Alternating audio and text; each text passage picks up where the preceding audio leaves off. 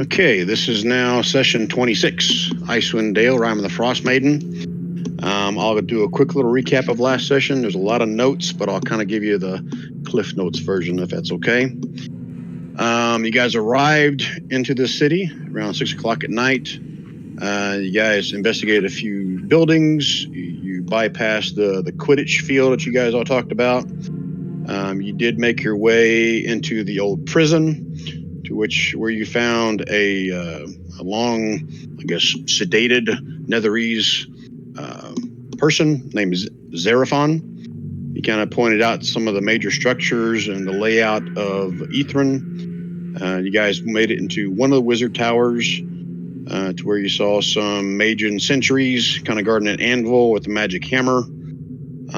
It was within that tower where you got the clue to get the wand of the Neither-Oak in order to get one of the keys. You guys made your way over to the, I guess for lack of a better term, arboretum. That's what it was, arboretum. All the trees. Shorty snuck into the center, had a short conversation, maybe medium conversation with the Neither-Oak.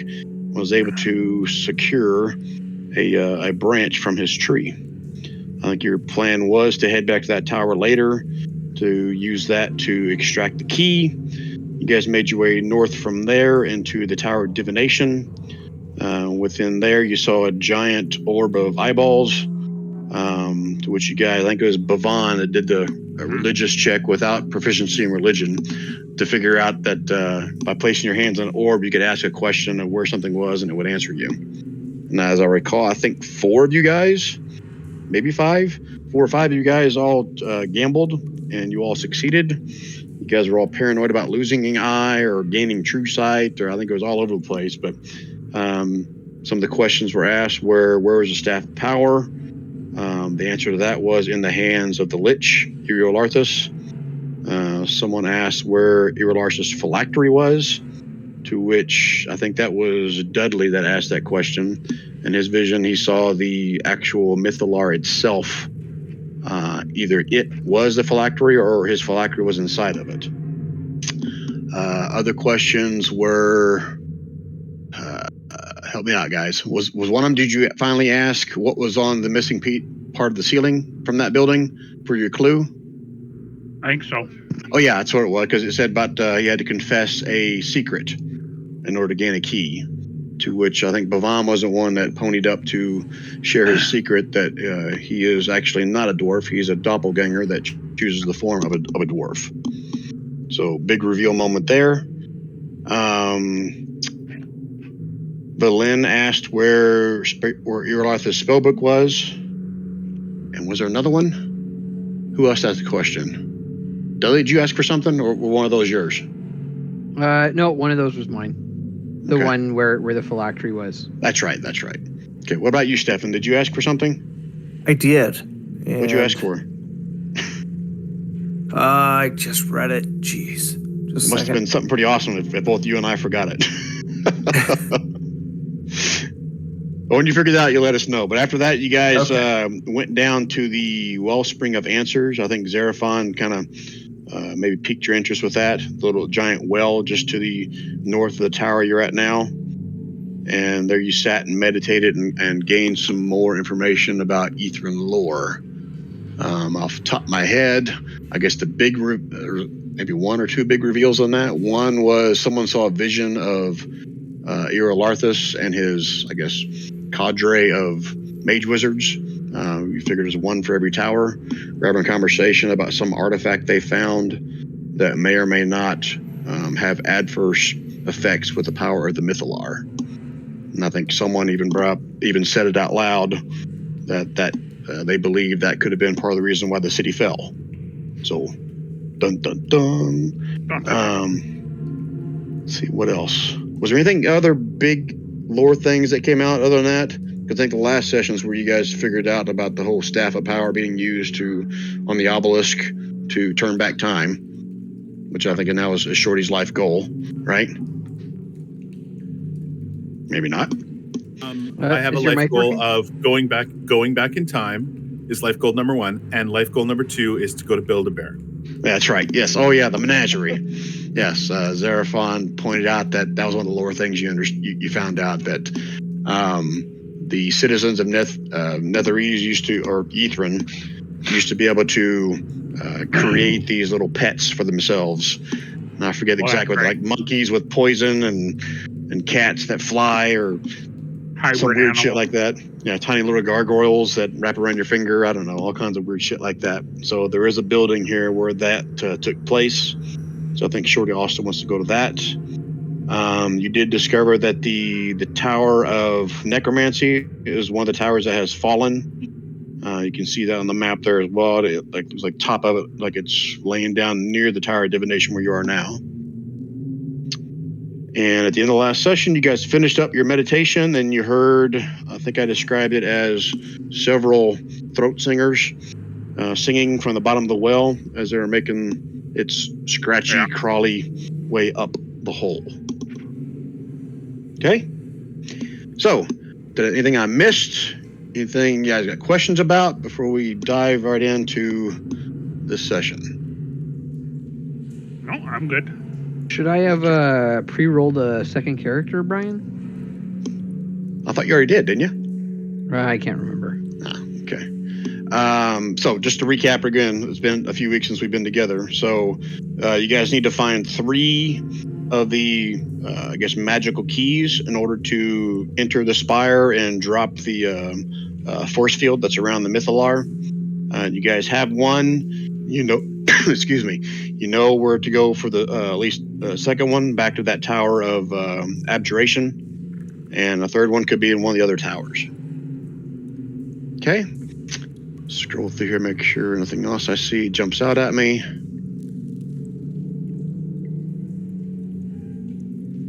Nope, I think that's it. All right, so let's switch you over to the big map. And let's take it from there.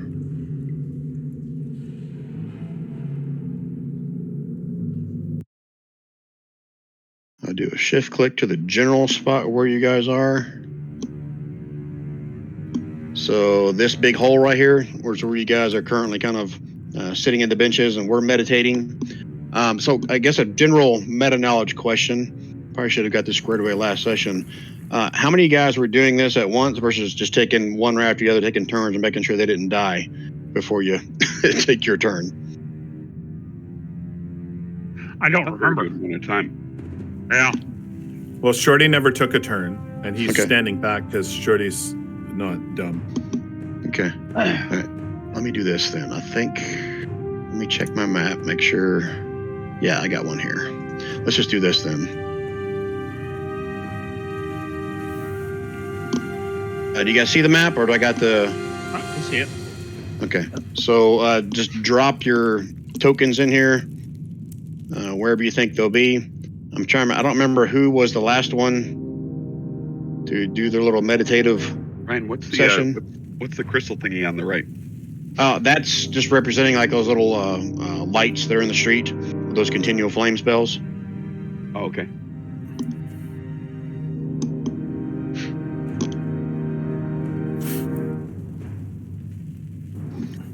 Is this Stefan was one of the last. I'm not sure he was the last. Yeah, if no one remembers, then I'll have you guys just roll do a roll off, and the lowest one I'll put still sitting at the bench. Is it the is that where the bench is, like where the eye is? No, these right here are the benches. You can see the benches. Oh, okay. Sorry, I thought like the eye jar was here. No, that's like a street lamp. Okay, cool. I was, I think, second because I think Yvonne came after me, if I'm not mistaken. Well, if we don't remember, let's just roll off. And okay, whoever doesn't remember, and whoever gets the lowest number will be sitting right here. How about that? Okay. What are we rolling? A D20? D20 is fine.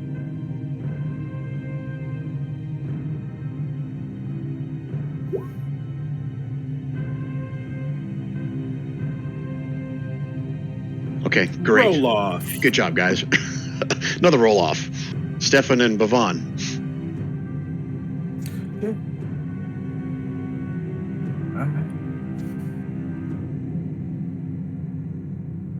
All right, Stefan it is. So Stefan, place yourself on this bench right here. Prepare to die. Which one? Right here, where I'm pinging the red ping. I don't see it.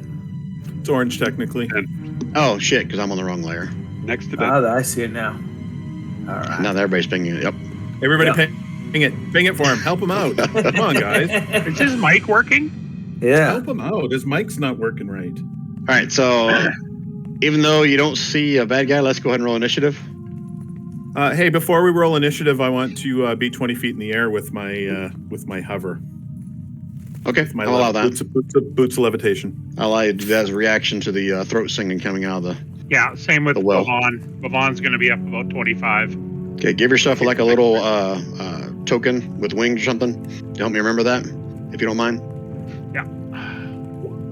Oh, I'm prepared, guys. So prepared.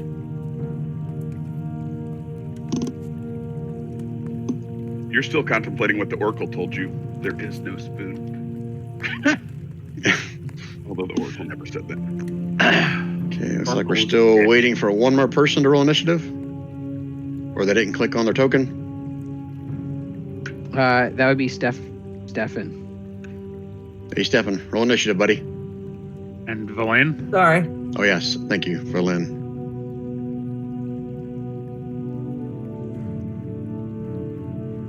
Okay, now everybody's in.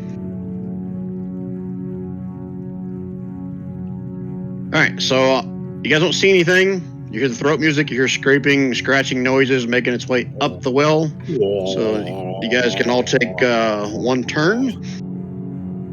Well, I guess we go in order of initiative. What do you want to do, Dent? I spent way too long watching a few throat singing videos before this session. I would just watch the Simpsons movie. And my throat singing sounds exactly like it, Brian. Sorry, I'm correct in assuming we haven't had a short rest yet, right? That is correct. It's about 11 o'clock at night, so you're about due for a long rest. All right, Dent, you're up first. What do you want to do? I'm going to go up to the hole and kind of peer down there. Do I see anything? Dent, you going to do a long rest in the hole? I'm thinking about it. You have dark vision of 60 feet, right? Yep. Okay. So, you know what? Screw it. Yeah, you can see. It's something huge, has multiple tentacles with it, and without a perception roll, that's about all you see. Yeah, it's pretty scary. Are they tentacles or tentacles? Ryan, I'm going to cast a spell. Okay. He's not going to tell you which one it is. He's just going to cast it. On the, Ooh, 120 good feet. call. Look at you. Good call. It's a DC 15. DC 15? Yeah. All right. Since he's in the dark, I'm going to roll this behind the DM screen. Okay. What else, Dent? The throat music slows down a little bit. I'm going to move back. And I'm going to tell everybody, there's a big tentacle creature in here. Is it tentacles or tentacles? That's it for Dent's turn? Yeah, I'm gonna pull out my my warhammer now. Okay. How come we have dent and not bent? Oh shit! I've been rolling as bent. I wondered about that too, and then I thought maybe I had it wrong. There we go. As a free action, I will yell to everyone to get back.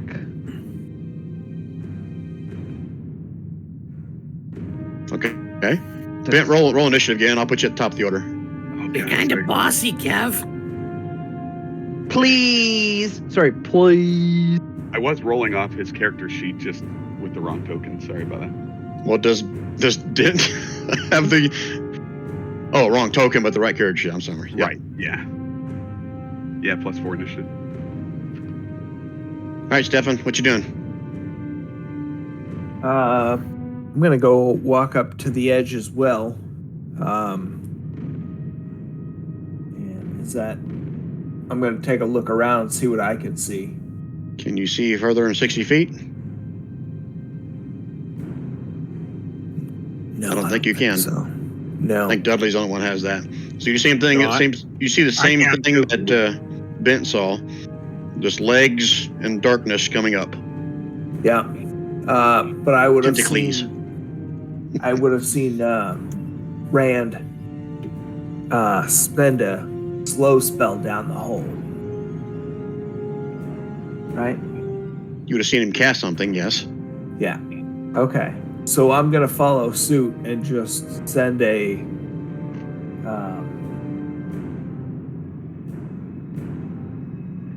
Eldritch Blast. 13, huh? And that's like, does it emanate light? I think it does, doesn't it? It's just force. Ah, okay. So it's not like a flare you're sending down there. Correct. The beam of crackling energy. It's kind of, I think, caster's choice. Okay. DM's call.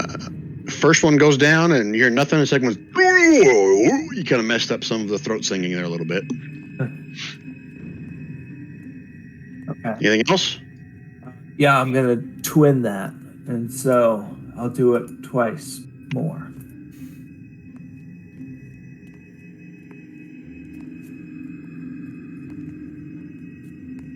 Sorry, I didn't see. I saw 24. Okay, and 17. All right, here are 2 more solid thumps where you're pretty positive something hit. All right, and then I'll back up. Okay. Wow, look at all these high rolls for initiative. Berlin will take a couple steps forward and do the same thing. Look down inside. And she's going to... You know what?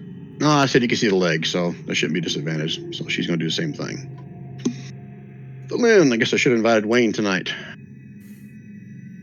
to play Berlin if you wanted to.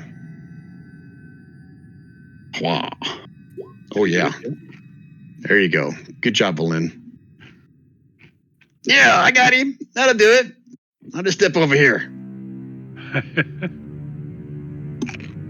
Okay, Shorty.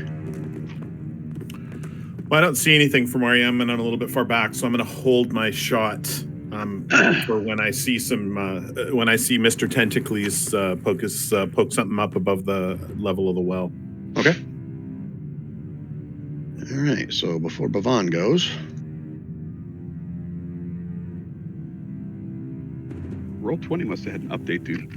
I just had to turn down the music. It looks totally different in settings. All right, so you guys should see this. Technically, you see legs starting to come over the edge of the wall right here. So, Shorty, if you had a attack ready, you can go ahead and do that. All right. Holy shit. That laser rifle. No, it's just the pistol. Oh, sorry, laser pistol. Okay. And then, I guess, technically, let's see. I'll say Valin and Dudley get a good view of this. You see several... I don't know if you... Can you guys zoom in on this? I don't think you can you? The token? Does that make any bigger views? I'm not the only one that could do that. No, but it looks like... Well, I'm not going to describe what it looks like. But go on. He has a bunch of oozing orifices. You see It something that looks set like... of balls. You're not sure if it's a zombie head or what, but it's like a deformed head comes up, and then a second one, and then a third one, and then the throat music gets louder, where it's almost like pulsing, and then it lets out a loud shrill. So anyone within 90 feet, I need you to make me a intelligence save.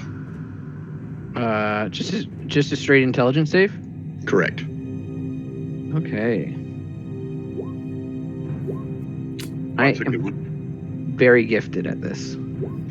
Oh shit! All right, so everybody except for Bhavan fails this. Takes 2d6 psychic damage. Shit. 8 damage. And if I recall, I think when you fail, you're also stunned. What about Valin?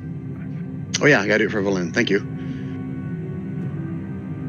Intelligence save. Most of my temporary hit points. And Valin makes the save as well. Oh, we have 15 temporary hit points. That's nice.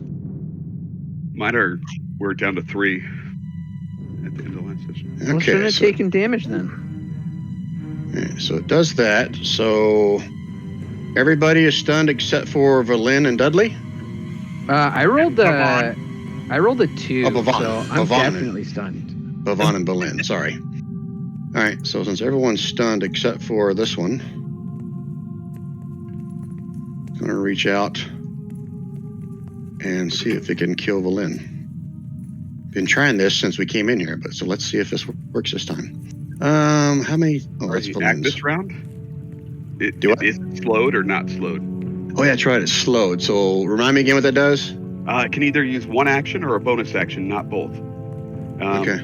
It can't make more than one melee or ranged attack during its turn. So if it attempts to cast a spell... Oh, right, wow. so if a creature attempts to cast a spell, which I'm assuming it didn't do, right? No, it's like an innate ability. Yeah. This shrill thing is. All right, so it only gets one attack.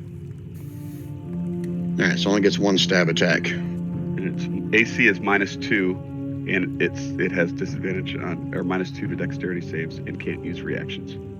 Okay. Wow, I like slow.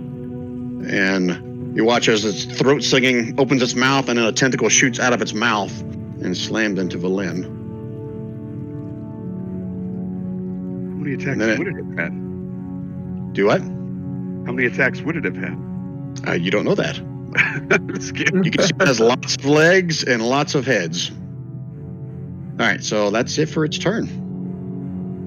Bavon. Let's see.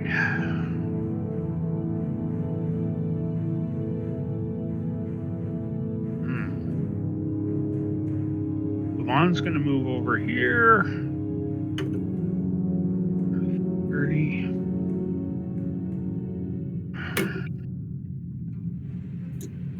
20, 30, 50, 60. Shit, that puts him in there. Back this way instead of that way. If I use my cone of cold,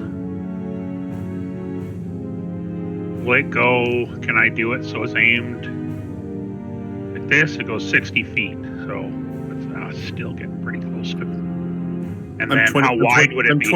I'm 20 feet in the air, don't forget, Gary. Okay, so how wide would the cone be at 60 feet?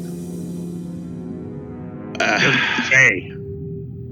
I know this is one of those debates where is it a triangle or is it an isosceles? Is it 60 and then only 30 feet across? I'll say 60 and 30 feet across. Right. So you might get bent. There. How short, you mean? What?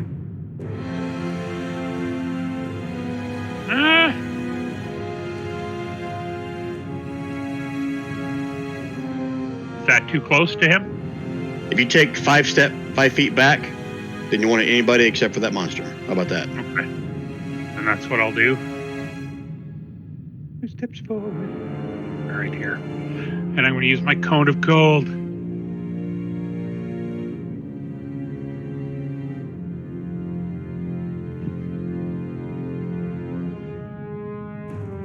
This is a funky Hydra-like thing. Multiple heads. Okay, con Poke its eyes save. out. Right? Con save? Yeah. Ooh, look at there. So seems like a singing monster. 40 points of cold. Holy shit. Look at you. Wow. I can only use it once a day, but... Oh, is that ability that you got when Dent died? Mm-hmm. Whoa. All right, you see Icicle's kind of draping off of a little bit, still kind of screaming its weird throat music. Anything else, Bavon? Nope, that's it. Okay, Dudley, you're stunned, so you can make another save at the end of your turn. I think it was a DC 14 intelligence. Oh, man, I am fucking intelligent. Don't you guys forget. Yeah! Hey, there you go. All right, so you're no longer stunned, but that is the end of your turn. Okay, Bent. Cool, yeah. Same thing for you. Wait, so I'm stunned until when? Until it ends? You can make a save at the end of every turn. Oh my Intelligence god. save. Roll high, roll high, roll high. Ah, look at you! All right, no longer stunned, but that is the end of your turn. Okay, Stefan. Third verse, same as the first. Or Stefan, one of the ones that passed. I'm getting confused. No, I did not. Intelligence, right? Correct. You're still Jeez. stunned. Still stunned. Okay, Valyn is definitely not stunned, but she's got this big sumbitch in her face, so she needs to pull out some stops here.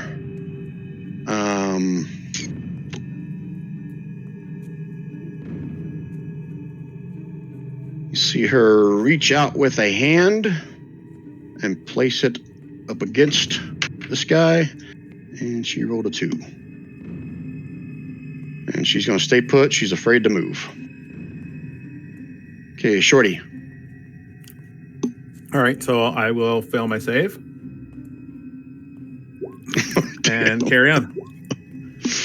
Okay, this guy is going to, the one right in front of him.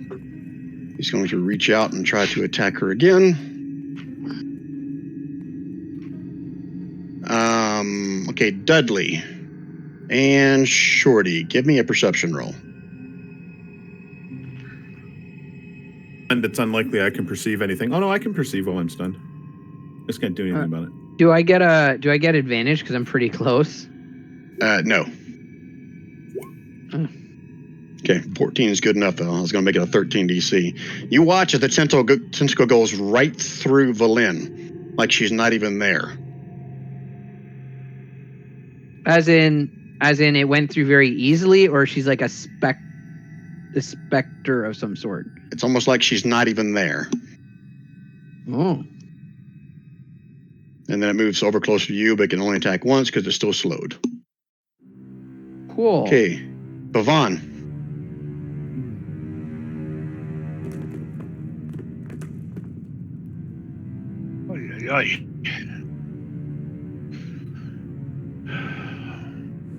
Will a lesser restoration take someone unstun them? I don't think so. No. It would say in the spell description. I would say looking no for. because it's not a disease. One condition afflicting it. Blinded, deafened, paralyzed, or poisoned. So, no. It's weird that it would take out paralyzed, but not stunned. Because paralyzed is arguably Right. worse. Yeah. Okay, well, I'm going to send a firebolt at him. Or it, or whatever it is. Boom. 15. Oh, its AC is dropped by 2 because of the slow as well? Is that right? Correct. Okay, all right, so that does hit then. For fire. Some more screaming comes out of it. Anything else out of Bhavan? Just Steiny's going to move. Oh, drop Steiny on there. Oh, there you got him there. Now I see him. He's just moving closer. Okay. Okay, and that's it. Okay, Dudley, you're not stunned, but you got a guy in your face. Cool. I planned for this for a lot of reasons. The first is that I'm going to retreat and hope I don't get hit. And in order to do that, I'm going to go just 1, 2, 3, 4, 5, 6 to there. Okay, yeah, it does get a reaction. No reaction when stunned. Oh, no reactions when it's slowed. Sorry, yep. Damn, that was a good fucking spell. I mean, actually, I hate it. I don't like that spell. I normally just would have hypnotic patterned, and I said, well, it's not out of the hole yet, so that might hurt us. All right, so that's it for Dudley's turn? You're doing something else? I'm doing something else. I am going to cast Sickening Radiance. Oh, for fuck's sakes. Only 13, piece of shit. Anyways, that's going to be basically It's still a DC 8 con save, right? DC 18 con save, yeah.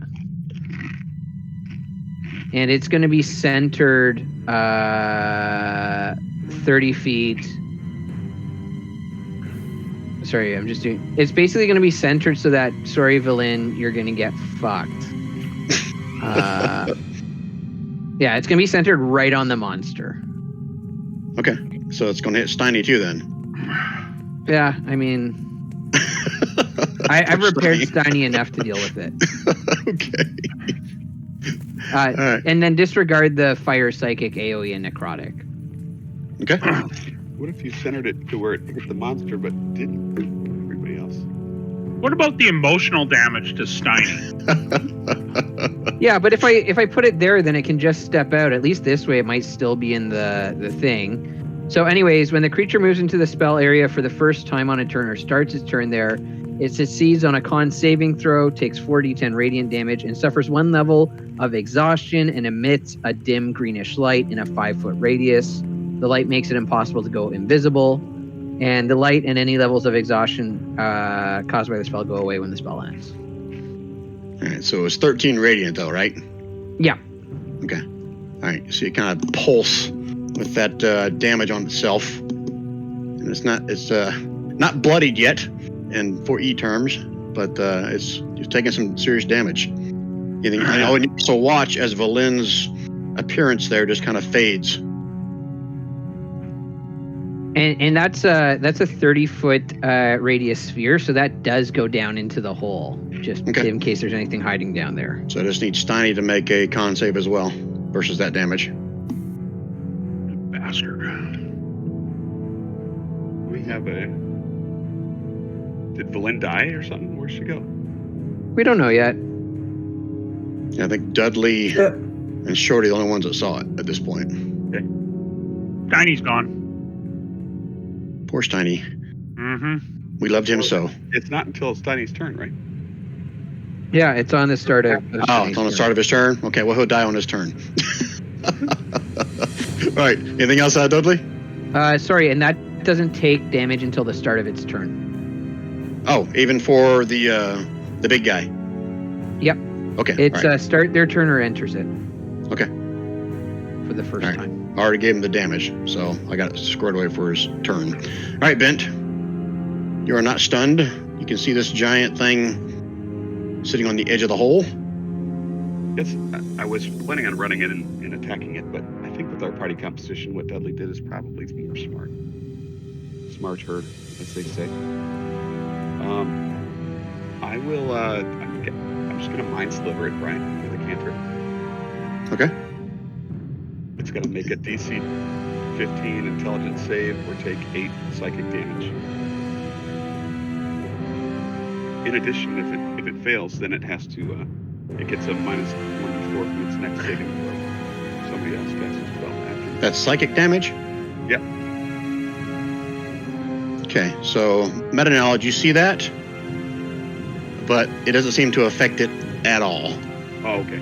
It seems like turning towards you and it's singing you a song. I thought kind of like mind flayers, it'd still be affected or something. But maybe mind flayers aren't. I was thinking, yeah. Okay. Okay. Anything else out of Bent? I'm gonna stay away from the cloud. And one of its heads turns towards you, and it's like tentacles like shooting out of its throat as it's throat singing. Okay. Do I hear or do I know roughly how far its throat singing reach? Well, the only time you saw it attack was towards the direction of Valen. Okay. I think that's the only person who's attacked so far. All right. So 5 to 10 feet, you're guessing? All right, I'm good. Okay. All right, Stefan. Another intelligence save. All right.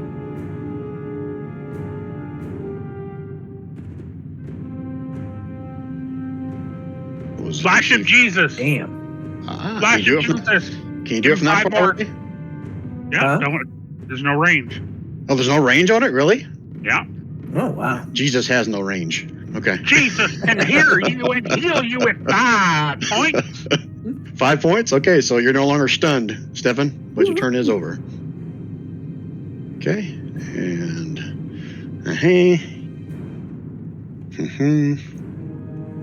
Okay, Shorty. Yay. Okay, you're no longer stunned. Everybody's out of it. Okay, he's up again. You guys are gonna hate me. I gotta roll this first. I rolled out in front. Okay, there you go. So, it looks around, doing some more throat music. It's still slowed. Shit. Man, you guys have like hampered me big time. How far can I go? Slow doesn't affect movement, does it? Yeah, it's half movement too, right? Did I get that wrong, Rand? No. I gotta just double check, but here I'll just look it again. Wisdom save, speed is halved, and -2 to AC and dex saves. Okay. Well, in that case, it's gonna dash. Oh, Bavon's in the air, isn't he? Mm-hmm. Well, if he's in the air, he's not gonna go towards you. Fair enough. Gotta look at my notes. 5, 10, 15, 20, 25, 30. Going towards you, Stefan. Oh, shit. Okay, and that's its turn because it's slowed. Bavon! Brian, I don't mean to nerf or hurt us, but it looks like you can roll a wisdom save at the end of each turn, it says. Oh, really? Okay. Yeah. At the bottom. What kind of save was it? Wisdom, it says. Wisdom. 4. There you go. How about that? Sweet. And there's one level of exhaustion, Brian. Just FYI. All right, Bavon, what you gonna do? Casting Fireball. Oh, shit.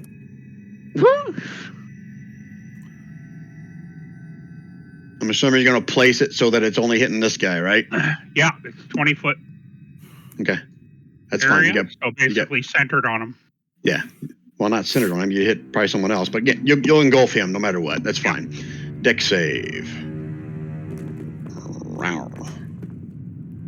So it's half damage on a success, I'm assuming. No. So half of 38 is 19? Mm-hmm. Okay. Takes a little more fire. See fire licking up its legs. Almost like some of the ooze and stuff is coming out of its mouth, and its guts are like lighting on fire a little bit.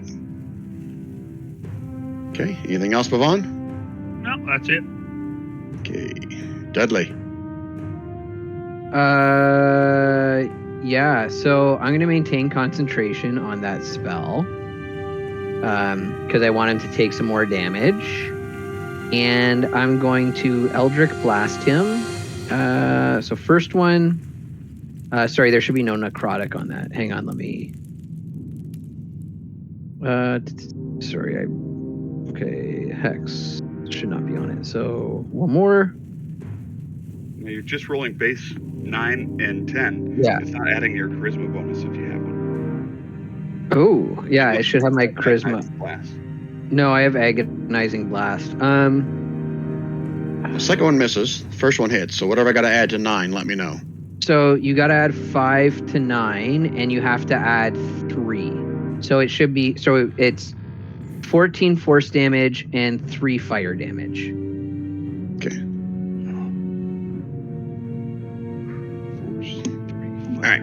You see its legs kind of shrill up, pull up a little bit, like it's really taking some damage at this point. One of its heads turns back towards you and kind of screams. Anything else, Dudley? I'm going to take a couple steps back again to here. But it's still in my thing, so it can eat dicks. Is it still in there? Yeah, because I centered it right on it. We gotta... Brian, just a suggestion.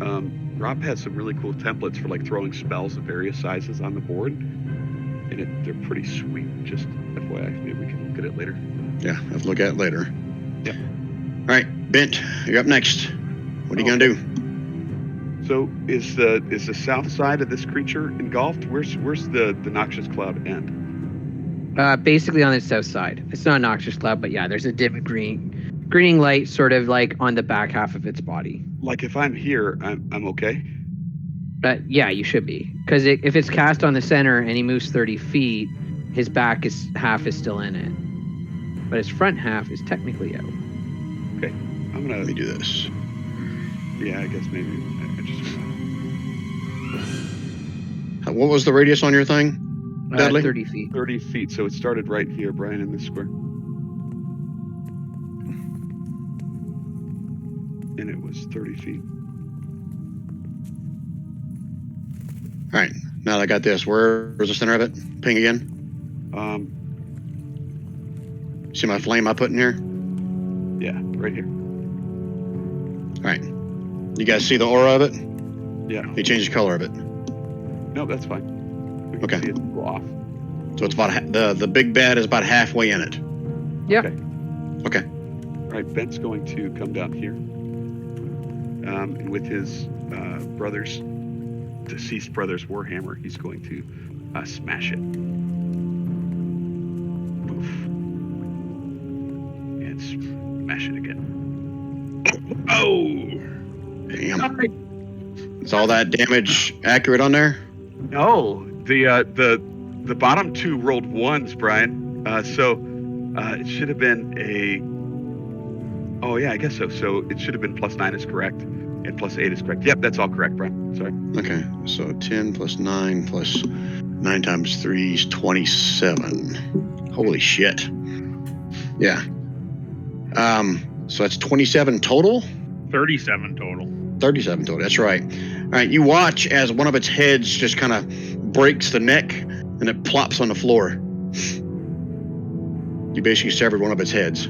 Nice. Yeah, that's it for me. Okay, Stefan.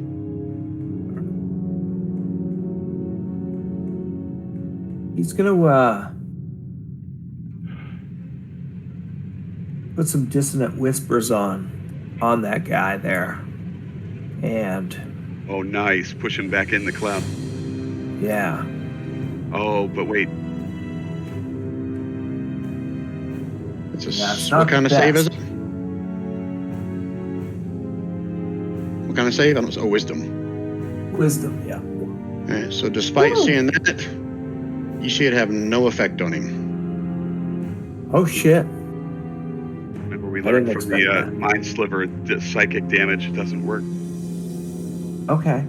I'm going to get the F out as far as I can.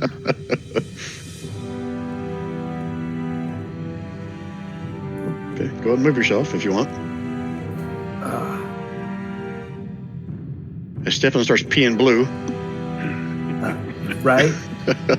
Even a blue skid mark. That's what the trail of fear looks like. Smurf poop.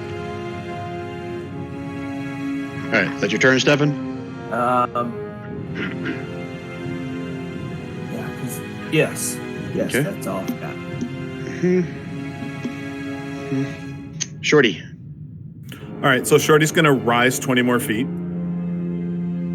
And then Shorty is going to shoot him. I'm assuming that misses. No, because his AC is dropped by 2, right? So it's a glancing blow. Okay. So I know it's a glancing blow, but is it considered a hit from a mechanics perspective? I'll allow it. Okay. Oh, come on, computer. Yep, there we go. So I need him to make a DC 16 strength saving throw, or I'm going to move him 15 feet to the north. It's number 2 on that gathered swarm list. Nice. Man, he's rolling like shit for his saves. So he's going directly north 15 feet. Does that trigger an attack of opportunity or no? Because it's that's like being forced away, so I'd say no. Yeah, I agree. And then he's also got favored foe on him, so he's going to take another 3 damage in addition to the 12 that originally was taken. Okay. And then I'm going to do another laser pistol hit. And he is going to take another 6 damage from the favored foe. So another 24. Shorty? go ahead and describe how you just took this guy out. The last arrow into its last hit.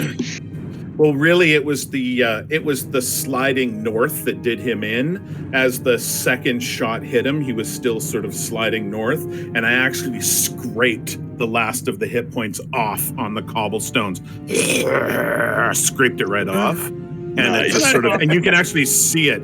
It's actually right there. The last hit point is sitting on the cobblestone, basically Just quivering on the ground, right there, like a goldfish out of its bowl. Yeah, it's just like jelly. Wow. Like a jelly goldfish. Nice. Very nice. Very nice. All right, so we are out of combat. All right, so let me just take a second as a DM to say, holy shit, guys, you totally fucked him over. That's slow. He had 5 attacks and 5 reactions. Oh, man. Good job. So he could have been just laying into somebody. I mean, his whole intent was to stun all you guys and go for whoever's not stunned and then just suck him back down to that hole. But he had 1 attack, so you guys totally screwed him over. That was awesome. Good job, guys. Who threw slow on him? That was awesome. I think we got lucky. Yeah. Brian, Yeah. out of curiosity, was he undead? Monstrosity is the type they're calling it here. Why, did you do something against undead and I missed it? Pardon? Did you do something against undead and I missed it? No, I have another spell, and I didn't decide not to use it in case it was undead. Well, I think the question for me is because the psychic damage wasn't doing anything, and undead are immune to psychic. Well, this guy is this is the telepathic pentacle. And if you guys remember from last session, the story that Xeraphon... Oh, yeah, I didn't put Xeraphon in here. He could have died. Xeraphon told you that there was like these 5 wizards that somehow melded their minds together to allow people to foresee the future or see something in the past that they missed. And then now they've been transformed or mutated or whatever into this thing. When I see multiple heads, I think regeneration. Could he have regenerated? Yes, he did. He gets 20 hit points every round, but you guys just obliterated him. Once it gets to half hit points, it was going to try to run away. But it got to half hit points after it moved. Then you guys just took it out. Oh, wow. So. Well, that cold cone kicks ass. That's 40. Yeah, it did. That was 40 freaking points right off the bat. But yeah, that was pretty cool. I had accidentally rolled the spell I did before and got like 27 or 34 damage, and then when I re-rolled, it was only 13 radiant damage. It's very upsetting. But yeah, Bavon's over here, crying over his spilt beer stein. Right.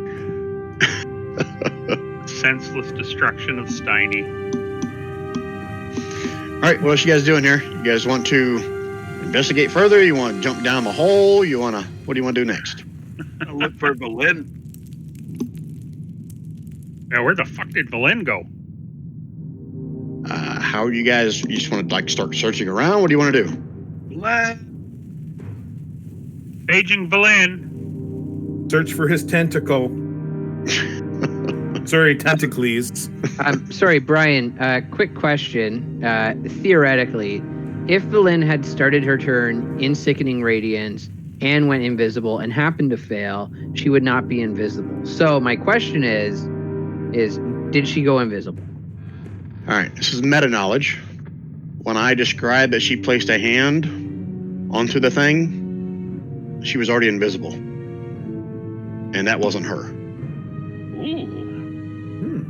But, okay, so... Sneaky tart.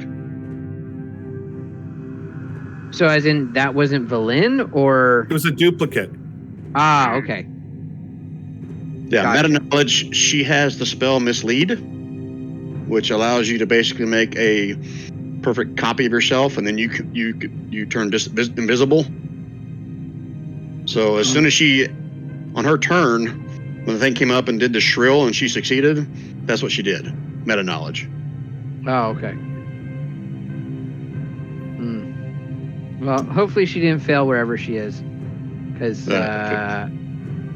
she'd still be glowing. Yeah, so if someone was shouting for her, you don't hear a response from her.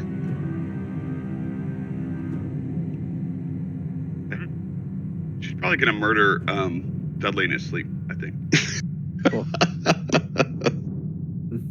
No, that was this thing's job if it got away. But yeah, That was like the second or third time he's attacked her outright during combat, I think. She should Had just. no regard for her safety whatsoever. Well, she's safe. Theoretically. all right, guys. So you have this big giant, multi-leg, multi-head. A couple of them been destroyed, splattered, cut off, laying before you. Some of its ooze is kind of dripping down into the well below. I think it's worse flying down the well to see what's down there. I don't know. Maybe people throw pennies and stuff down there. Maybe it's a risk not worth taking, but I mean, how many more of these things can there be? I say do it. Sure, that's what I'm going to do. What do you gonna do? I guess slowly descend down the hole. before he does that, I guess I will drop the Sickening Radiance. Okay. Oh, that's a good idea. Hey, I'm hanging over before here you- waiting for the Sickening Radiance to disappear. Before you do that, Gary, Yeah. can I see the bottom? Yeah, Can you actually, see- I will approach and look at the bottom because I have 120. I have 120 foot Oh, dark, yeah. dark vision. Then yeah, you can see the bottom of about 100 feet. And you can see there are several caverns that kind of careen off in different directions at the bottom of it. Do I see anything at the bottom, or does it just look like it's solid mud, stone, something, or do I see bits of stuff down there? It's mostly barren. Looks like there's rocks and maybe you can make out some bones and stuff down there. Okay, but I don't see anything moving. Give me a perception roll. Can I give one as well since I'm looking? Either one of you give it with advantage, or both of you guys give me one. Okay. Well, Can you You even can get roll- a 22? no, I can't. Most I can do is Okay. 20. All right, so 22 is what it is. Okay. No, you see nothing moving down there. All right. So I'm gonna let Bhavan know that if he's going down. It doesn't look like there's anything down there. I can see the bottom. How deep does it look like it is, Brian? 100 feet, he said. About 100 feet? Well, I'm gonna say, so I'll let you know it's about 100 feet down there. I don't see anything down there. Just be careful. There's some caverns. Okay. I'm going to slowly lower down to the bottom. Okay. We took this creature for anything it might have on Okay. Let me resolve Bhavan's first. All right. So you're going all the way down to the bottom. So I'm assuming so you can like see through the other caverns that are down there. Yeah, look and see what's down there. Okay. And there's 7 more of them sleeping, and they wake up and get me. No, but you can, as you get to the bottom, you can see there are 3 other. There's one that kind of goes up to the northeast, one to the northwest, and one kind of southwest. Can I see anything? Is it just a cavern that meanders down and turns off, or is it... You can give me a perception roll. Oh yeah, it's supposed to have it with disadvantage when you're in the darkness. I got night vision. I'm a...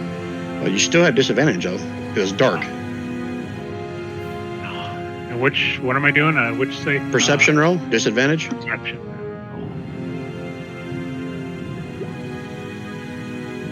No, can't make out anything.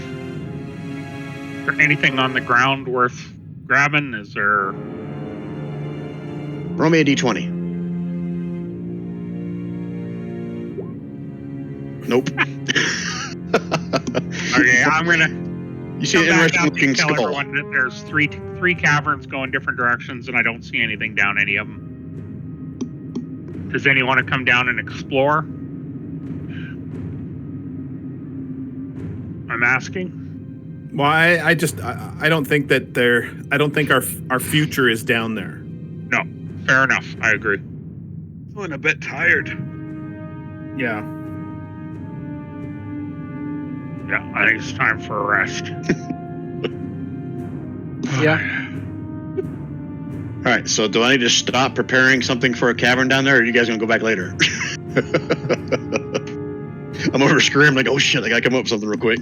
I'm going to Build-A-Bear, and Build-A-Bear is not down there. All right, so it is about 11 o'clock, 11:30. I'll say that only took about half an hour to fight that thing, but it is getting kind of late. Do we have a hunt? How far away is Build-A-Bear? Switch back to the big map to refresh your memory. So you guys are currently right here. And it's the covered glass area, you said? Yep, that's this one over here is where the menagerie is. The tower you were originally in with all the eyeballs is just right here next to you.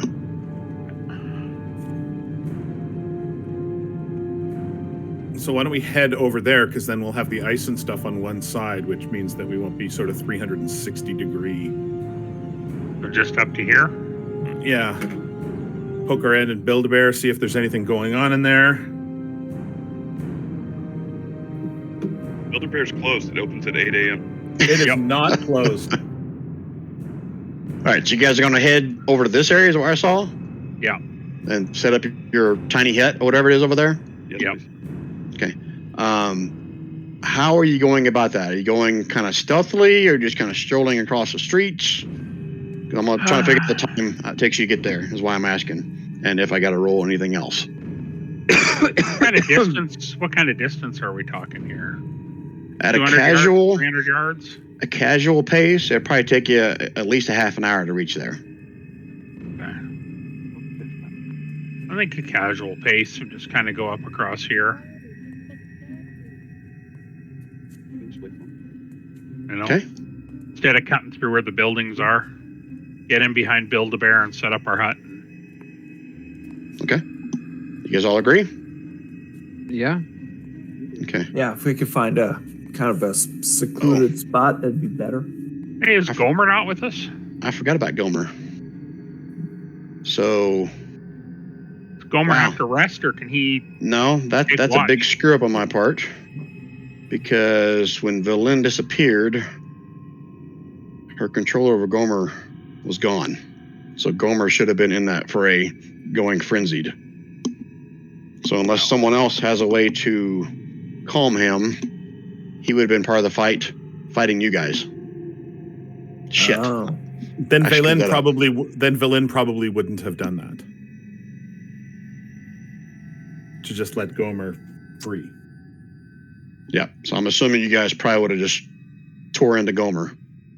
Because he would have been just fighting anything that was close to him.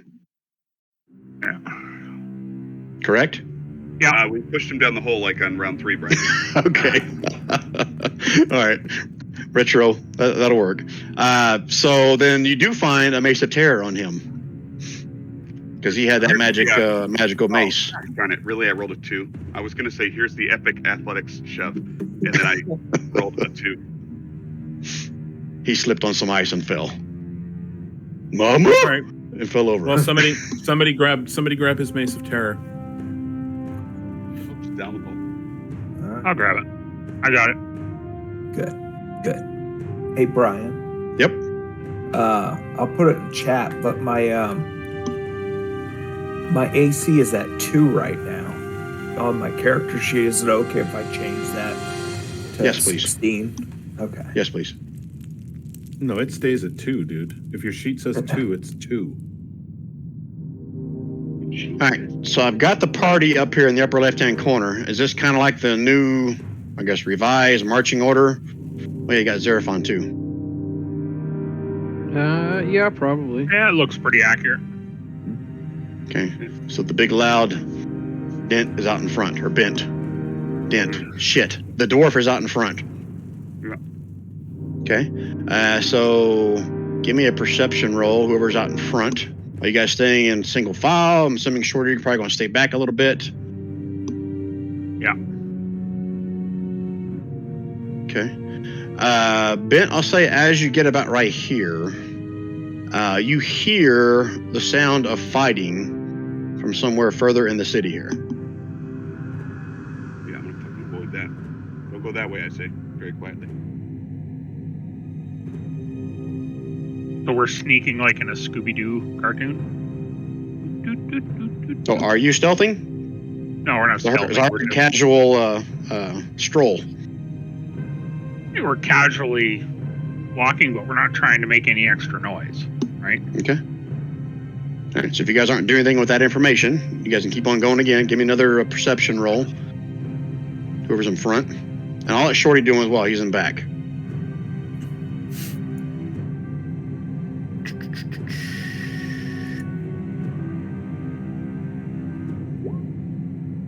not persuasion. Oh, sorry. You've convinced me there's nothing there. Oh, even better. It's better. It's a better roll. I know. Okay, Jen. So you hear the fighting kind of stay where it is. You guys continue your way closer towards, I guess, your ultimate goal. But you do notice also up around the spire up here, you can see several glowing globes. It's too far away for you to make out what they are, but there are some glowing globes, I'll say. Pretty small, and you can't make any features too far away, circling around this giant spire. Big one? From this far away, you're not 100% sure. Which spire? Because there was a whole bunch of people pinging at the same time there. The main one over here. The main one. Okay, cool. In the center. Right. You guys keeping on? Yep. Those will be Okay. like clay pigeons for Shorty later. Okay. All right, so I'll say now that was right about here. Where you saw that. I'm assuming you're staying along the outside perimeter of the city as you're making your stroll. Is that correct? Yes. Okay. All right, 1 second. I gotta look something up. As you're walking by this.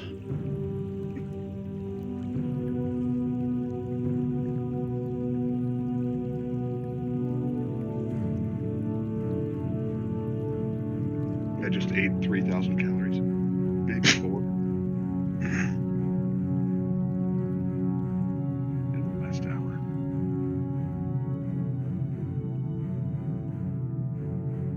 Sorry, guys. I just gotta check these buildings to see if there's anything in it that makes noise. That's why I'm doing this.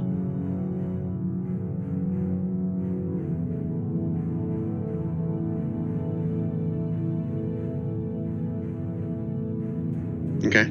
So along the back side over here, everyone give me a perception roll.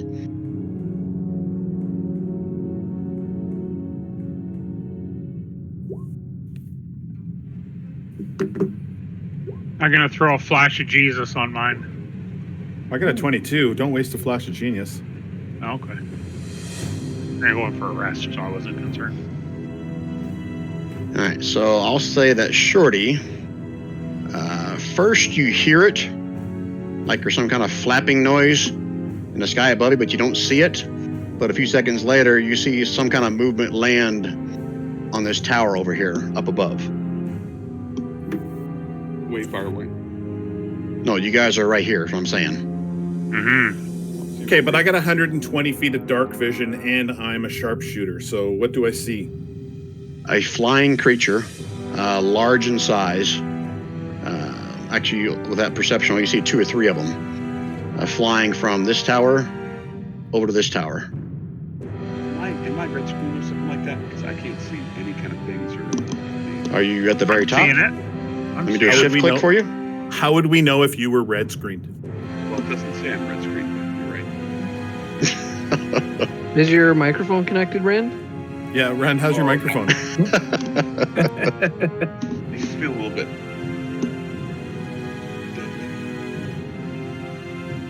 All right, you do anything with that information? I'm gonna point it out. I'm gonna point it out to the rest of the group. Hey guys, there's 3 or 4 winged creatures landed on top of what appears to be a mushroom penis tower there. Are they like Was it giant flying consensual? crabs?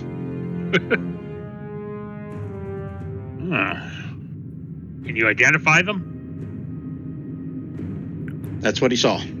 Okay. Well, we better not I did get identify close them. enough. Identified them as flying winged creatures. Doesn't get better than that. Yeah, we had better not get any closer. I think we need to take shelter, guys. Or do you want to tangle with these 3 flying creatures and take them out? It's approaching midnight at this point. Yeah. Yeah. I could do for a rest, short or long, to get my abilities. I just wonder if there's no baddies inside the glass dome, that we could go inside the glass dome and then put up a hut, and then we'd have sort of double layer protection, Mm-hmm. Cool. as You're not opposed to supposed to just double camping up, out in the open. But is Well, there you nothing? are supposed to double up. But That's is like there double nothing? vax with a booster in there. Mm. That's right. You think it's empty, double though? tarping your load. Well, there might be Build-A-Bears in there, but we haven't built them yet, so it could just be like there could be unstuffed carcasses in there, just like a Build-A-Bear. Right. Just a bunch of meat bags. That's right. That we haven't jammed into the stuffing machine. Oh, this is going to take a turn for the worst. No, I'm good with that. I have no problem exploring, taking a look in there, but I don't think we should take too much longer before we set up our hut. Well, that's pretty much where we are, though, right? We're there. Yeah. It's up to you guys. It's up to you guys. Where do you guys want to set up the hut? With the flying creatures, I agree with going inside, assessing the risk of going inside and setting up our hut inside. That's where I'm with it. And you'll see that dome has like a glass feature on it, and there are portions of the ceiling that are broken out. Just one full disclosure there. Yeah. Just need a decision, guys. You guys want to go in that building and try to make camp, or somewhere else? We're gonna go inside the building. Right? I think we should go inside the building. If there's something in there, we could. In the event that there's something in there, we could try to take care of it. We're not doing that bad from a spell slots, etc. perspective at this point. No, we're not really depleted. I've got most of my hit points. I think almost all of us do. So, yeah, I agree. I didn't even go through all of my temps yet. Yeah. I'm completely out of bardic inspirations. Okay. All right. So but you're one not more even a bard, ironically. So it's approaching the midnight hour. Yeah. So I'll say at midnight, as you guys are making your way into this menagerie building, you guys all hear like what sounds like rolling thunder, and then you hear a voice coming like intermingled with the thunder as well. I'm not even gonna make you do any kind of roll for this. Most of you guys that have met her before recognize that it's Oral's voice, and she seems to be like repeating some kind of incantation. It's kind of just intermingled with the rolling thunder. And you guys watch the central spire here. You see like magical wisp of magical energy starting to pour out of the Mythlar from its base and swirl around the base of it, up the spire, continue swirling up. And then when it reaches the top up here, it kind of turns into a directed beam that shoots up into the ice ceiling itself, disappears, and you're not sure if it just stops there or goes all the way through. And you can hear Aura's laughter. And then all of a sudden, all the wisp and magic, everything stops. And it's back as it was before. Oh, that sucks. Maybe it doesn't suck. Maybe she just recast her spell of it's midnight, right? Yeah. It's midnight. Ah. Right? So this is where the power of her things comes from. Yeah. Maybe. A good logic. I like it. You're flying on the island at midnight? You don't see her. You just heard her voice through the rolling thunder, and then you saw the whole spire kind of light up with that wispy magic swirling around it, and then through the ceiling of this giant cavern. Okay. All right, so if you guys are going into that menagerie, it's now midnight. Let me give you a description of what you see in there. I see an immense dome looms before you. Its crystal roof marred by a web of cracks through the gaps in the building's shell.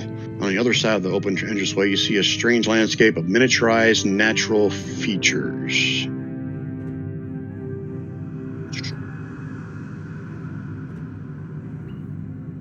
See, in the middle of a room, let me see if I have a map for this. That'll help me describe this. Let me see if I do have a map. Nope. Awesome. There's no map for this one. I'm going to tell the lady it's my birthday so that she gives me one of the little hearts inside my Build-A-Bear. Nice. At the heart of this mixture of landscape, you see a machine. Yeah. About 10-foot diameter iron wheel on its side, held above the ground by a metal brace, with 8 barrel-sized, egg-shaped, open containers attached to the outer ends of its spokes.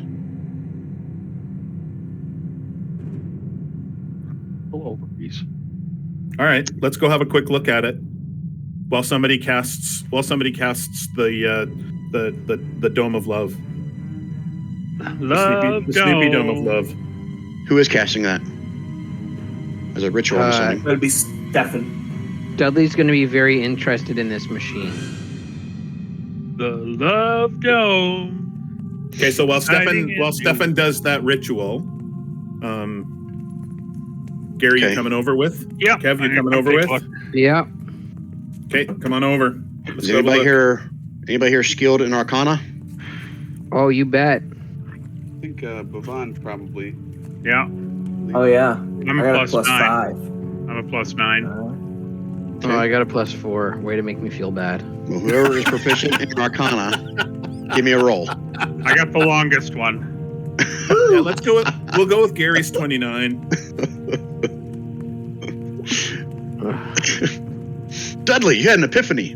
The Vulcan is better than you at Arcana. That's good. That's a good Arcana roll, Dudley, to learn that. Yeah. Thank you. I couldn't have done let's it without see. all your support. Yvonne has all the Arcana. Just saying. Okay, Bhavan, you come across a bronze control panel with a lever next to it, Yeah, lever. and you seem to gain an understanding of how to use it without really knowing its purpose. Did you To decide operate keep it To yourself? operate the device, with that awesome Arcana roll, this thing needs a sacrifice of blood, and a lot of it. It needs to be distributed evenly between its 8 containers. And once that blood is deposited, you think by pulling on this lever, it will cause the wheel to spin, which will cause the blood to kind of coalesce into a central chamber where something is created. A bear. Xeraphon is not going to have a good day tomorrow. I think build we it? should get some rest. Dude, I got 94 hit points. How much blood do I need to donate? Because I'm going to have a long rest next anyway. Give me a medicine check, Bhavan, to see if you can convert your Arcana to how much blood you need to do this. Oh, that's very nice. Okay, so on a scale of 1 to 100, you think it's about an 80.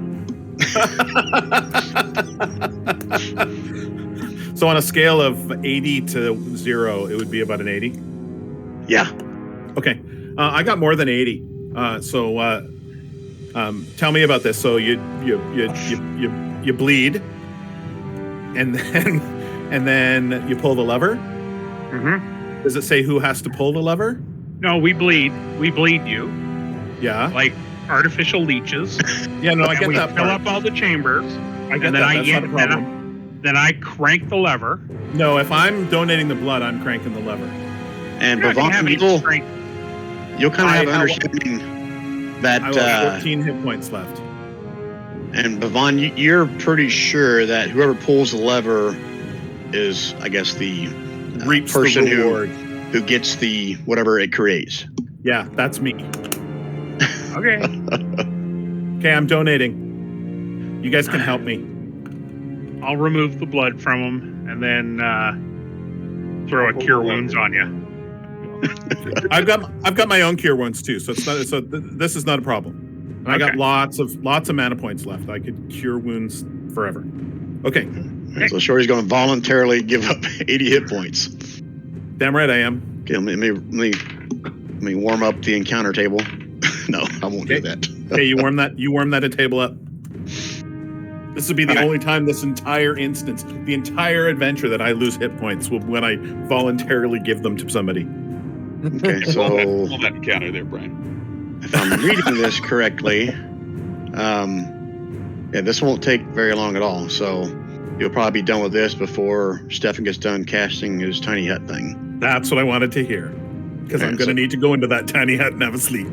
All right, so go ahead and take off your 88 points and do I did whatever that else you're already. doing to get it I back. already did it. Okay. And now it's simple as rolling a... Really? That's that simple? Roll a d6. Tell you what, I'll let you roll d6 with advantage. since you've been so that's excited about this 2d6s. whole time. Yeah, I'm gonna roll 2d6s. It's gonna give you a total number, but I'm gonna roll 2d6. Yep. It's rolling them. A 5 and a 2. Okay. So as it starts spinning, I'll do it like this. You're watching as the thing spins, and a couple of the little cube things or whatever that you poured your blood into, you can see things starting to form in it. One of them starts to form something that's like a rat with gills.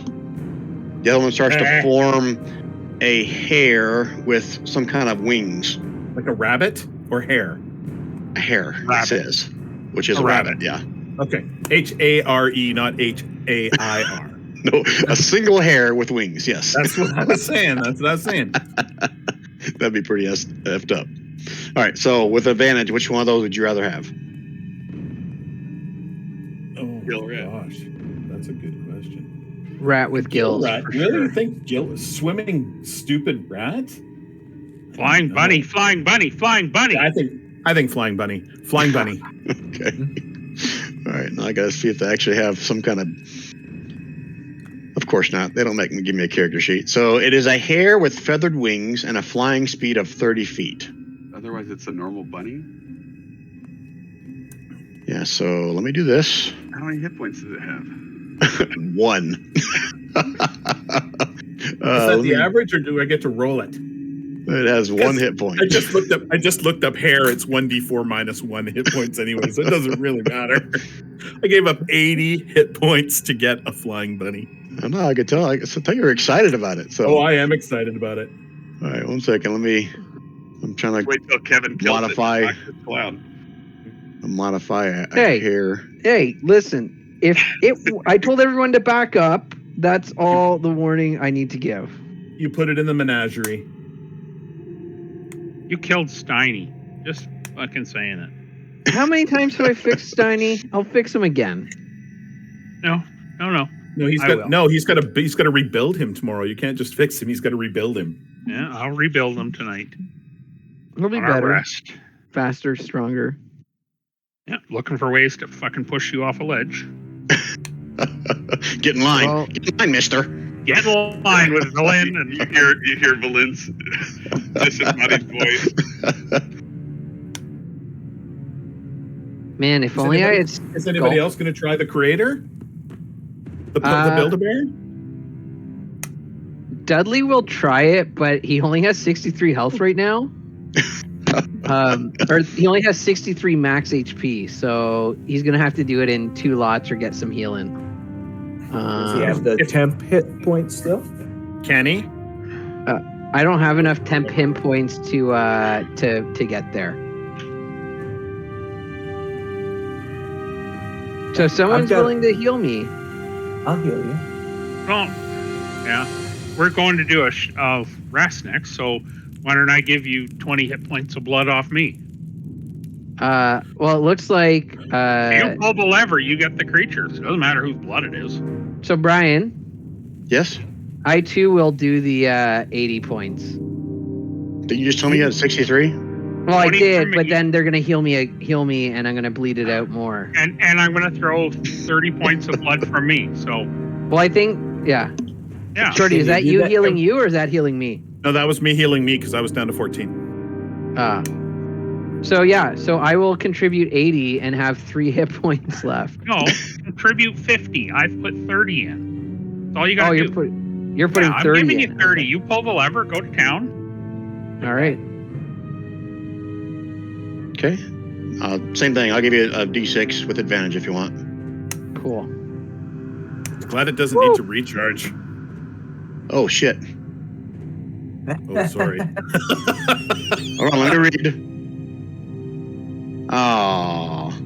Bavon, you're pretty sure it needs at least 8 hours of recharge before it can be used again. Shit, I forgot about it till Rob said something. Sorry, man. Can I do it again, but keep that roll? Why would you want to keep that roll? It's 2 options for the same thing. But it's 6, so it's the Yeah, but best it's a 6 out of 6, so it's probably a good option. But though I rolled a 5, and the rat was not the best option. All right, so you're gonna do that in the morning? Yeah. Yeah, I Lose all your guess. hit points in the I'm morning? not Wait, giving wait, him 30 wait, points. wait, Brian. Wait, Brian. Yep. Brian, hear me out. I'll get it. I'll load it up now, or I'll put bleed into a water skin now. Rest, dump it in, and they're not going to know the difference. With Bavon's Arcana check, he knows it's got to be fresh blood. Oh, God! Sorry, How dude. picky! This is like a Denny's at a truck stop in the middle of nowhere. You get what you get. You don't ask for this filet mignon. I ain't Tell you giving what. you 30 tomorrow, bud. So Here's what I'll say. With Bavon's awesome Arcana roll, he'll tell you that there is a possibility it can be ran again, but there's also a possibility you get nothing, and there's a possibility that you break the machine if you don't wait the 8 hours. Or take the chance. If nobody else is going to do it, you might as well take the chance. Yeah. What, on a scale of 1 to 100, what kind of chance do I think it is? just do it. There is a 50% chance that the machine will break. Oh. And what's the percentage chance that it won't work? You think there's probably a 25% chance that it's going to work. Okay. So above 76 it works, 50 to 75 it doesn't, and anything below 50 and it breaks. Yep. That's what you're saying. Yep. Those are some real shit odds, even for me. Yeah. You know what? Dudley will wait. Ugh. You're not going to do it tomorrow. We're not going to do another long rest. So Okay. Yeah, that's why All right. I did it tonight, because I'm going to get all my hit points back by the morning. All right, Yeah. Brian. Here we go. Let's roll the D100. Okay.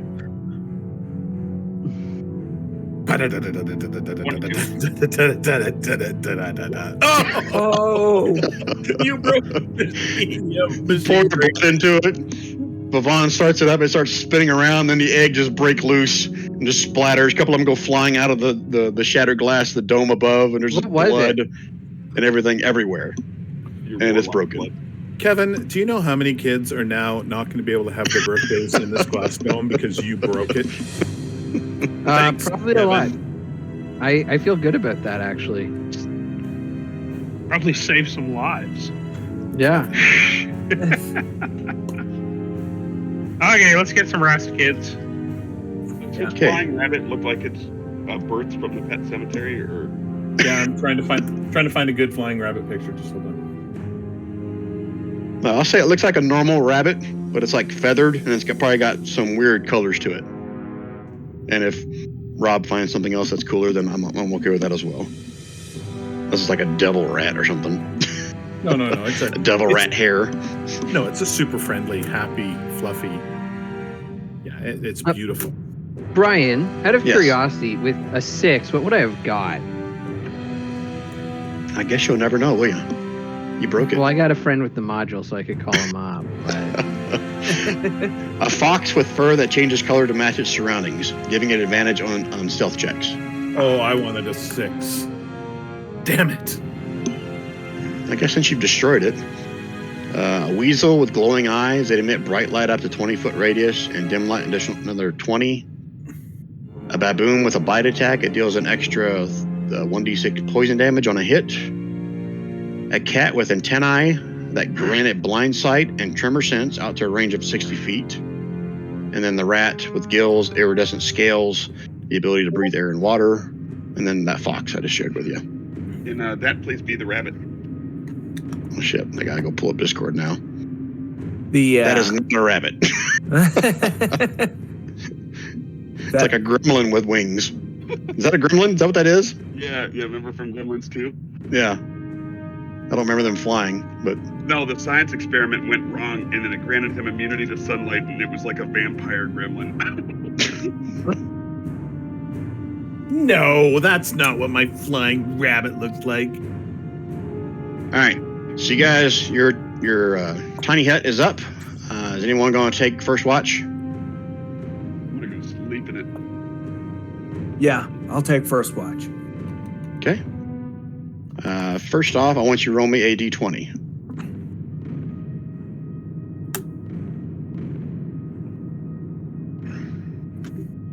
Oh shit. hold please. Gotta find this table. Is this Bad News Bears table? What the hell? Seems like they fuck you in the drive-through table. Okay. Now you can give me a perception roll.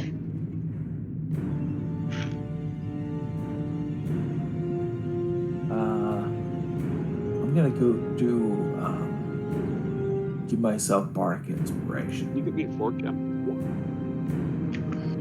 You still have those? I thought you used them all up. Oh, We haven't had a- You're right. You haven't had a You're rest right, you're yet, right. I'll throw you a flash of Jesus. Okay. It gives you another 5 to it. Got to be better than 1. Yeah. What? Invest. You said Perception. Perception. Sorry.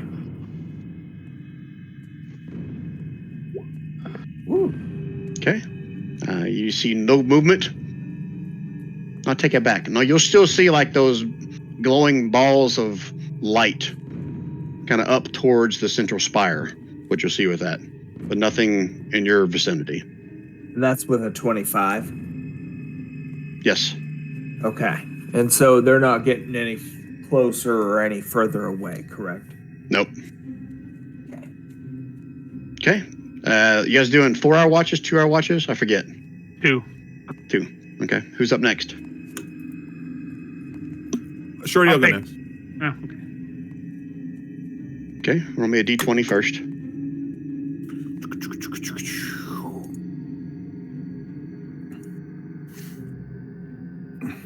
Nine. Okay. Give me a perception roll. These are fresh grandma's pickles. Okay.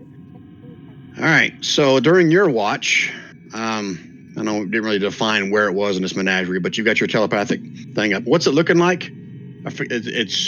Nothing can see inside of it, right? But you guys can see out of it. But it Correct. still has some kind of a shape and a color. Is that correct? Yep. Yeah.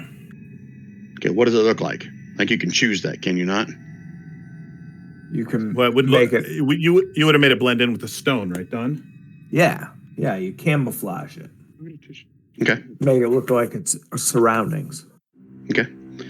So, Shorty, during your watch, you can see figures approaching, not really directly towards you. It's a single creature kind of walking around in the building. Maybe some of the noise when the thing blew up or destroyed or pieces of it went flying may have triggered this guy, but he's looking around like he's trying to find something in the wreckage of this. And you've seen this before. It's a Nothic. But he kind of roots around a little bit, and then after about 15 minutes or so, he leaves the building. Okay. Can I see him walking away, or is he hanging out? Looking for a good You would time? see him disappear behind some of the wreckage, but towards where one of the doors are. Because Don's more than willing to, for a good time, call Don. Yeah. Right, Don? Well, I will sing you a song, but See? He's Maybe sleeping later. right now, though. Well, yeah, but I'd wake him up if something was going to give him a good time. Okay, that means he wouldn't get his long rest, right?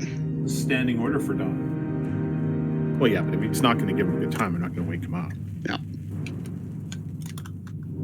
All right, so I'm just going to keep an eye on him. Okay. Watch him leave, go around the building. Okay. Keep Who's an eye up on him next? for the rest of my. And then go back to sleep because I'm sleepy. Who's up next? go. I can. Oh, okay. There you go. Bavon. Okay. Okay, Bavon will go. D20? Yep.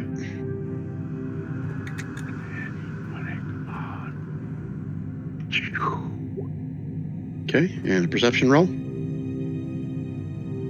Perception roll. oh, nice. Just like was it Stefan noticed? You can see the balls of light up around the spire moving around, and you even see a couple of those flying creatures that Shorty mentioned before, kind of flying off in the distance, but nothing near you.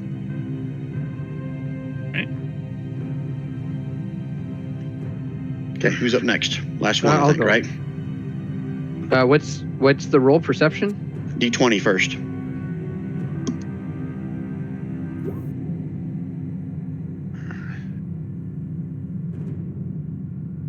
13. Okay, and a perception roll.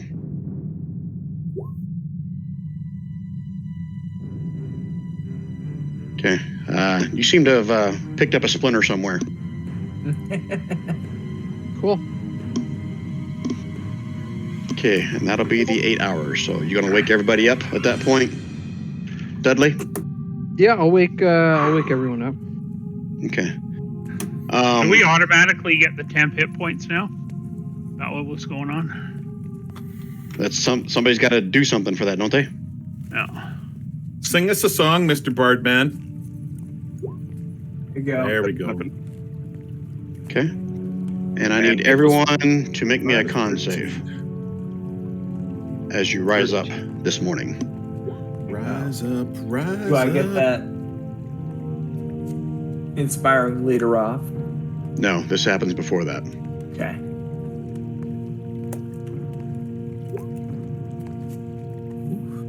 So we're just missing one more, Bardic right? Inspiration. Because I can do that, right? Yeah, you can Bardic Inspiration yourself. No, I just could meant we got a full... Oh, I see. We got a full rest in, right? Well, it doesn't matter as long as we got a short rest.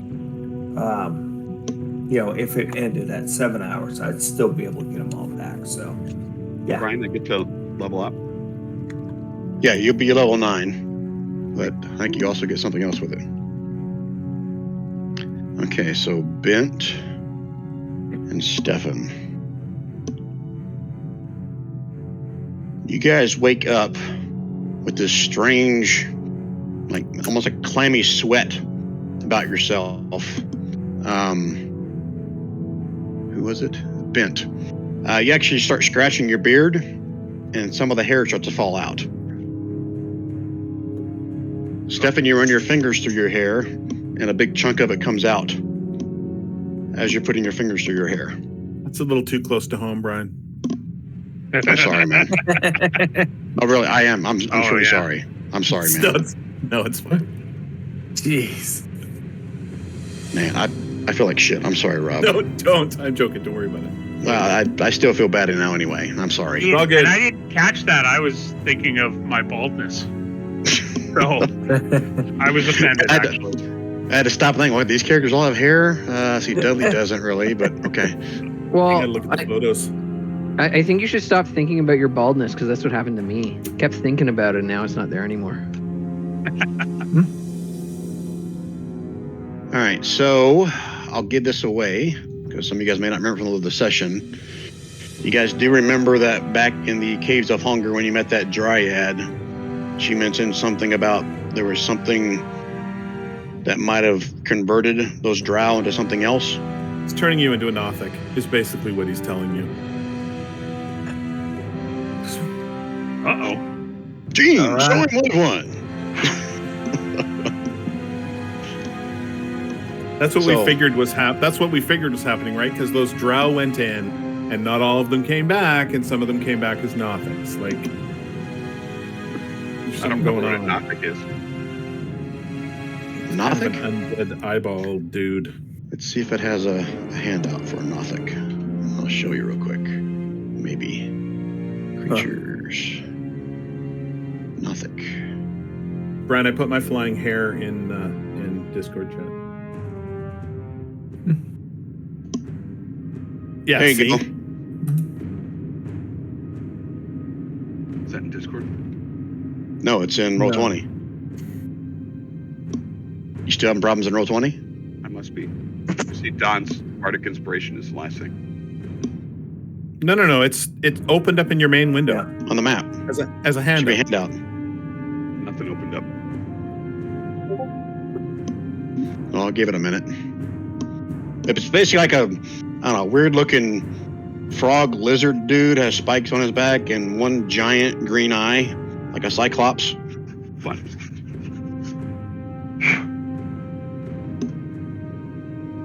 All right, you have a new day before you. What would you guys like to do next? I need to roll my d6 to see which just potion I made today. Okay. Oh, good God. I want that. Oh, now you see it? Yeah.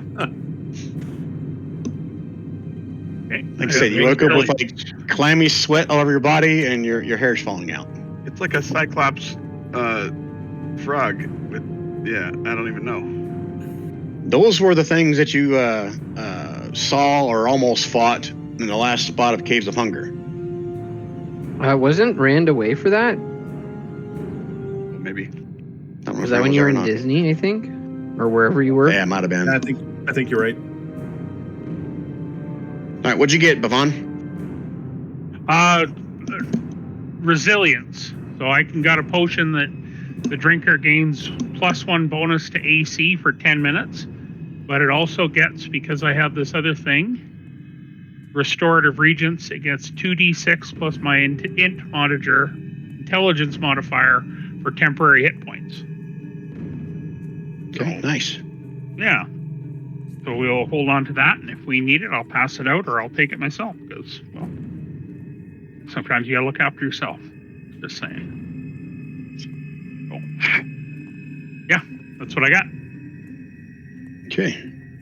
What do you guys want to do next? Everybody got their plus 13 for my Bardic. I'm sorry, my Right. inspiring leader.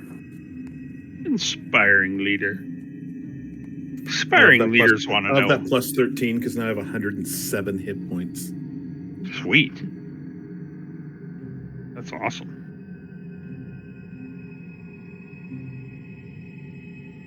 Okay, just waiting on you guys. Where do you want to go next? What do you want to do next? Okay, where do you want to head, guys? Well, we need 2 more keys. One of the keys we know how to get. It's back where we started, and we need 1 more key. So I think we need to go to another mage tower, right? Yeah. They should all be marked on the map, I think. Everything's just like What's the next tower of one? something. In order. There's a So there's no- necromancy. Yeah, Necromancy is the one that's a fallen tower. Yeah. Have we done conjuration? You have not. Nope. Head there. So we could go back and do conjuration on our way to abjuration, because abjuration is where I need to give them that wooden wandy thing, right? I think so. Yeah, that's your first one, yes, if that's what you're asking. Yeah. So let's go back to the conjuration one, see if we can get the key from that one, and then we'll go to the abjuration one, see if we can get the key to that one, and then when we're there, we're right by the Mythalar. And then we just need to get a Staff of Power, and then we can go back in time. There you go. From the leech. Yeah. CR21. I rolled for Xeraphon. He's also waking up with clammy hair and losing a little bit of hair he already had. He likes it. So Stefan, Bent, and Xeraphon are all Now, is slowly. that something a lesser restoration can fix? You won't know until you try. Well, You've never seen this before. Okay, I'm gonna. Who's got that going on right now? Who's the first? I know Ben does. But Bent, then, Stefan, and Xeraphon. Okay, I'll try lesser restoration on Bent. you should cast it on the NPC and see what happens. I'm joking. I'm joking.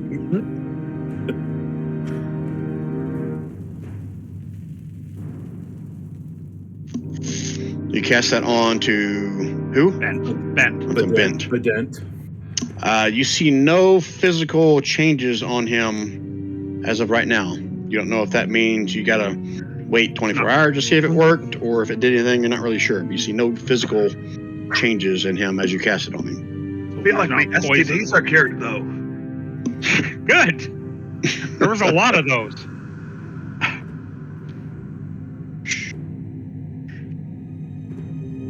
Okay. Let's head over to the Conjuration Hut, or do you want to go through here and see if this fighting's still going on?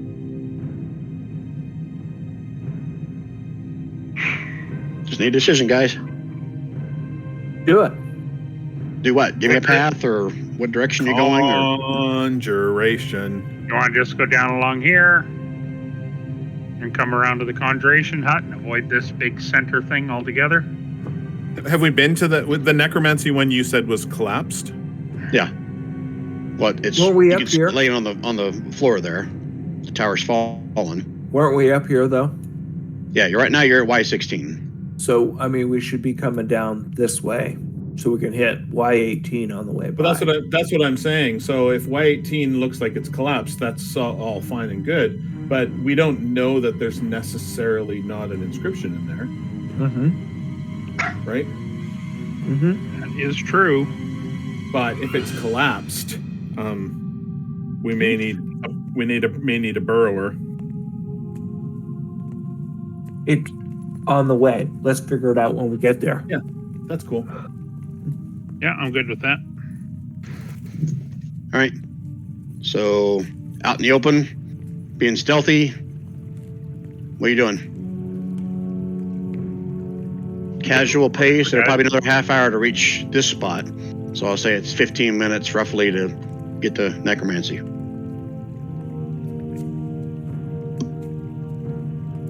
Yeah, I think casual pace. Yeah. Not stealthing. No. Okay. I think they know I we're here. feel like you're trying to hint. So yes, that's the party. That is not the party stealth. No, I said as the party leader here, that's my stuff. So you guys watch as Bent kind of squats down and then clink, clink, clink, clink with his footsteps. Like he's trying to be quiet, but you know he's not. First, you guys going to follow suit? Clink, clink, clink. No. Mm-hmm. Okay, so second. Bent, roll me a d20. Just a straight D20. Yep. If you can. Okay, and one more. No, actually, now it's a d6. D6. Okay. Hold, please. You guys are stealthily making your way as Bent's clanking away. Let's see. Let's use this one, I think. Bent, give me a perception roll as you're clanking away.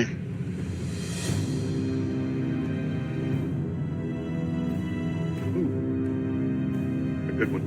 Yep. You can definitely hear yourself making noise.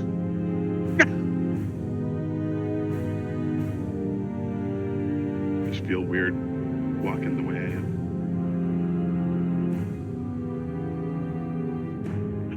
So because the rest of us just standing going, what the hell's wrong with that guy? Okay, whoever is next in line behind it, give me a perception roll at disadvantage. Me? Yeah, whoever's behind him. In the marching order, I guess it is Stefan, isn't it? Disadvantage. Correct.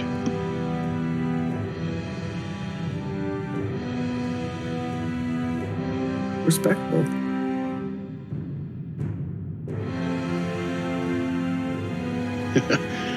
You can see somewhere around the corner in front of Bent a glow that doesn't look like a street light. What do you want to do with that information?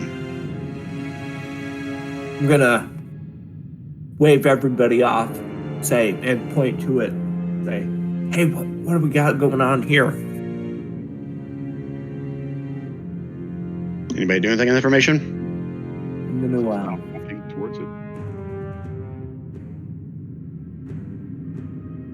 That perception roll, he says it's beyond around a corner of a building out in front of you.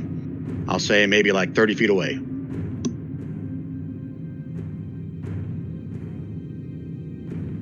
I'm gonna prepare a Eldritch Blast at it. So you're readying an action to cast Eldritch Blast at Bent. That's correct. Is what I hear, right? No, at the thing past Bent that's glowing. All right, one second. I'm gonna duck down with my flying hair and stealth. Shorty, you're in back, right? Yeah. I'm just trying to set you guys in a general spot here before I bring you in. Bavon, you have recast and you got Steiny back, right? Yeah. And you are behind Dudley. I'll put Steiny in here. And then where's Dudley? Right there. So, Bent, were you out in front of everybody since you're stealthing so awesomely? I mean, I was just, I assumed, with everybody. I'm not like taking scout point position 30 feet in front. All right, so just want to In your clarify heavy before I armor? switch Really? maps. So I got Bent and Stefan's roughly about 5 feet behind him.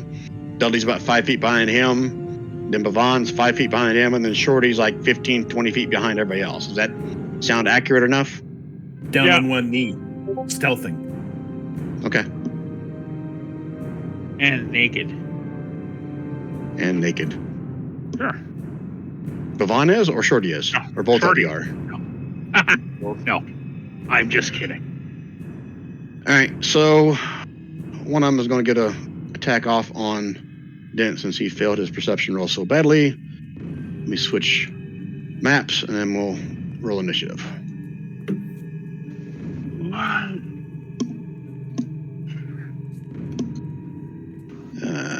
Shift click. Does that work for you guys?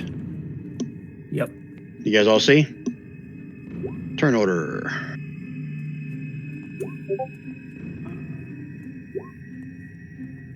Ooh, flame skulls.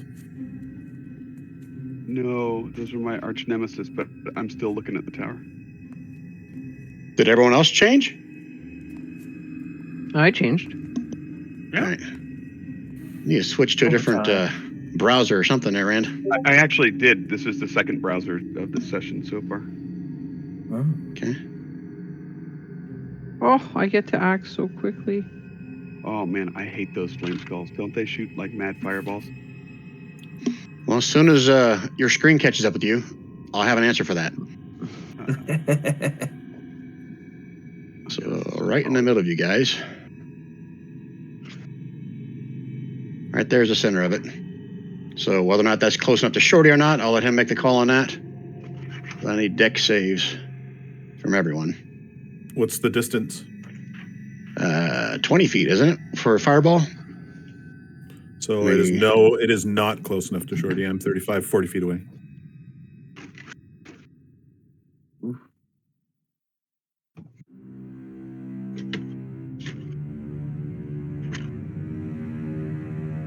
With the flash of Jesus! 30 feet. Sorry, it's a 30 feet, right? No. As an action, you can move it. Oh, I clicked on flaming sphere. Sorry, wrong one. Meant to be a fireball.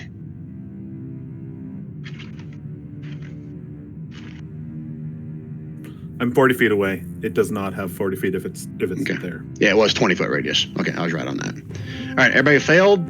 Takes, what was it, 22 feet? 22 feet. 22 points of fire damage. Half that on a success, DC 13. Sorry, dexterity saving throw? Correct. What did you say, Brian? 22. It's a good roll. It's a good roll, right? Kev. Yeah, 22 fire damage on a fail. DC 13. Yeah, I can say I'm proud of that. That's I good. know. No, that's good. It's good. It's a +2. All right, for everyone who's taking damage on that one, don't forget about your temp hit points, as I recall. Dudley, you're up first. 13. Oh, Actually, no. Stefan, you said you prepared a Eldritch Blast, so go ahead and get that off first. Oh, what? You said you prepared an Eldritch Blast. Oh, thank you. Yep.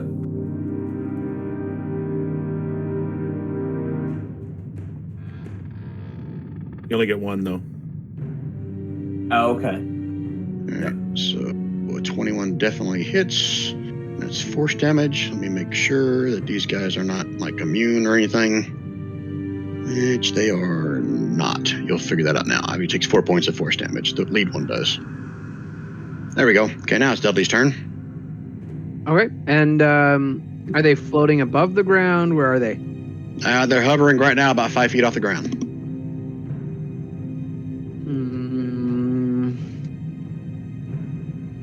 Okay, well, I'm going to cast Hex on the first one.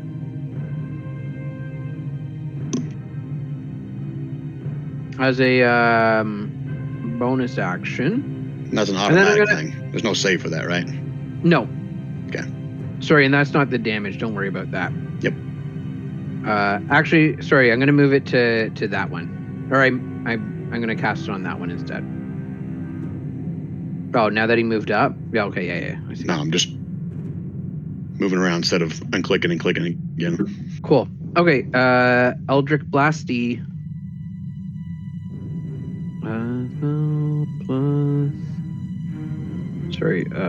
Charisma. There we go. Let's try that. The one you hexed, right? Yeah, the one that's hexed. And then the two beside it take 5 psychic AoE damage. Okay, so make sure I read this right. So this first one takes 16 points of total damage? Yep. And which of those fire, psychic, necrotic? 3 is fire. And then 3. And then they eat, and then the other 2 get 5 psychic damage. 3 is fire and psychic. All right, they don't take fire damage. So get that out. So how much damage for the first one? Okay, and then the next one. Tell me, how much damage for the first one? Oh, it would be 13 for the first one. 13 for the first one, and the other 2, when they're Take immune 5. to fire, take how much? 5. No, they're psychic, so they take, 5. Okay, 5 each. All right, I got it now. And then another blast. I don't know if that hits, but I hope it does. 15 does still hit. Cool. And then the other 2 take 5 5 psychic damage.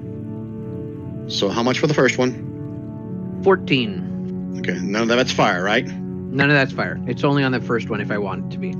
Okay. And Or 5 sorry, it's only on my first hit of the turn. Okay.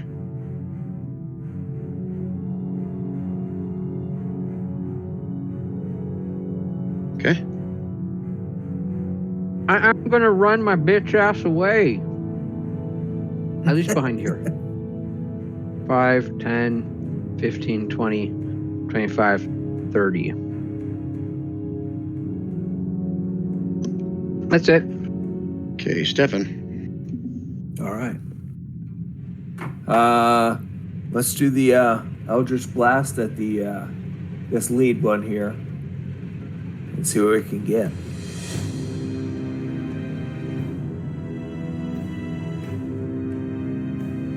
Son of a bitch. So both those hit for only 5 points of force, though. Okay, and then we'll double up on that with a twin at the same. Both those still hit for 11 points. Okay, anything else? No, I think that's it. Okay, they're up next. 10, 15, 20, 25, 30. I'll be right back, guys.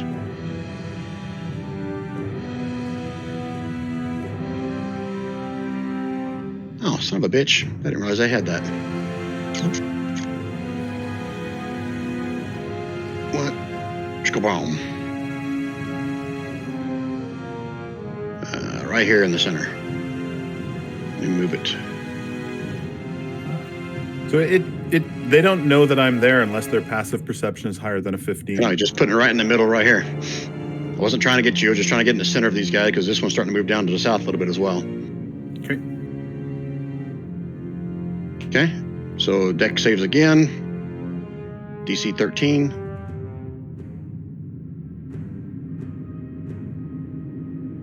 Nobody wants to roll it. Deck saves, No, guys. I'm coming. I tried. It's like completely frozen or something. I'll do it Okay, again. 13 is a half damage. No. Oh, okay. Half damage. I can't get better than that. So Right. You can't flash a genius your dexterity save. Oh, I can, I'm but gonna bardic inspiration. 13's enough for half damage, right? Yep. So, Can Bardic Inspiration as a reaction? No, okay. it's a bonus action. Yeah, you can't do it as a reaction. Okay. So you take the 28 as I'm gonna well. Go ahead and take 28 off, I think. So temporary hit points gone. And Okay, this one's 5, 10, 15, 20, 25, 30. And Dudley, you're going to get something. Because they don't want to leave you out of it. we need to run. Shabla! Or hit them. We rolled low in initiative. We'll take care of them on the next go. 60 feet. Make sure that, I'm pretty sure it's 60 feet, yeah. Right on top of you, a flaming sphere. Didn't we determine that they just come back to life? Brian told us last time we fought these. Yeah, I think you determined it last time. Someone, maybe Professor Scant, someone told you that after so much time they regenerate. Oh. Or come back to life. Yeah, they terrified me in that first room. Yeah, but they didn't come back to life the next round. He said that they come back to life later on. Yeah, but we left. We don't know how quickly they come back to life. Deck save for Dudley. I'm still red screening, dude. I don't know why. I have 400 megabytes per second download. Dudley, did we lose you? Kev did say that he was stepping away for a minute. Okay. Well, let me do this for now. Don't remember that he's got a flaming sphere right next to his ass. All right, and this one, you guys watch as it flies up and away. So I'll say it's roughly 40 feet up in the air. It moved a total of 60 feet. So technically probably farther than that, but I'll put him there for right now. He's moving up and towards the tower. Okay, Bhavan. Okay, Bhavan's going to go 20 feet up and 10 feet forward. And he's going to Milf's acid arrow that one. This one over here. Okay, that's it.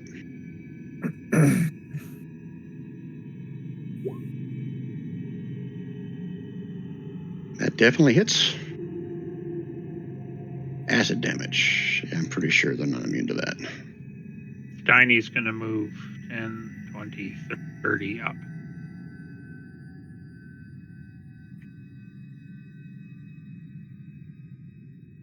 And that's it for me. Okay. Oh, Steiny wasn't close enough to attack. Okay. All right, Shorty, you're up. All right. Shorty's going to do what Shorty does. Shorty could hit this one if he's less than 350 feet away. Yeah, but he is. it's running away, and I think I'm going to take care of the ones that are currently hurting my group. So I'm going to fire at this one first, the one that is closest to Dudley. I assume he's got some concentration thing going on with that flaming sphere, so let's knock that out, as the Canadians say. Oh, he can't see me because I was stealthed. So I'm going to do that with advantage just in case.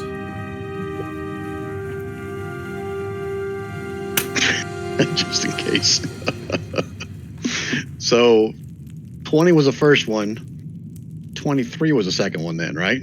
Yeah, but my next shot's going to be a 31, so you can just decide what you're going to do, Brian. So, right, so that one there I hit with a 23 for the first damage, which is 21 damage, plus it takes, of course, B damage. Oh, that first shot destroyed it. It was this one here, right? Yep. Yeah. And so the second shot's going for that one. That was the one that critted for 15 plus 18, so 33. Was there any question if that one was going to die? No. Okay. If I had a third shot, I would then shoot that one that's running away, but I don't, so I'm not going to. And I'm just gonna say, you're gonna hear me that Stefan is gonna hear a really low, please, and that's it. Okay, Bent.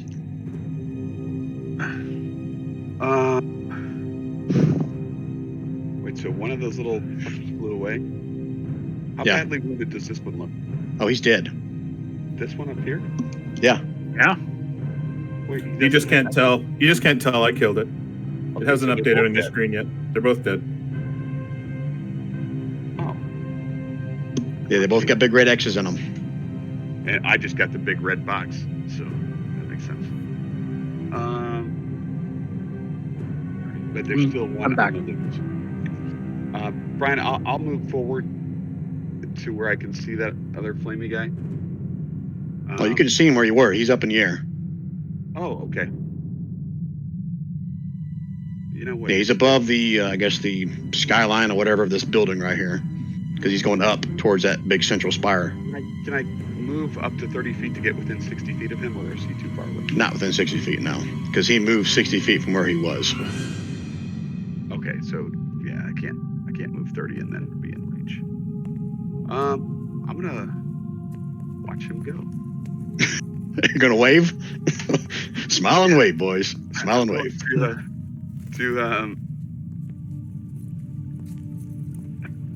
even know.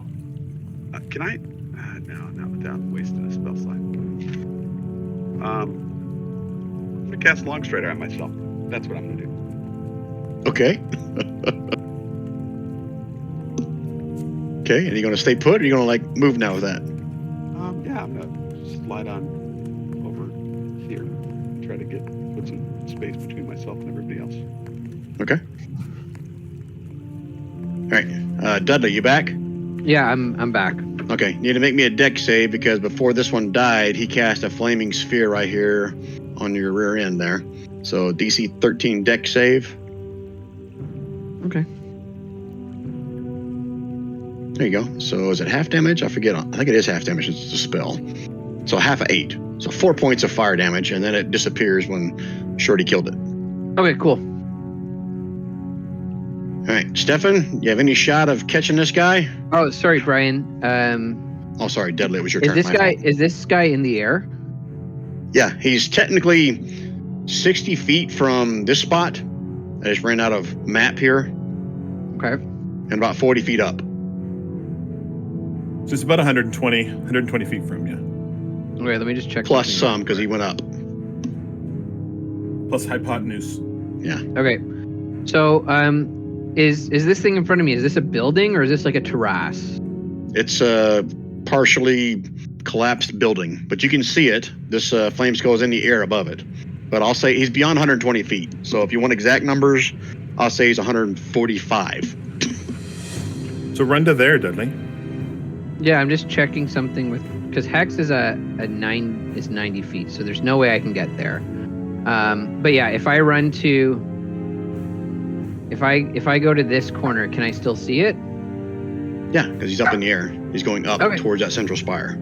Yeah, so unfortunately I can't cast Hex on him, but I can Eldritch Blast him. So give me a second here. Son of a bitch. Okay, all your... It doesn't do... It only does the 9 plus... Is crit max damage or just... Yeah, whatever? it didn't do your 10 force. And then it also didn't add your ability score. You gotta. It doesn't... Does it add that to the second one or just to the first roll? No, I see 9. I see plus 5 charisma on that one. That's what 9 is. You rolled a 4 and you got plus 5. Yeah. But then it should be plus 10 after that. So it should be 19 total. Yeah, that's the first one. The top stuff doesn't count. Okay. All right. So it's still going. Okay, and I have another one that hopefully I'm not going to whiff on.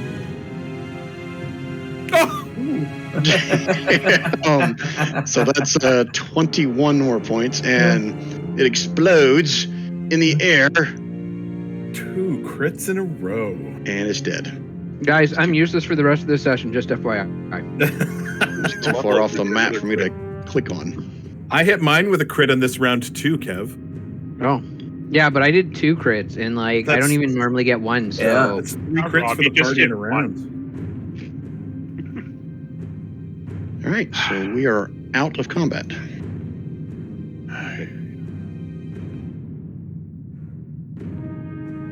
Man, all my plans of people like escaping when they start to take damage is like going down the toilet tonight. So good job, guys. All right, you gonna continue on your way? Yeah, continue on our merry way. Okay, are you gonna stealth this time, or are you gonna just go casual again? I'm gonna look at everybody else and see if they're also equally scorched. I'm gonna throw a cure I'm wounds stealthy, on guys. myself. Look at how fucking stealthy I am. What about that flying bunny? Is that thing stealthy? It's Well, dead. it's a lot more stealthy than probably any of you guys. My flying bunny is not dead. It was Stefan was holding it when the fireball exploded. He was singing Little Bunny Frou Frou. Rand, you can't see this, but I just put Pass Without a Trace in chat. Oh, sweet. That might help us. Nope, hold on 1 second, guys. My dog is trapped in my room. He wants out. Sure he does. That's what they all say. Right. I'm gonna pee. 18. Yeah, my dogs want my chicken wings. Ain't getting that. All right, anybody else need a quick bio break here? Is this a good bio break spot? Or Yeah, I'm in a good spot. all right, let's take 2. We're going to take a bio break. 2? Take a number 2 right now. It takes Rand that long to Don't take his expect headset it. off. Just right there in your He chair. doesn't take it off. What's the matter? Yeah, that's right. That's right. You know, you're right. Sorry. I got a new headset now. Does it come off easier or something? Like, I have the same one as Gary. You have to push a button so it doesn't make everybody hear you pee. Okay, sounds like you're in the bathroom, so please turn your mic off before we hear the plop plop. Turn the mic off before you go to Tinkletown. Wait, does it actually, will you hear it through this mic, Gary? Yeah. Testing. yeah. Yep. We can hear. Yeah, I think your mic's working. 1, 2, testing. Yes, we hear you. Do I need to pause the recording here? Or are we good?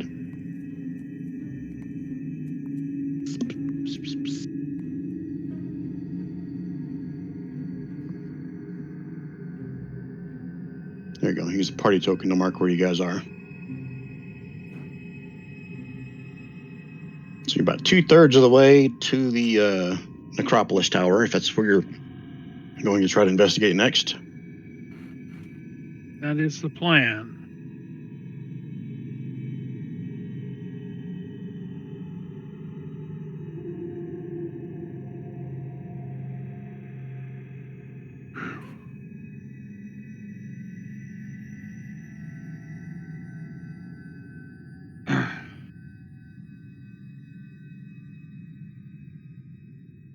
Rob, you're not shut down in Manitoba, are you guys?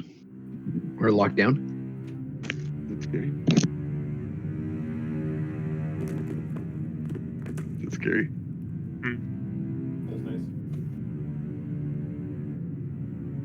Where are you? Sorry, I was upstairs. I could hear you, but I couldn't talk to you. We are Manitoba's always a little bit more shut down than the other provinces are, but we're not completely shut down. So we're 50% capacity in some things, where you got to be double vaxxed in order to be able to really do anything.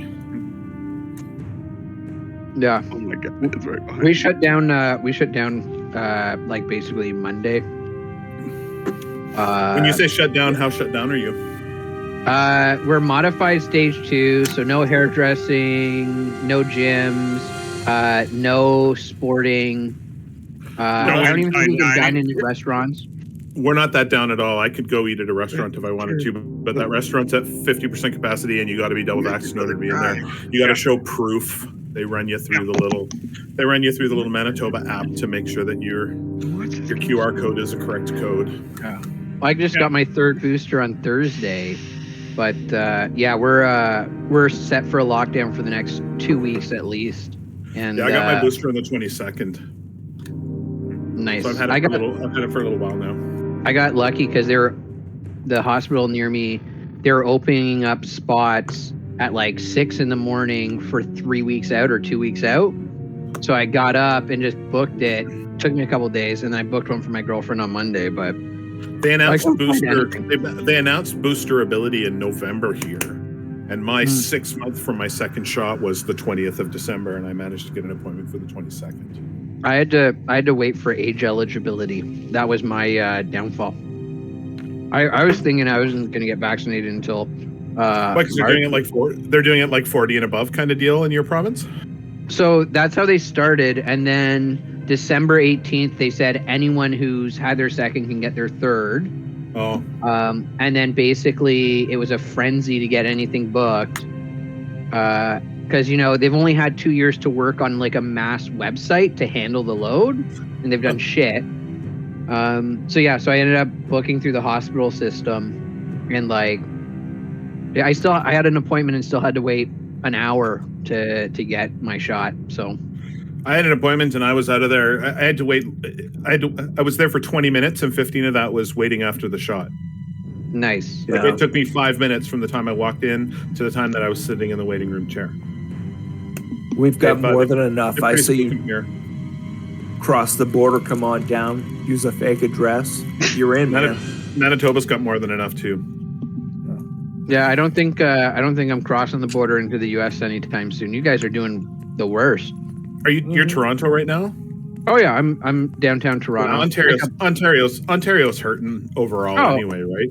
I mean, our vaccine rates are good. The problem is Dofo fucked us hard because he got. And you're surprised that Doug Ford was not going to be good. I'm not surprised at all. I was surprised that he was actually doing okay in the early stages of the pandemic.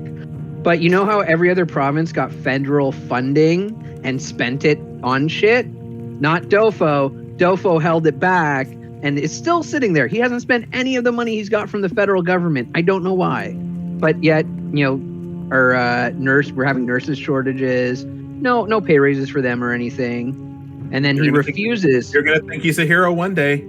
Oh. Mm-hmm. Yeah, when they're about 55 to 80, they'll think he's a hero. And what's the other thing? Oh, and he was just pandering, saying that he wouldn't worry about making vaccines mandatory or something like stupid like that.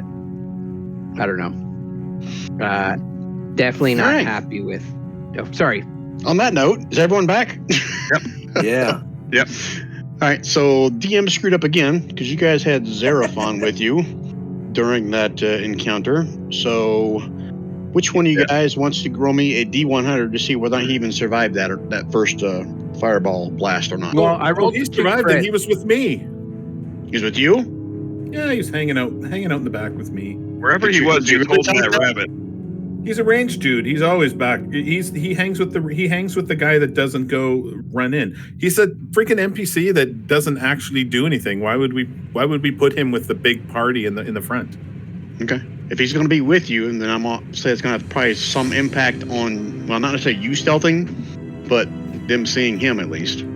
That's fine. He's near the back of the party anyway, and he's going to stay. He would stay back out of. He's a non-combat NPC, so he's going to stay back away from combat if it comes out. Okay, I'll allow that. Okay, so he's still alive. He's with you guys, but I just gotta make it a point trying to not forget all these freaking NPCs I keep adding. All right, so you guys finished. The question that I have is: Valin is gone permanently now? Well, no one has said anything to me about trying to do a search for her. It was like, she's gone. Okay, let's go to the menagerie. She just sort of left us. It didn't. I think for me, I won't speak for everybody. It didn't make sense that she would just leave. But maybe she thinks that she can get the. Maybe she thinks that she can get the keys and do the thing herself. Maybe. Oh, like she's up there killing herself, and we can mosey on in after that. She's not powerful enough to take that CR21 lich off around anyway. So let her do her thing. I don't care. We know what we need to do. CR21. A lich is a CR21 creature.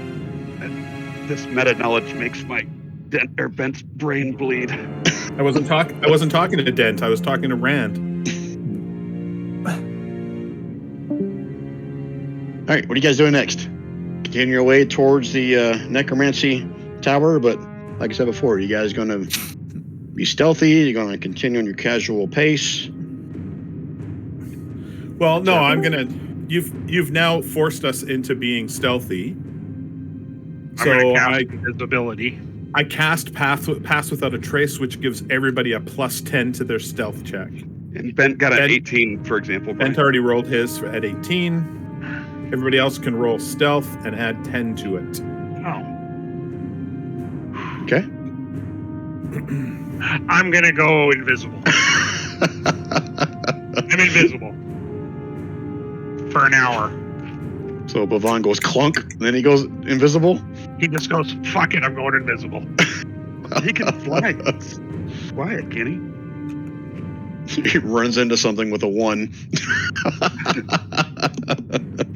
Yeah, you don't see him, you just see like dust kind of go off on the side of the buildings over here. Your Bavon maybe cuss a little bit. I don't know.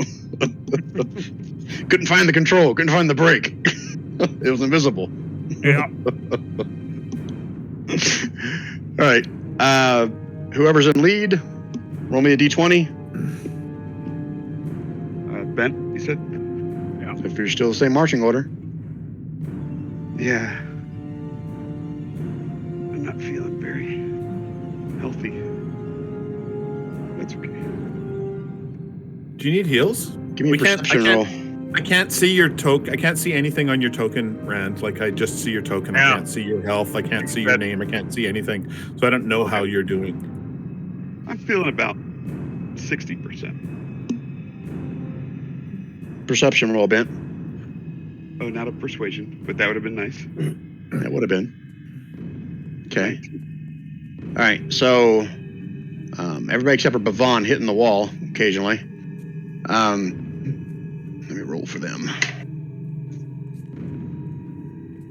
All right. You're fairly confident they didn't see you, but you would have seen some of those Demos Magian things that you fought earlier with the big swords, kind of walking. I'll say you're right about here. You can see them walking further inside the city here where I'm pinging. Well, Rain, you probably can't even see me ping, can you? I can see it now. I don't Okay. have red right this minute. So they're probably about 100 feet away, but the glowing of their bodies will kind of able to point out what you saw. But they're not moving towards you. Fighting, right? Do what? That's where we heard the fighting. In that general direction, you guys have gone all the way around that section, and you guys were up here when you heard fighting somewhere in here, but didn't see it. Gotcha. Okay. Anything you want to do with that information? I'll share it with the party. Quietly. You guys want to investigate that? Ignore it? Wait it out? Do we want to investigate a group of mages walking away from us? Is that what you're asking us, Brian? Yep. Oh. No. I vote no. Okay. Not mages. Those Demos Magian. Those like suits that had like magical blue people inside of them that you fought earlier. Make sure I'm clear on my description. I still say no. Okay. All right. Just making sure. All right. So as you guys approach the broken necropolis here, the broken necromancy tower, the remains of a toppled tower lie scattered around you. Its fractured base, protruding from the ground like a broken tooth, is teeming with crawling gray hands. So all of you guys will see that without a perception roll. What are the crawling gray hands doing? Crawling. Let me read if it gives you any more description than that. Are they just like crabs, or are they working with a purpose? There are hundreds of them. Give me a perception roll. Anybody or everybody, I don't care. Okay, you can stop because Shorty sees all. Do you get advantage on that for some reason? I don't, but I got a 19. Okay, that's still good enough. It looks like they're trying to, but pretty ineffective at it, trying to like excavate something from the rubble in the ruins. You see like one hand grab a brick and he tosses it another one, it kind of bounces off of him, and one trying to like carry it and walk at the same time. It looks very almost comical, but looks like they're obviously trying to unbury something. Do we want to stick around here with crab hands? Can we see an inscription? Do they look dangerous? Are any of them touching me inappropriately? They got lots of rocks in their hands.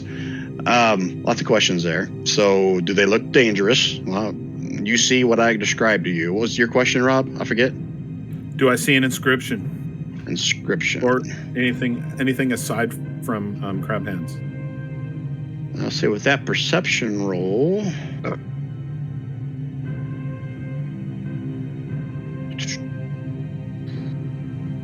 You don't see anything obvious. Looks like it's pretty much been all like destroyed. You have to like pick through some of the rubble if you want to try to find some kind of inscription somewhere. And whether it's in this section or another section, it's like 50, 100 feet to your west.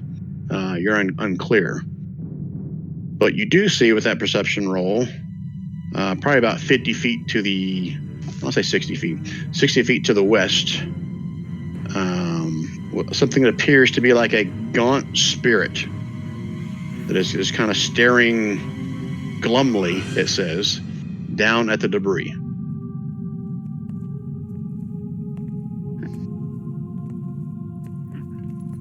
When you say gaunt spirit, you mean like a ghost? A gaunt spirit. That sounds like a ghost to me.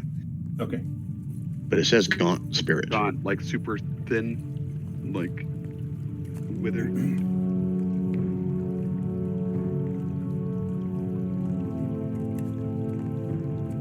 What do you guys want to do? Anything? Keep moving on? You want to interact? You want to kill it? You want to remind me what we have to do with these towers? We're going in. We read the little thing, and then we've got to solve the little inscription, and then the inscription tells us how to get a little key, and the key, we need 3 total keys in order to get into the spire, the main spire. We have 1 key, and we have the means to get the second. We just need a 3rd. Yeah. I think we go to the Conjuration one, like we were planning. So it's just staring. Does it see us, Brian? Are we seeing? You can't tell. It's looking down at the ground. We go talk to it. Who is? Vavon is? Everybody's out there. Throwing the idea out there. Why don't we go talk to it? Okay. So you guys are approaching as a group? Sure. Well, I'm invisible, so I'm not approaching. Okay. Oh, Shorty, you and Xeraphon staying back again? Is he over top of the crab hands?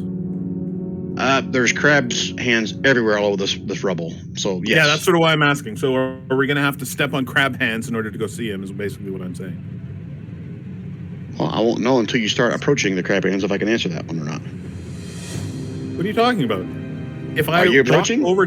If I was going to walk over to him, would I be standing on a crab hand? You'd have to navigate through the crab hands, yes. Okay, that's what I'm asking. All right. So, Gary's invisible. I have the ability to fly over to him. Do you want me to fly over above crab hands, or do you think we want to navigate? I think you should fly over the crab hands and say hello. But I don't like to be attacked by things.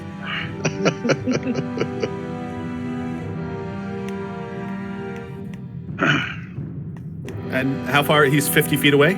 I think I said 60, but yeah, 50 to 60 feet. Okay, and you guys all have ranged stuff, is that correct? Mm-hmm.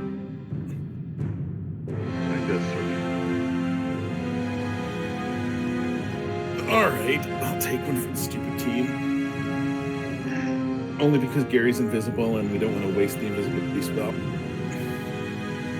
All right, so I'm gonna step on my little platter of bees, and I'm going to hover bee over to him.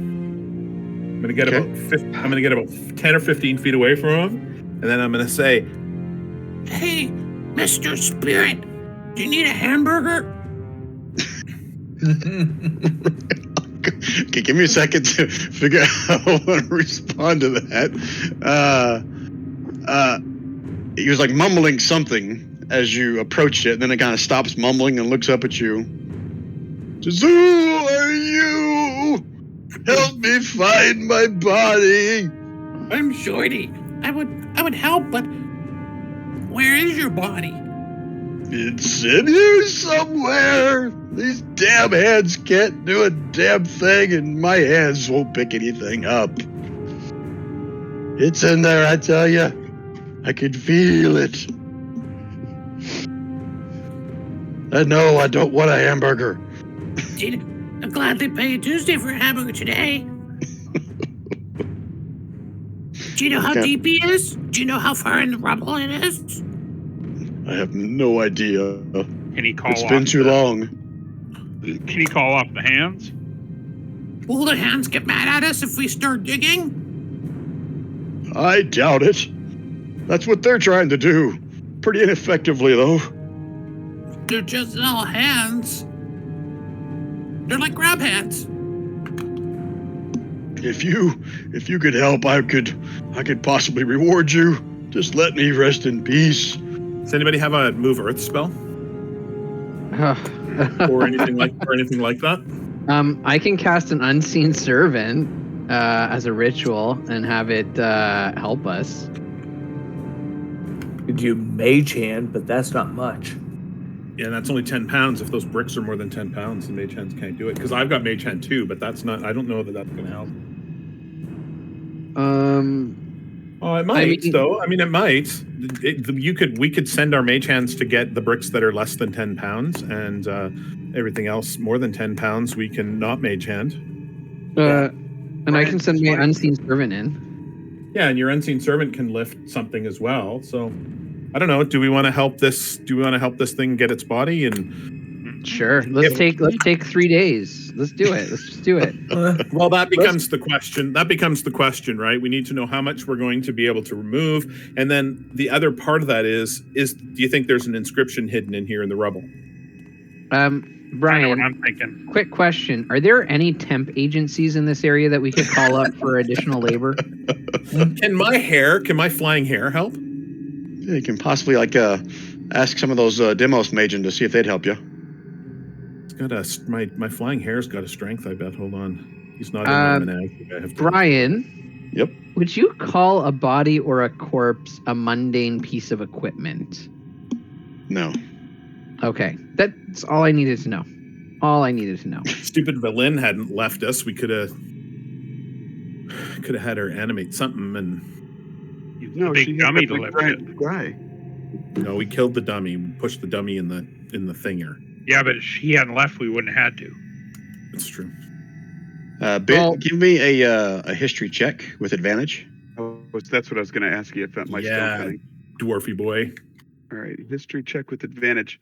Can I nudge Bhavan and say, "Hey, fellow dwarf, he might be better at this than me." And technically, he's not a dwarf, but I'll rule that he's lived around them long enough that he still has those dwarf traits. Oh, interesting. But I'm sure that he'd be happy to give you guidance on that roll of 15. Yeah. Roll another d4.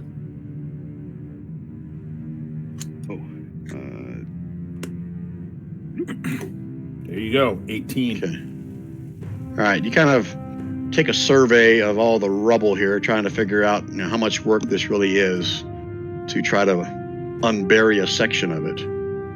And accessing my memory banks as I read. It says if it's related to the origin of stonework, you're considered proficient in the history skill. So I would actually have 2 more. And you passed it. Double. You're good. Okay. Probably having some pickaxes and shovels would help quite a bit. It says it takes a number of hours equal to 50 divided by the number of excavators. So we have some 1 hour. pickaxes. We have some pickaxes because we've done pickaxes in this party before. Yeah. And are you counting 2 mage hands as excavators? No, they're not strong enough to move stuff. They can move up to 10 pounds worth of rock. Okay, so their help is minimal. You got to move some pretty big pieces. Well, yeah, but they don't have to. We move the big pieces, they move the little pieces. Everybody has a job here, Brian. So what does this math tell me? So if it's 50 divided by the number of excavators, there's 5 of you. Holy shit, that's 10 hours. Sorry, are you counting my my unseen servant? How much can it carry? Well, he has 2 strength, so I assume that he can lift more than a mage hand. Well, hell, my hair has 1 strength. Twice as strong as the hair. I'm gonna name my rabbit. He can carry 30 pounds because your carrying capacity is 15 times your strength score. Tell you what, I'll cut it in half since you have a couple one full-blown dwarf and one who's lived around dwarves long enough. So instead of 10 hours, it'll take you, I'll say 4 hours to clear out the major section of this. If you want to do that. I was thinking Jeebus is what I was thinking, Rand. Do we want to do 4 hours of digging to help the ghost to get his body and maybe find the inscription? Yes. Because if we find the inscription here, we can completely skip the Conjuration Tower and go straight to Abjuration and use the wooden wand. Yep. Okay. You play this terrifying game. So we all in agreement? We're going to take 4 hours of hacking and digging through this rubble? Yep. It's going to make a lot of noise. My mage hand's working extra, helping out. What do you mean you're going to make a lot of noise? You're digging through rubble. I don't have a John Deere digger here. So diesel engines. All right, I want one of you guys your choice, to roll me a d20 during the course of the 4 hours where you're excavating. Hey, you know that my passive trace is still on, right? How long does it last? An hour, maybe at least an hour. Until you swing a pickaxe, probably. You're digging for 4 hours, remember? It lasts for up to an hour, yeah. Okay. All right. Who needed a d20? Hold on. Is he going to keep casting it every hour? No, that's a lot of mana. Though, you know what I could do? Hold on. Hold on. I mean, if you guys have some other kind of magical way of... I'm not saying there's an answer to this. I'm just saying if you do have a magical means of somehow excavating. I can cast silence, but silence only lasts for 10 minutes. And I don't have magical digging ability. I have gaseous form. I could go down there and see where it is. You'd think that ghost would be doing that. Oh, yeah, but he's a ghost and he's sad. Sometimes when you're sad, Rand, it's hard to think clearly. Sometimes when Depression's you're sad. Depression's a bad thing. It is. Especially as a ghost. It's very depressing. I don't think a ghost can have the same, I guess, ability as gaseous form, though. Because it can't, end its movement inside, something. It'll take damage if that happens. Oh, yeah, that's right. But gaseous form, I could go in between cracks. No, because when Rand said, like, oh yeah, why couldn't he have just gone and find himself? And I looked at, ghosts can't really go in, small spots like that.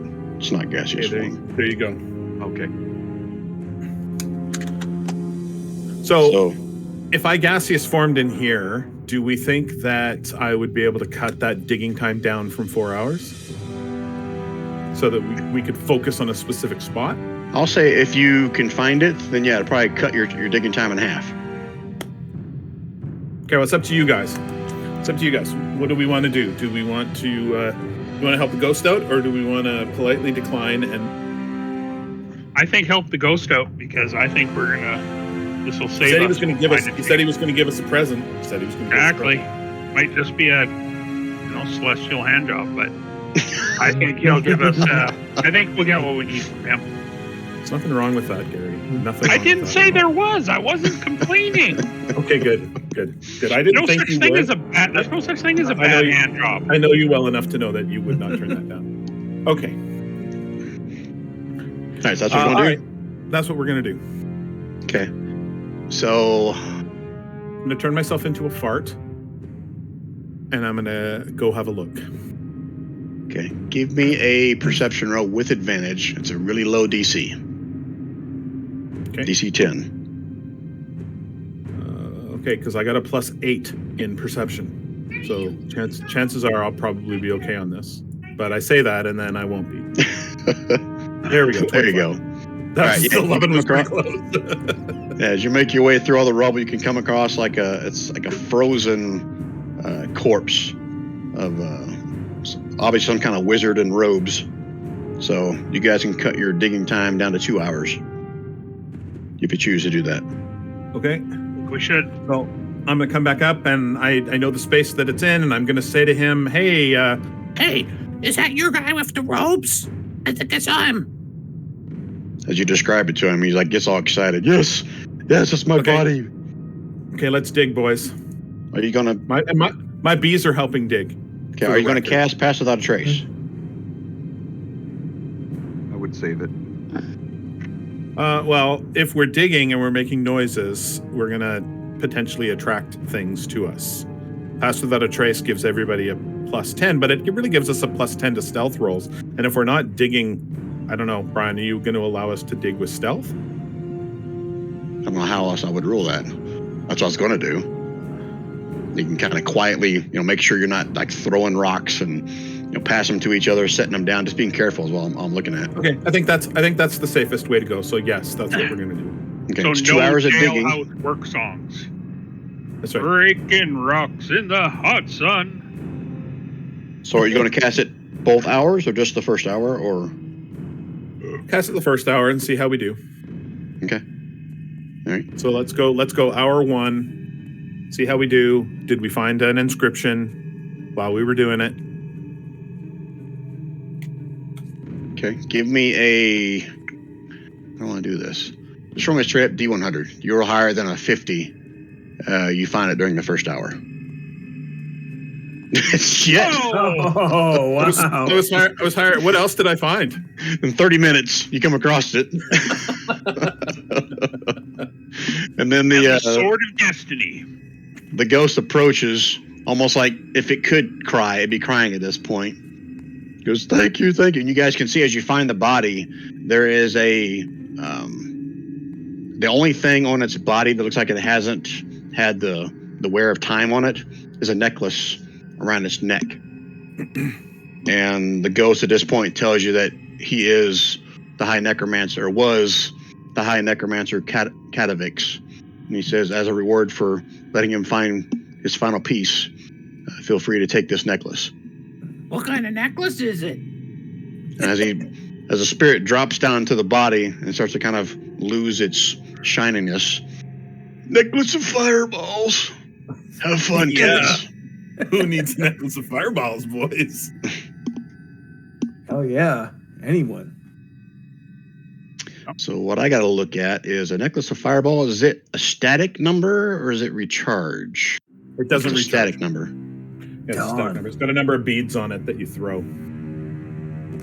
I don't think 1d6 plus 3 beads hang from it. Okay, so since this is something he had before, roll me a d6 to see how many are left on it.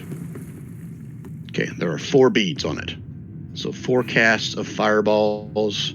I don't know if this is shown to everybody, but there's the details if you want it. Like there's 8 there, Brian. Yes. Come on.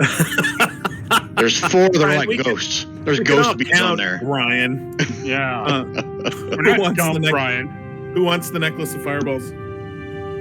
I can already cast fireballs, so I'm good. I don't think Bent should have it. Because Bent's like in the middle of stuff, and for him to have a necklace of fireballs, so. I agree. I actually think, I would say it should go to either Stefan or, I'd probably say it should go to Stefan. If I don't know if it requires attunement. It does not. So if it does not, Xeraphon says he'll take it. Fuck Xeraphon. Dudley or Stefan, which one of you wants the necklace of fireballs? Does it require attunement? It does not. I'll take it because if I'm in between short rests, I'm fucked for spells. So, although I do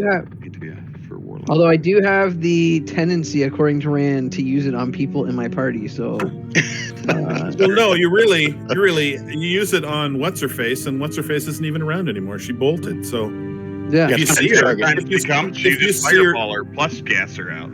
If you see her later, you feel free to drop it on her because I'm a little bit tired of her. Yep. Fair. Frankly, she's not a team player. Okay, necklace of fireballs there, Kev, with 4 fireballs on it. Ooh, Third level fireballs. Save DC of 15. Cool. You can hurl multiple beads or even the whole necklace in one action. You could throw the whole necklace and drop 4 fireballs all at the same time. You find a tank somewhere over the top and just drop them in. It doesn't require attunement, does it? No, it does not. But Cool. you have to yell. It smells like balls every time you do it. And that's how you kill a lich. There you go. I'm ready for it. All right, keeping with my bad DM vibe going on here, Gary, I need you to pop over to GM Whispers with me. Yeah. Okay. Gary, Uh-oh. you're in trouble. Don't let him close the door, or you know you're in trouble.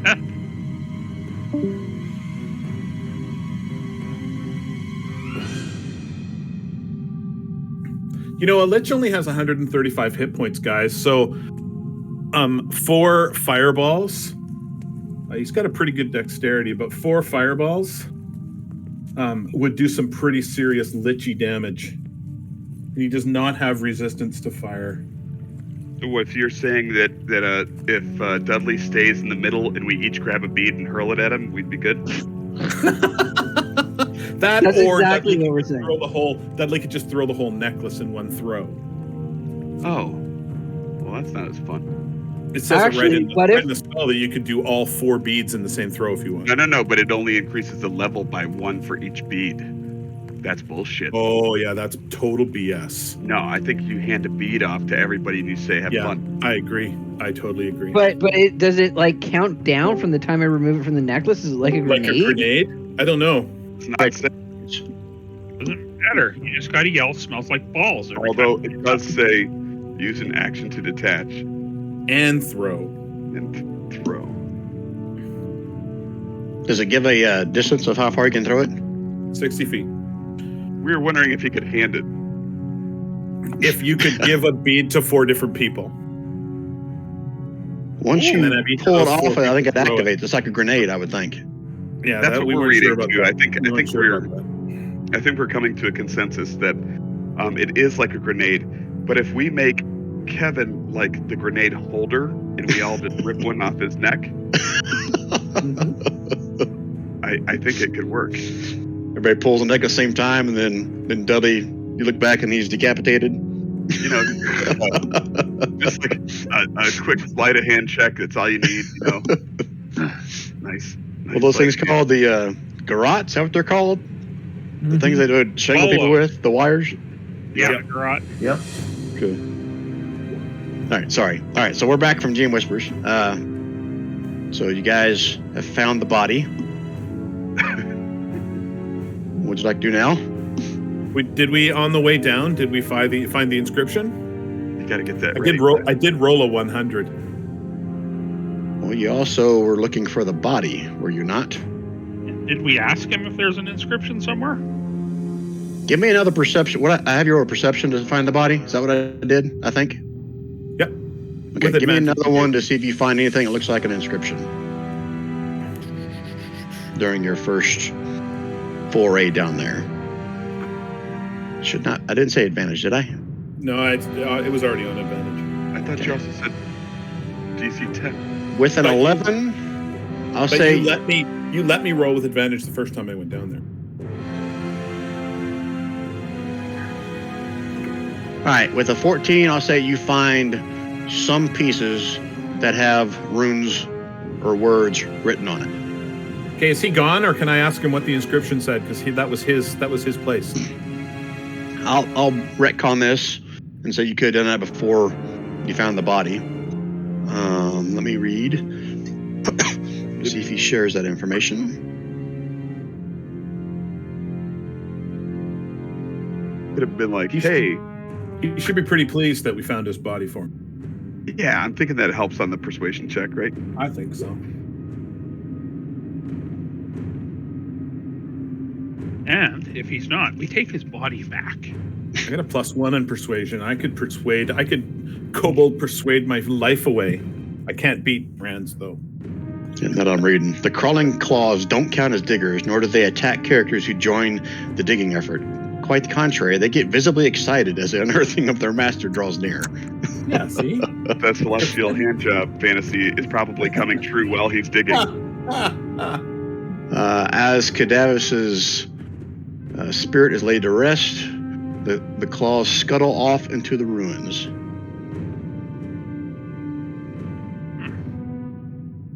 It does not say in here if you ask him about it, so this would be my ruling, I guess. If I was you, I think he'd be pretty happy, and he, of course, would tell. Maybe his memory would be jogged by the pieces that we bring and show him that we found, if we didn't find all of it. All right, so here's what I'll say. Jogged. As far as you guys haven't already figured this out at this point, he tells you that the inscription was on the upper layer of the tower, and it said, "Trace a circle with the ashes of the dead." But then he also tells you the place where you do that is no longer together in one piece. So you'd have to like reconstruct that floor. Oh, son of a bitch. In order for this to actually work.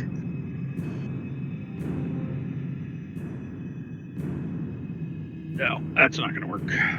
Yeah. Next. Conjuration destination.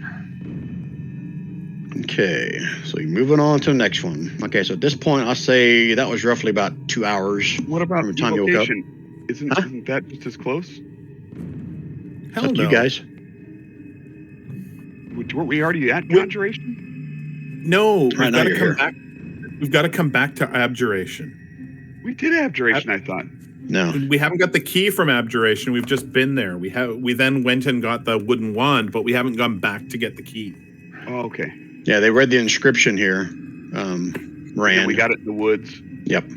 Yeah, Rand. Okay. Yeah, Rand. if that is your real name. There's plenty All of right, folks that once saw Rand and they're like, "Oh, you suck like Rand Paul." Okay. All right. Just need to know where you guys want to head next. Conjuration. Everybody agrees? Why not? The hell else Okay. we have to do today? Are you going to do Pass Without a Trace again? Still invisible. Well, I got another half an hour left in Pass Without a Trace because you told me that I found that in only a half an hour. That's right. You're right. Now, how long did your invisibility last, Pavan? An hour. Okay, you got 30 more minutes of that. Yeah. So I said it was 30 from here to the menagerie. So I'll say this is probably about a 15-minute walk. Okay, let's do it. Everybody stay within range of me, please. Do it. All right, so by the time you reach there, your Pass Without a Trace will expire. Okay, so I'll be right back. Do I need to roll something, Brian?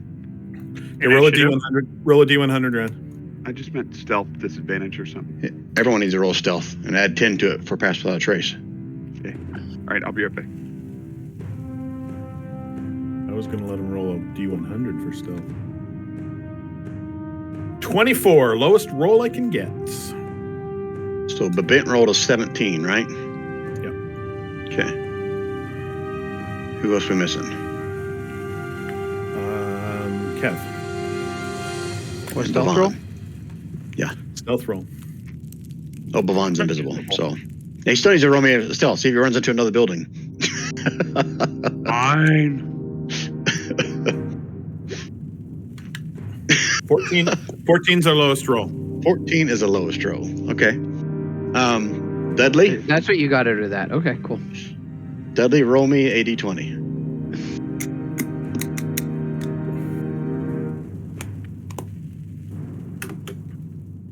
Okay. Hold, please. Holding.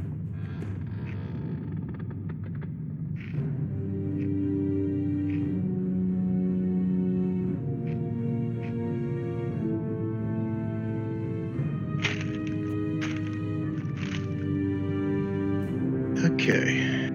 So as you approach Conjuration, Y7.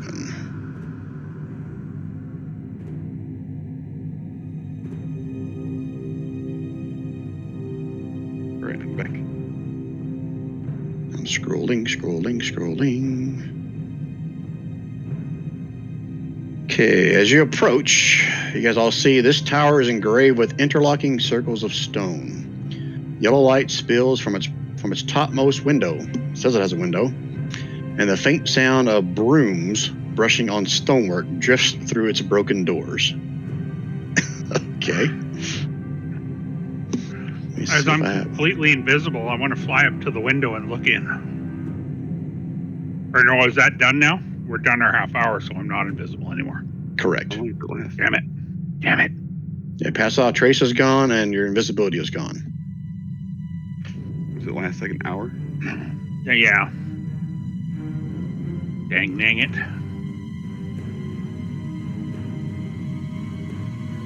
Okay, what do you guys want to do with that info? Head on in. Someone should check for traps, so. No, you said you're heading in. I didn't think about checking for traps. Been no traps so far. That's why we should check. They're saying. Oh, we're sending Bent in first anyway, so. Oh, good. He's tough. Going in. All right, same marching order as always. Mm-hmm. I guess so. Bent's in first, right behind him. Does Zerkalax or whatever his name is, does Xlax know Xeraphon? Does he know anything about this tower? Other than it's a tower of conjuration. Let me read, see if anything else he might know.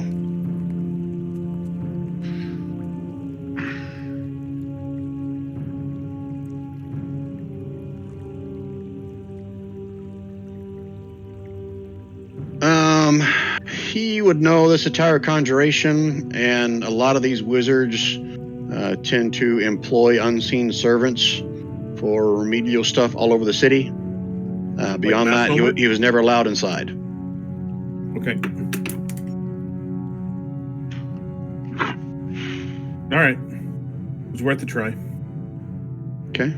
So I heard something about somebody checking for traps, or I'm sorry, I was reading. What'd you guys say you're doing? Yeah, that now sounds like a great idea. Thanks, Brian. Well, didn't one of you guys say that?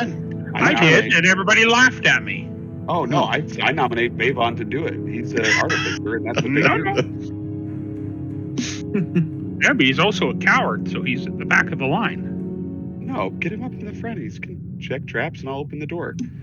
We'll do the little breach and clear team. What's your perception, Bavon? My perception sucks. My perception's a 1. Yeah, he's not a trap checker dude. He's a trap getter ridder of dude. Right. Yeah. All right. So I'll check the door for traps, Brian. Oh, sorry. I should have asked you before rolling. Checking the door for traps. Yes.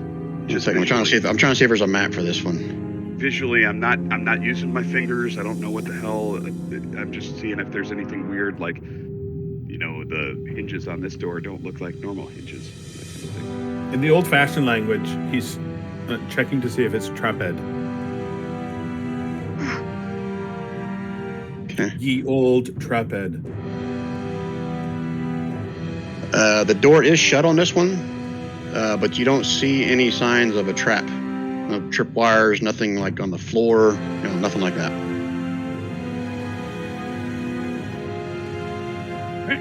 Charge in then. Charging might be the wrong language. I didn't even realize it, but I do have. Well, thieves' tools don't help you see a trap. I know. I'm just saying I didn't realize. Although I think my mod's off on that. All right, so have we modified the order now? Is Bent going in first now? I think Bent always goes first. Oh, does he? Okay, I was thinking Bavon for some reason. Okay, all right, Bent. As you reach for the door, your hand sticks to it. So 1 second while I change maps and throw this together. No. You guys probably aren't going to see it. Let me drop your tokens in here to where you should be. And I got to figure out which part of this map I want to use. That is the first floor. Yeah, we'll go with that. So let me do a shift click for you, and you're probably the first one to see, Bent. Oh, sticks to it, but I'm still inside of it, or? You're right at the front door, and you're stuck to it. Your hand is stuck to it. And then behind him was Bavon. Is that right? Who's behind Bent? Yeah, Bavon. Seriously, guys, I'm dropping you in there. Who's behind Bent? I'm at the very back. Stefan's always the next one. And Dudley. It's Stefan, and then Dudley, and then Pavon, and then Jordy. This is the only party in the history of D&D that puts the 2 bards in the first and second fronting positions. Well, yeah, but don't let us tell. Who else do we have that would go in front, Red? Yeah, but you're also not a bard. You're a barbarian. Like, come on. I agree. I am a barbarian kind of sort of thing. So. If you want to play a backline, play a backline, man. Do you want me to go? Do you want me to go up? Do you want me to go front, Kevin, I cannot play a backline. It's impossible for me. These guys all know it. Then why are you complaining about being in the front? I'm just saying the complaint is not about me in the front. It's about the second place. So who do you want to go in second, Rand? I mean, we set this order up a long time ago. If we want to change it around, then let's change it around. Let's keep it. I just think it's cool that there's 2 bards in the very front. The only party I would have ever imagined that there'd be 2 bards in the front. And original. We don't have a fighter and we don't have a pally. I do have 1 level of fighter, which is what qualifies me for the very front. Right. All right. Hands still stuck, Brian? Yep. Mm-hmm. But the door opened? No, the door turns into this giant mimic now standing in front of you. Roll for initiative. Okay. Are you serious?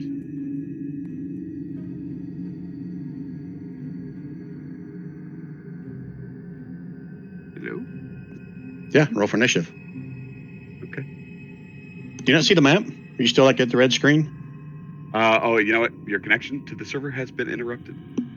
Jeez, man. You're in all kinds of trouble. I'm telling you, dude. I apologize. I don't mean to slow down the game. No, I'm going to roll initiative for you then. No, I rolled an 18. It popped up on my screen, but it didn't pop up on anywhere else. It did pop up on our screen. I see your 18. Oh, yeah, it's just not in the turn order. Well, that's weird. My character is clicked. It says I'm literally on him right now. Okay, is everybody in? Yep. Okay, descending. All right, so this is a surprise round, since you didn't see it, obviously, because it's indistinguishable. So it's just going to go ahead and try to bite your hand. And I'm assuming a 12 probably misses. Yeah, okay, Bent. Oh, now I can see it. Oh, sweet. I'm going to go ahead and try to... Oh, is my hand still stuck? Yes. DC 16 to escape. Athletics? Grappled. So, yeah, I'll allow athletics. Can he even combat that? Oh, he can. Let's see. Ooh. Shouldn't have been an advantage, but... Okay, you break your hand free. Let me see if that's your action, though. Me too. Break a grapple, and I think it's an action. But I still have a bonus action, so I would like to cast. Ooh, ability checks made to escape this grapple have disadvantage. I did not realize that. Well, my second bonus action it should have been first, regardless. But I'm an idiot, so. Okay. I would allow it. Was it a strength? Well, he just used Misty Step, so he's gone. Where are you going? Yeah. You put yourself inside somewhere? Yeah, I just put myself on the backside of it, but I don't know. I did roll to break free first, so I assume that. But in the that's future, your action and bonus action. You're good. I can use it? No, I said that was your action and your bonus action. Correct. Okay, I'm done. Okay. Okay, Shorty.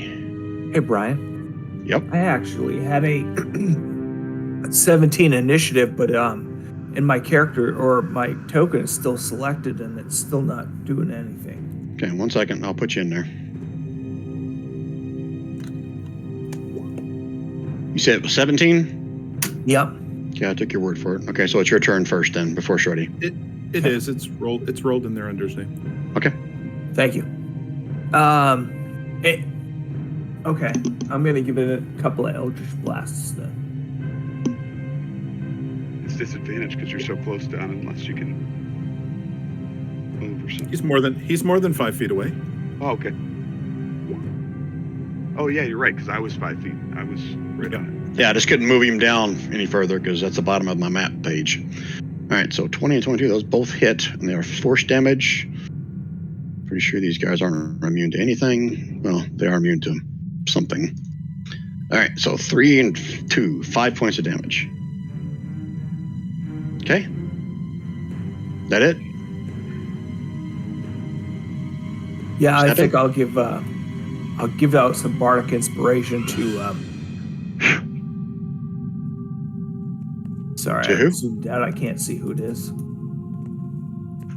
To who's right beside you? Or to who's on the other side of him? Yeah, to the one that's right beside me. Ben? No, Dudley's right next to you. This right here is Dudley. Okay. Yeah. All right, so Bardic Dudley's got inspiration. Okay. Yeah. It's a D8. Okay. And Shorty. Let me think for a second. I'm going to shoot him.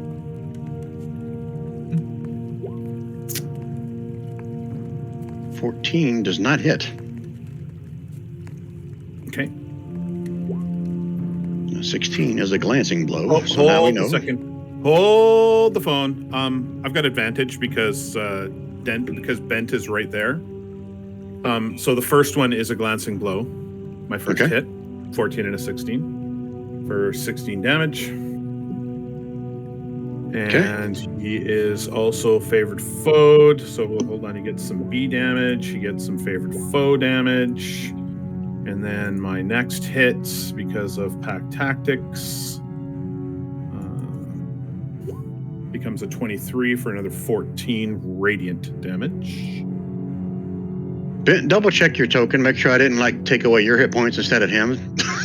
I still am at 60. Okay, all right. So I did do the right one. Just making sure because you guys are all close. Okay. All right, that's my turn. Okay, these guys are up next. So.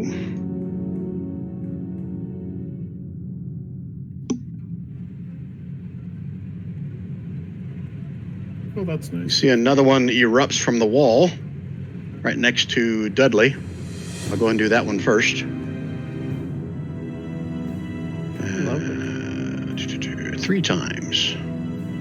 So 1, 2 onto Dudley.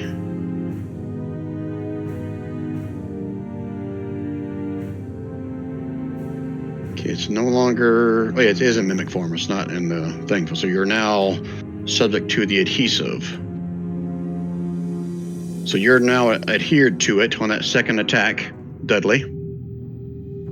So Okay. you are grappled. Grappled, I think it just means your speed is 0. I don't think you'll get advantage or anything. Yeah, you can just move. Just can't move. Okay, I have to roll con to see if I maintain my hex. Or do I? Because it was below 10. It's DC 10 or half the damage, whichever is. I think it's minimum 10. Is that Okay, right, and Rob?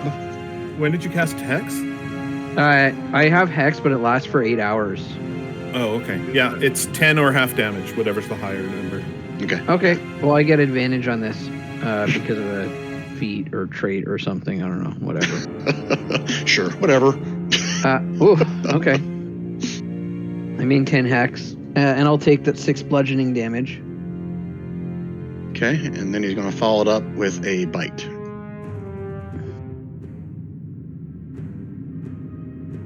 Oh, Yeah, that's gonna hit. You took an Eldritch Invocation or something. Okay. Yeah. Now you have that bardic inspiration. I don't know if that applies to any of this stuff here. Don't forget about that. Nothing. Set for its con save, or if he needs to. So that's 11 plus 8, so that's 19? Or no, Correct. 11 plus 7. 11 plus 8. 11 The plus 7 is like an average. The 8 is what's Gotcha. actually rolled. Okay, 19. On save again. Okay, cool. Sorry, I have to get my... For some reason, my sheet updated and fucking didn't update my armor. That's cool. Okay. Anyways, are you done beating me up, Brian, or is That there? one is. That one is. Okay. This one here is going to turn its face, like, kind of his maw, like, sinks into itself from Stefan's standpoint, and it emerges on the backside of where Bent is. Okay. And then it's going to go shloop and miss badly, and shloop again. I'm assuming. Sorry, I clicked it, but it wouldn't have been. I'd ignore that. Okay, so 27 hits, 12 bludgeoning damage, and you are now grappled. Okay. And then it's also going to try to bite at you. And it hit. For 14 more damage. Okay. 12 plus 14. 26. But wait, there's more. The statue that you saw behind you, it also forms into a mimic. And let's see here.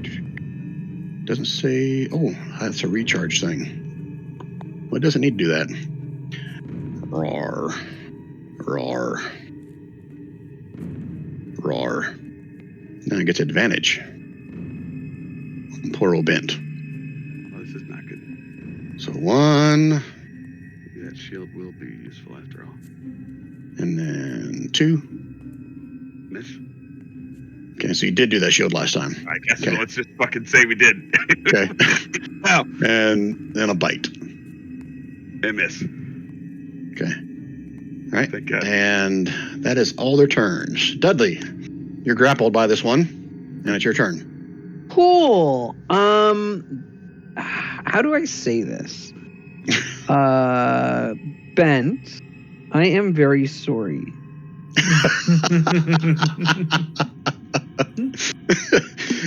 Granted, you can't see him. There's a wall there. Oh, there's a wall here. So wait, this one grappling me is on the exterior, correct? Correct. And then This one's on this the one exterior. here, can I see that, or is that Right inside? wherever This you're one is gonna like the do door. it right there. Ren, You I can can't see this hear one. Brian. I can see that one. Correct. And then there's a wall between here and where Bent is. Right. So there's the wall, but this mimic was, disguising itself as the front of this wall right here. Got you. Okay. Hang on. Have to slightly reconfigure because I thought for sure I could get all 3 of them, but I'm still gonna do it. And the good news about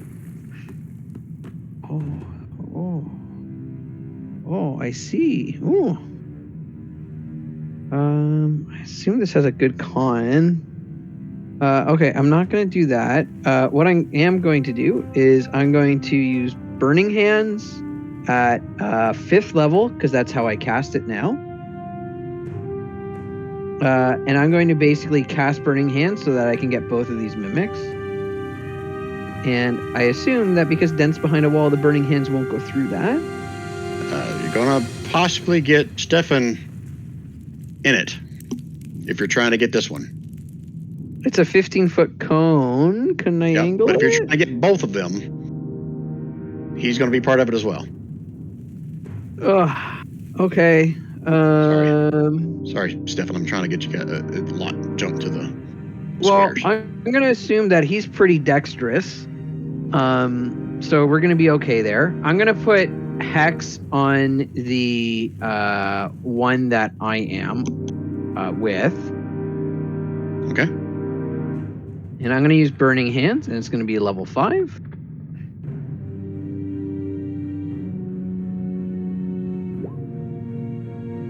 Is that it? That's all it did? Wow. That 33? That sounds like a lot. Yeah, 5th level spell. Okay, so that was pretty damn good. What do you mean that's it? That was pretty damn good. Look how many 5s and 6s you rolled. Yeah, I know. I just thought it could be better. And then... Oh, shit. So it takes all 33 fire. Pretty sure... it takes fire. Okay, it also takes 3 fire damage, 6 or 1d6 necrotic, which I'll roll now. 5, and then And then both of them take 5 psychic damage. On top of that. Okay, almost caught up with you. Okay, I'm caught up. That it for Dudley's turn? You're still grappled. Did the other one roll a dex save too, or just this one? Oh, you were going to cast in this direction? Because then Stefan's going to have to make a save as well. Yeah, I mean, like, I think Stefan's in trouble anyways, so, yeah. All right, so a dex save for you too, Stefan, with advantage, though, since you're standing right next to him. Yeah. Stefan's at 1/5 hit points, and you're going to...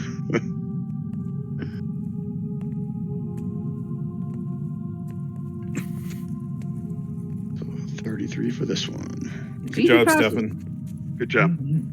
I knew I had confidence in you. So it's half damage, isn't it? Yeah. On a success, you take half damage.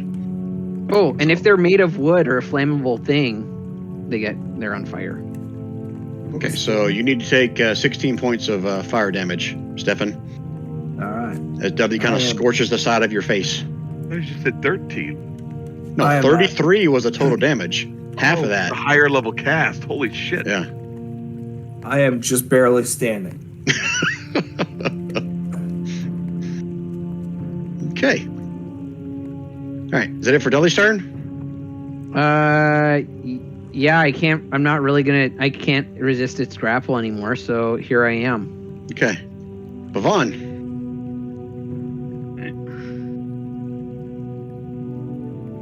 Bhavon, you still there? Yeah. Okay. Yeah, I'm just deciding. I thought I was going to do one thing, but I think I'm doing something else now, so. Okay. I'm going to throw a healing word on Stefan. Thanks.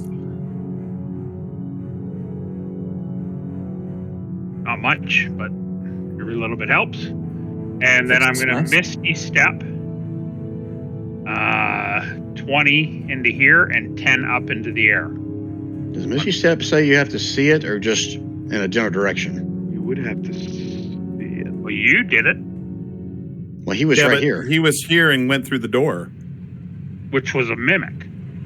Was the door open? The door was the mimic. As soon as There's going to be some little gaps in there where I can see why Bent would get it. you should be able to go to here, though, Gary.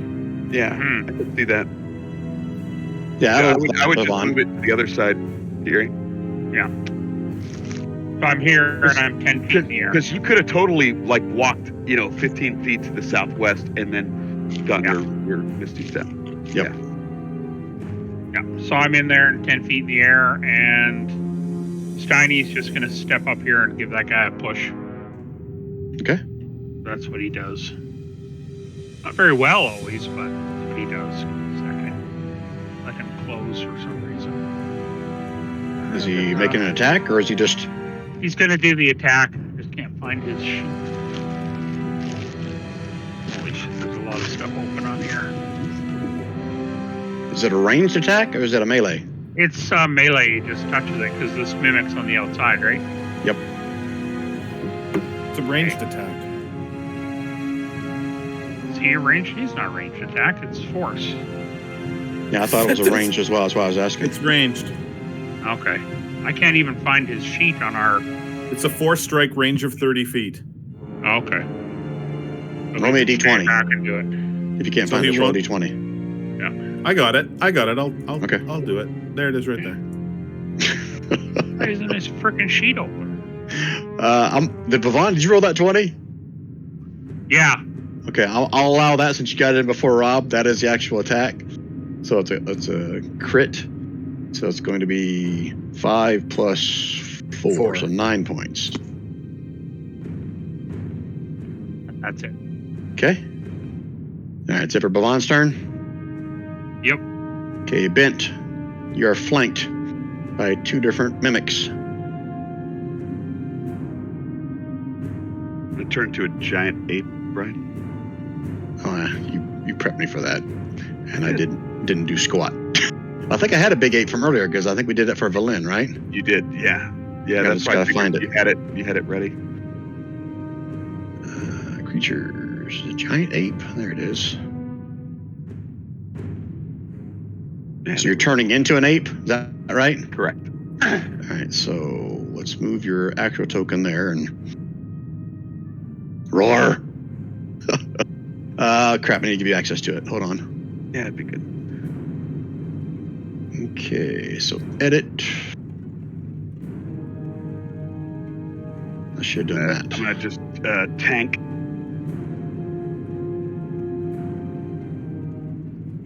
What gave you this ability? Turn to a giant ape? Polymorph spell. Ah, okay. All right, so giant ape. Here, I'll move it just under PCs. Because I think I moved it under PCs. I'm gonna add Tell me if you see it or not. 57 temporary hit points. Nice. You see the character sheet now? Yeah. Here, I'll move it up further. I'll put it right under PCs. No, I see it. I see it. I just moved it. Sorry. Just above flying hair. I have it open on my other. I have 3 screens. So. Okay. All right. So that's your action to that, I'm assuming. Correct. My movement would just be to kind of center myself within all of them a little bit better. Okay. Did this? None of them hit you, right?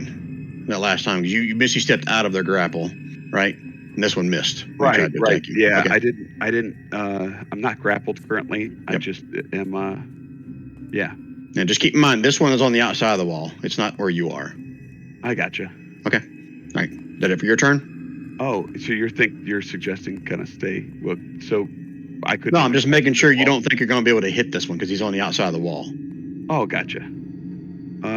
Where do I need to be so that I'm not kind of squishing all of them? You're fine right there. I can work with that. Okay. Okay. Yeah. As far as bonus action, I'm going to. You know what? I'm not going to do anything. I'm going to take out 4 mana from my mana pool. Now I'm down to 13. Good to go. Okay, Stefan. Wow. Okay. You got a cool looking scar inside of your head. Can I make it past them? No, huh? They're kind of blocking the way. You can't move through a enemy space without shoving them. Okay. I think I'm going to kind of pass on this turn and then... No. Dude, you're a bard. You have tons of awesome abilities. What about animate objects? Oh, sorry. And I am going to pop over on the other side and take the fight to the other side with my... How you popping over there? Dimension door. Okay, so I'll make sure I see the spell. Yep. And Okay. I'm going to kick some ass on this next turn. All right, is that it? Now, here's the thing. You could have taken Dudley with you because he was right next to you. No, Dudley's grappled. No, it doesn't matter. It boof. They boof both poof in there. It's That's right. Dimension door is like Misty Step, isn't it? Yeah. All right. As far as I'm aware. Let me read it. Trust me, I screwed this up in a cool epic fight in Rob's campaign, and then we all got TPK'd after I screwed it up. You can also bring one willing creature of your size or smaller who's carrying gear up to his capacity. Creature It must doesn't be say within anything 5 about feet of you grappling? when you cast this spell. Yeah, guess I'll set a precedence. So yeah, it doesn't say anything about it, so I'll say it's like Misty Step. You're grabbing and you guys both disappear and reappear over there. I'd do that then, if that's you'll Okay. allow it. Yep. Dudley, go and move yourself up here next to Stefan. Cool beanaroos. Thanks, man. Sorry for singeing your hair, beard, whatever. You're CeeLo, so I just imagine you're entirely hairless, but, that's a different story. Okay. All right, is that it for Stefan's turn? Yeah. Okay, actually, Shorty. Sorry. yeah, that's it. All right. Okay, Shorty. All right. Hey guys, how y'all doing over there?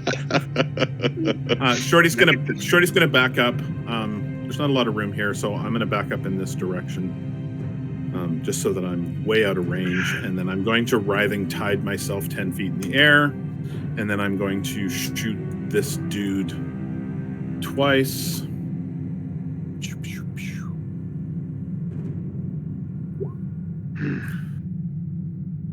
Okay, no advantage on that though, right? Because he's on the outside. Nobody else is next to him. I'm actually not gonna. I'm gonna shoot this dude, the dude that I've already shot, because I need to kill one of these guys. Okay, So yes, yeah. I do get advantage on this one for 19, and that gives me some bees. He's got favored foe damage on him as well, so that's another. So that's a total of 26 on him on that shot. And then next shot is a 22 for another 15 damage, plus the favored foe damage, which is another 4. So 19 plus 26 total. So from Big Ape's vantage point, you watch this thing kind of just takes a couple shots in its back and kind of wavers a little bit, and then just big pool of goo at the opening of the door. Okay. Big pool of goo. Anything else, Shorty? No, I'm done. Okay. Spitting Mimic. He says, you're way too freaking far away. I'm not even sure they can see that far. Let me double check. Oh yeah, they have dark vision, but still. 5, 10, 15, 20. Bavon's in the air, don't forget. I'm way up in the air. So it was focusing on the big bad ape here. Big stupid ape. So I'll say he's still flanked because he only got right there. So pseudopod number 1 on the ape. 22 for 15 bludgeoning. He's now grappled. And the second one, 20 for 13. And a bite. 26. And I keep forgetting about their spit. They can do that as long as it's recharged. One of them did a spit earlier, right? Which one was it? Do you guys remember? The one I killed. Was it? Okay. All right. Yeah, So both these two have their spits. So this one is going to spit at Bavon up in the air. Plus 13, plus 15, Brian. 47. 15, 28, 38, 47. Yep. Okay. And then I spit at Bavon. Holy shit! Oh, God dang! You're dead. Wow. What'd I roll for those 40s? Look at all those 6s and 5s. Rather you poisoned me. And I'm down. Hold on a minute. Is a 30 the crit damage or 30 the acid? That's the crit damage, isn't it? Did it roll it? Yeah, it did roll it. Okay, so that extra 30 is the crit damage. They didn't even do the dex save versus the extra acid damage. Holy shit. Brian. Yeah. I'm gonna burn this card to give him disadvantage on that. Okay. Oh, wow. Good one to use. It's just a card you're burning to give him disadvantage. I'm just burning it to give it disadvantage. Okay, all right, I'll leave it up there in case you guys want to look at it, see what he's burning. But okay, all right, Bavon, so that misses. Wow. Son of a bitch. Thank you, Rob. All right, so this one, now I'm going to do his attacks. We'll start off with the ape. Pseudopod, 27 for 10, 22 for 14, and a bite for another 13. So it's 10, 24, 27, 37? Is this on me? That's on you. The big bad ape. Minus 37. I'm at 73. Okay. And then it's going to spit. Oh, it's got choices. Bavon, Stefan, or Dudley. 2, 4, 6. 1, 2. That's Bavon. It can do 3 attacks plus a spit. Yeah, the spit it can do the spit anytime it's recharged. So meta knowledge, it has to recharge to be able to use it again. And this one hasn't used it yet. I direct message Rob, and I chose it wrong. Oh, look at that horrible attack. Okay, missed. And then I'll roll behind the scenes to see if they get it back. Now I can see Stefan's hit points and Dudley's hit points, but I can't see Bavon's. Is that a reason for that? Is there a reason? Well, mine. I can't see yours though either, Rand. So not everybody's set up for everybody. Yeah. I can see the bars, but I can't see numbers. Well, remind me in between sessions, I'll fix that, guys. Nobody can see numbers, but that's it for the minutes. Gary's 60 out of 75. He's doing not bad. Yeah. Okay, Dudley, you're up next. Crit miss. Okay, cool. The one that's right at the door, is that the one that had me or Stefan grappled? The one that this is another one came through the door. That's the one that had you, Kevin. Okay, if that's the one that had me, it's still hexed. Yep. So I'm going to blast it. And sorry, I didn't realize, but because I cast it at a 5th level, I actually have hex for 24 hours. Damn. Great news. So I'm going to Eldritch Blast it. And let me turn on all my modifiers.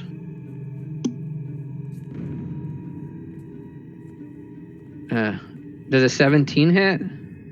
17. These are mimics, so I imagine. Yeah, well, you said 16. When I got a 16 earlier, it was a glancing. So. Yep, that's right. Yep. So they do that, and then the other one takes 5 psychic damage. Is that your hex added in there? Yep. The top part is the hex, Genie's Wrath, and Maddening Hex. Yeah. Got it. And then I'll do another blast, and the other one takes another 5 psychic. Okay, so this first one drops into a puddle of goo, and 5 more for the other guy. Yep. For a total of 10 on the other guy's psychic damage. Okay. And I'm going to take a couple steps back, which I don't know if is a good idea, but I'll move a step to there. Okay. You're like in a wall. Oh, that's a wall? Oops. It looks just like a step. So, cool. Okay, I'll just take a couple steps back then. All right, Bavon. 5, 10, 15, 20. Over to here. Does that give me flanking advantage with the big monkey? I don't think you get. Do you get? I only get flanking with range. It has to be 2 of them melee. Yeah, melee. Okay. Melee. And I ain't gonna melee. I'm gonna firebolt them.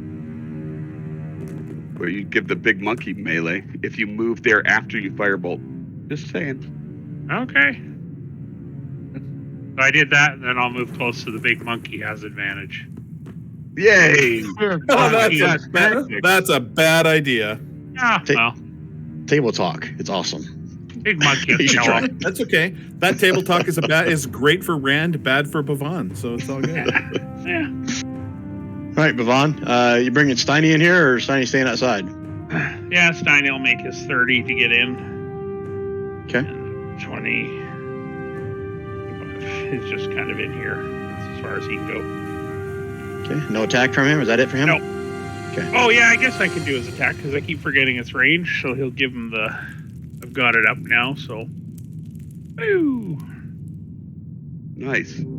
16. For some reason, his armor class went away on his token. Yeah, that hits. You said force. 16 was a glancing, right? That's what you told me earlier. I don't know. Did I? Let me look at his character sheet. Okay. Yep. Glancing blow. 3 points of forcing. Okay. That it for Bent? Yeah. I'm sorry. That for Bavon. For Bavon and Steiny. Yep. Done. Okay, Bent. All right. Bent the ape. Try this out. You better kill him. You got it on GM roll. I'll still allow it, but you're on GM roll for that. Because it's going through. I was doing it through D&D Beyond, so let me turn that off. Public and another fist. All right, so he gets 2 attacks, right? Yeah. Okay, first one was a 22, which definitely hits for 15. Okay, and the second one was a 16, no, 27, because Bavon moved up to help you. So 25 points. 40. Okay. Anything else out of Bent? Hell Can't no. move. Do what? You said you can't move. You're grappled. I am grappled? Oh, okay. Yeah. I don't Anytime you care touch about it, you're adhered to it. Oh, okay, got it. Okay. Yeah, I don't want to move. All right, Stefan. You know, I was gonna. How bloodied is that one? Can I tell? Let me double check. What is his maximum? Oh, Brian, you reduced his hit points, or my hit points instead of his. I should be at 73. Oh, you fix yours, and that last damage was 25. No, Sorry. It was more. It was 40 total. I gave the first one to him, did I not? Oh, I don't know. I'm just... Yeah, I had to have. Just looking at his hit points. Okay. Okay. All right, so I take him down by 25, add 25 back to yours. Got it. Okay. All right, so Stefan, he is, beyond bloodied now that I fixed that. Okay. Well, I'll go ahead and start working on him then. Holy shit. Nice. 26, 28, 20 points of force damage. Dang it. Keep picking on the friggin' ape. That was your best one yet, Stefan. All right. Yeah. He's barely standing. He's starting to turn to goo. Okay, well, let's do it again then with the twin it. 15. Okay. Yeah, it should not be advantage. No. So no. the 20 hits, the 12 does not. So 9 points of force damage. And go ahead, if you would like, and describe how you took down the last one. It just goes right into an eyeball. It just kind of pops out the back side of his head, and it just kind of melts back down into the ground and kind of leaves a gooey mess. Very nice. Well done. All right, we are out of combat.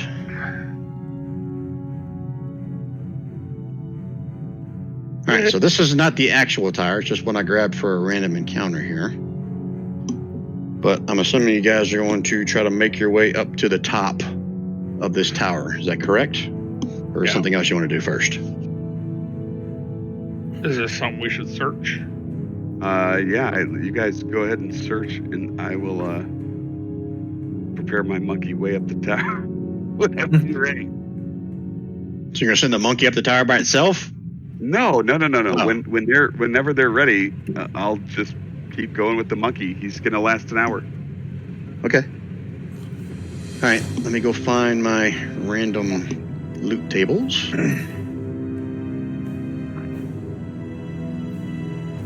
Okay, so quick search, thorough search. What are you guys doing? You know what? Are we gonna do this now, or do we want to head up top while he's Nope, still? let's do it. Let's do it now. Okay. Thorough search is 30 minutes. I think quick search. Let's And do I'm quick rolling search for the now. entire tower. Whatever levels you want to search, it's just 30 minutes to look through this tower. If you want to do a thorough search. Yeah. Well, if we do it, I'm going to have that going. I don't know, guys. I think we should. Well, I don't know that we want to take 30. Yeah. 30 Like I minutes is a said little before, bit long. a 30-minute thorough search is going to have a DC 10 to find anything. The more time you take, the lower the DC. If you do a quick one, it's going to have a higher DC. Well, we can do a quick one right now, and then a more thorough one after we know that this place is cleared out. Yep. That works for me. All right, so who wants one person with advantage? I got a two +8 people? in perception. Anybody higher than that? Nope. I got a +1. Unless it's investigation. Either one. I'm good with either one of them. I'm a 9 on investigation. Okay, roll investigation with advantage then, Gary.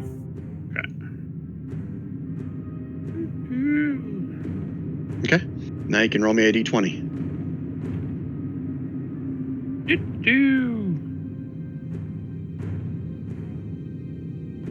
You find a piece of jewelry, netherese jewelry worth probably about 100 gold pieces, and it says you also find some more lore. Let me see if there's anything here I haven't already told you. Probably no point in you rolling. Let me just pick one.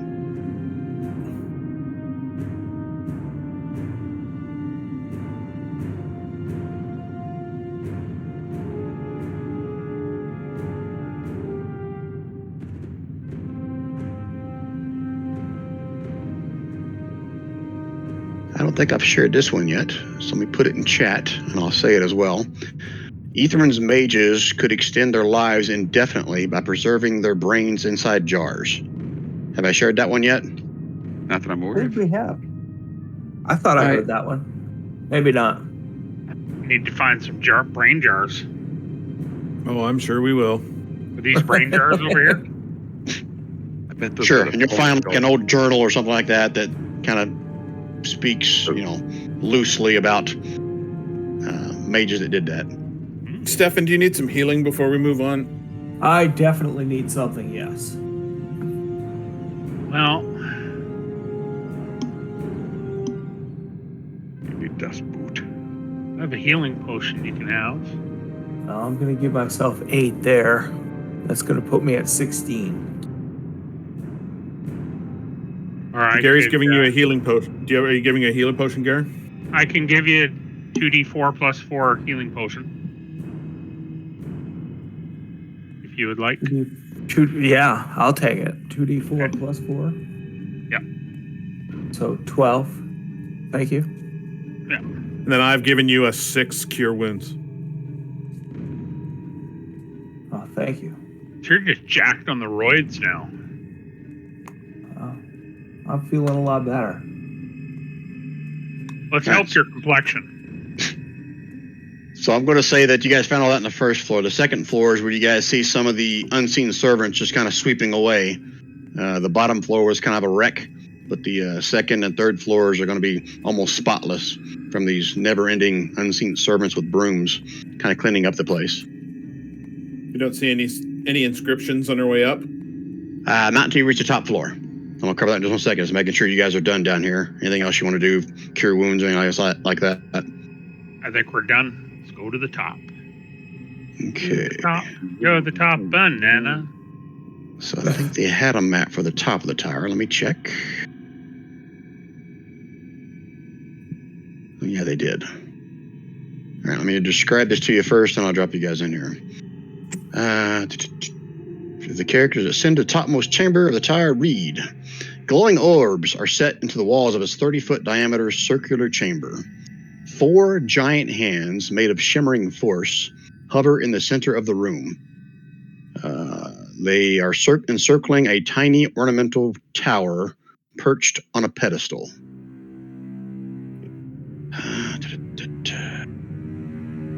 Oh, wow. And they attack any creature that enters the room. All right, so back-to-back encounters. Here we go. Ape was going up first, right? This is correct. Yeah. Okay, and behind the ape, it was... Yes. Stefan. Yeah, the 2 bards. Leading the way. So I'm going to move you in a little bit further. I haven't got you the map yet. I've just got to make a room for everyone to get up here. Does everyone want to come up? Because the ape's going to roar as soon as these things attack. Does anybody want to stay in the staircase? Or does everyone want to try to make a mad rush to get up past the staircase? I'm going to stay. I'm going to say staircase door well. Okay. I'm assuming that I'm going to be able to see the inside from there, but I'm going to use the cover for the cover of the doorway.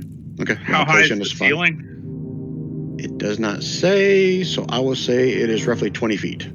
Okay, as soon as I come through the door, I'm going to go straight up. Okay. So 30 feet. I'll put you here, 30 feet up. I'll drop Steiny in here for you since I remember this time. What about Dudley? Dudley will go up, but he'll be sort of in the rear. Staying in the stairwell, or are you getting out of the stairs? I'll be out of the stairs. I can't see where the other map is. I know. I'm just trying to make sure I'm clear where you guys are moving before I move you there. And Stefan, are you staying right behind the big ape? Did he fall back because he's low hit points? Yeah, I'll fall back. Fall back in the stairwell? Fall back what? Behind somebody else. Shorty is in the stairwell. Bavon is 30 feet up. Dudley came in and went to the back side of the wall. Okay, well, I'll give myself 45 foot of buffer. Oh, you're not going to have that much. I'll move you here. All right, I got you in a spot. So I think 1, 2, 3, 4, 5. That's all of you. And Xeraphon's staying downstairs. He says F this.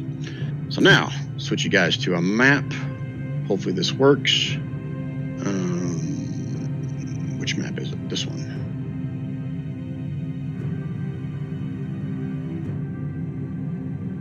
And then I have to do a shift click. Hopefully this works. You guys see? I can Yep. see clearly now. Okay. So Brian, this is all stairway wall here, right? Correct. I'm saying you can like have like your head right above it right here so you can see. Oh, I see what you're saying. Okay. That makes sense? Yeah, so I poked my head up above the I see. So that's like a half. Right. I get it. And the rest of you got guys, I say you came out and went right against the wall here, and I'll say the 8 moved over to here. Okay. And I'm right at the ceiling. So roll initiative. I don't want to. I mean, yeah.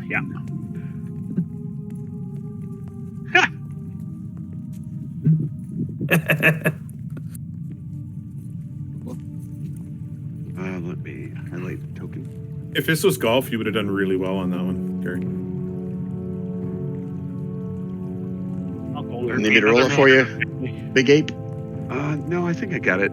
I just got it. It's only +2, I think, when I'm at. Just click on the initiative. token. The initiative is a little D20 symbol in your NPC on your NPC Got sheet. it. So when you guys click on your token, do you not see across the top where it says abilities, NPC, init, saves, and skills? Yeah, I do. That's how I always roll it too, GM. That's how I. I have just abilities, saves, and skills on the ape, for example. Okay, I must not have the NPC init open for everybody, so my fault. All right, everybody's in now, right? Yep. Sort descending. Okay, Shorty, you're up first.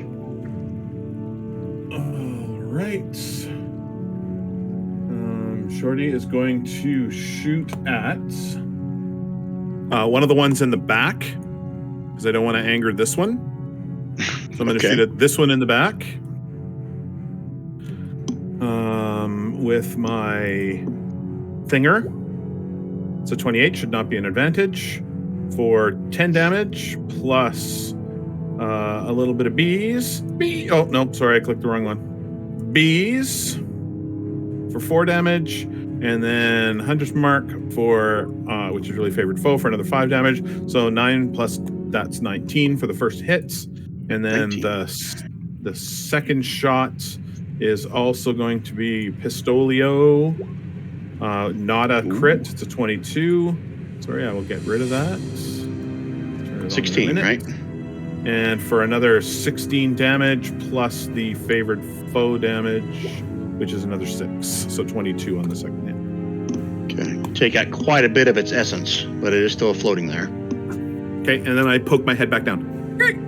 Okay. And I pet my bunny. These guys are up first.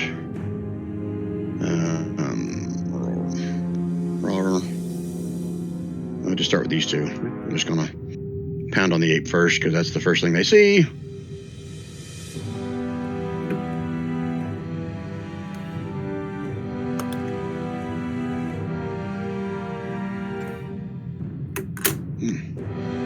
Sorry, I just got to read what these guys can do.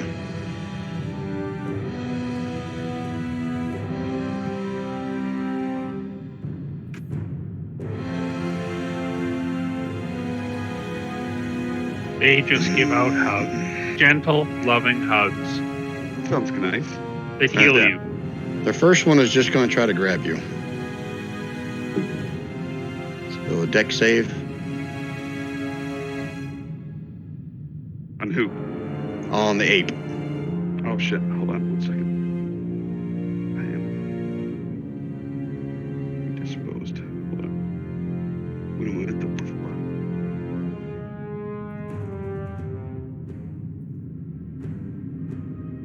On the ape, do I need to just dex save? Correct. Dex save. Do I just roll on the ape's character sheet or do I roll mine? On the apes. Okay. Just roll the dexterity. Okay, you whispered it to me, but you failed. So at the start of your turn, you'll take 2d6 plus 8. So this plus 8 at the start of your turn. Okay, so you take 16 at the start of your turn. And he has now got you grappled. So this one is tied up. This one's just going to try to punch you in the face. Alright. It's a 13 hit. No. Yes, it does. Okay, 24. 69, 49. Okay. And, since it does that, it can move 5 feet away without opportunity attack. I like that. This one is going to come forward to where it saw something in the well. Looks down at you, Shorty. Okay. And it's going to try to grab you.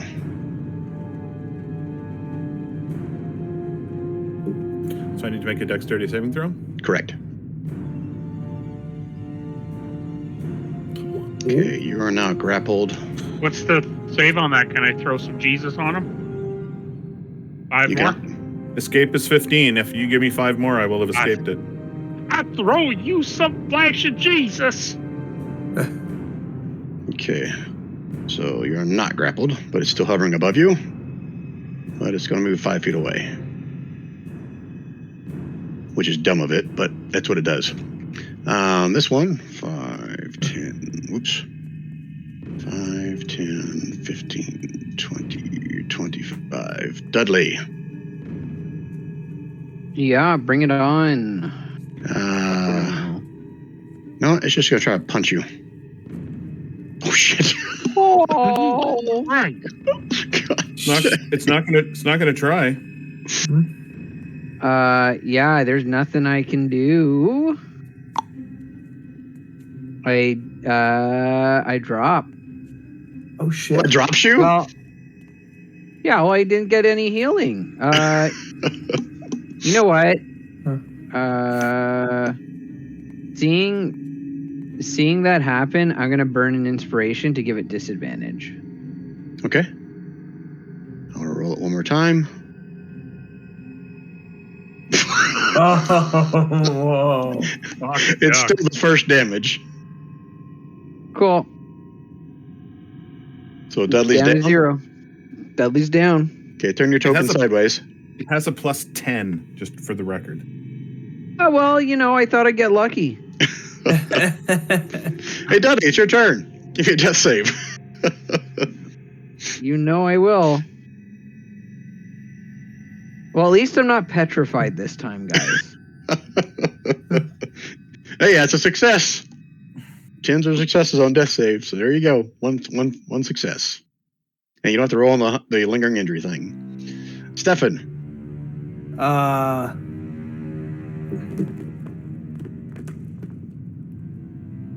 think I'm gonna find out my notes here.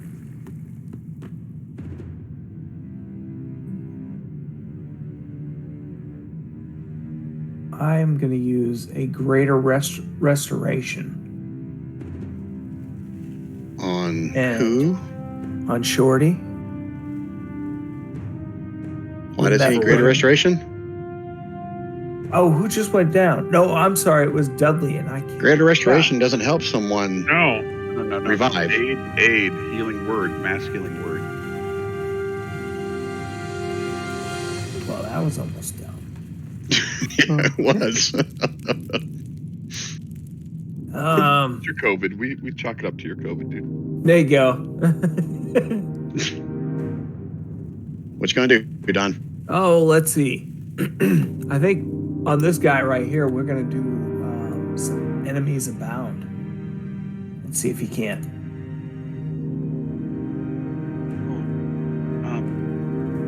Dude, you're like one of the only people with healing. Never mind.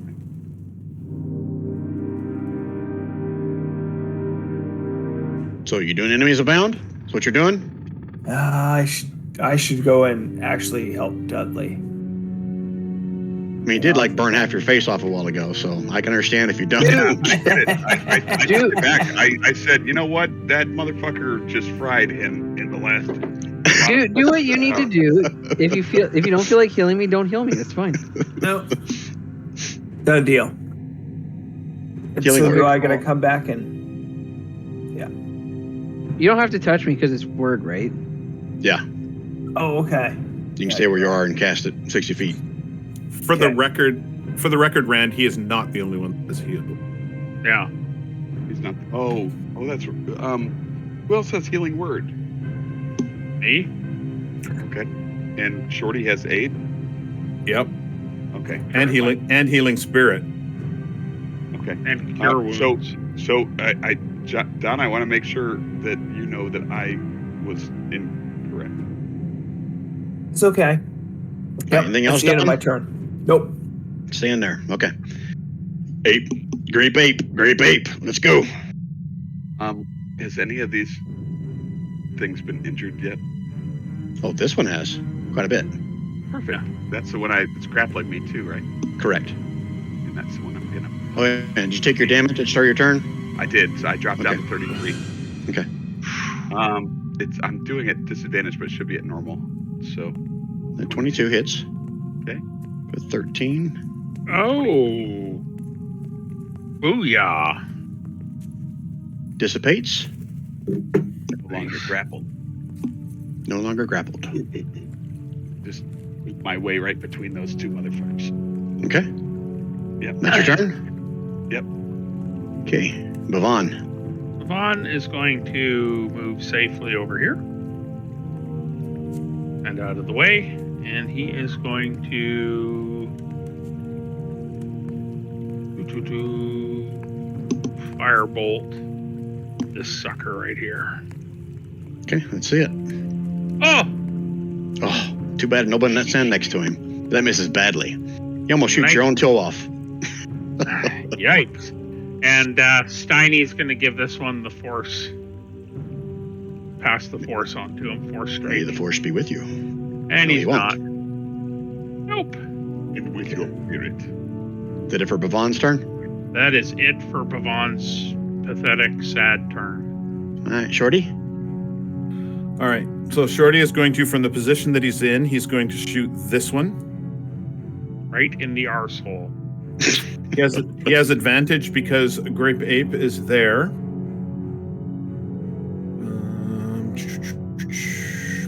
He should have triple advantage because Dudley's right here too.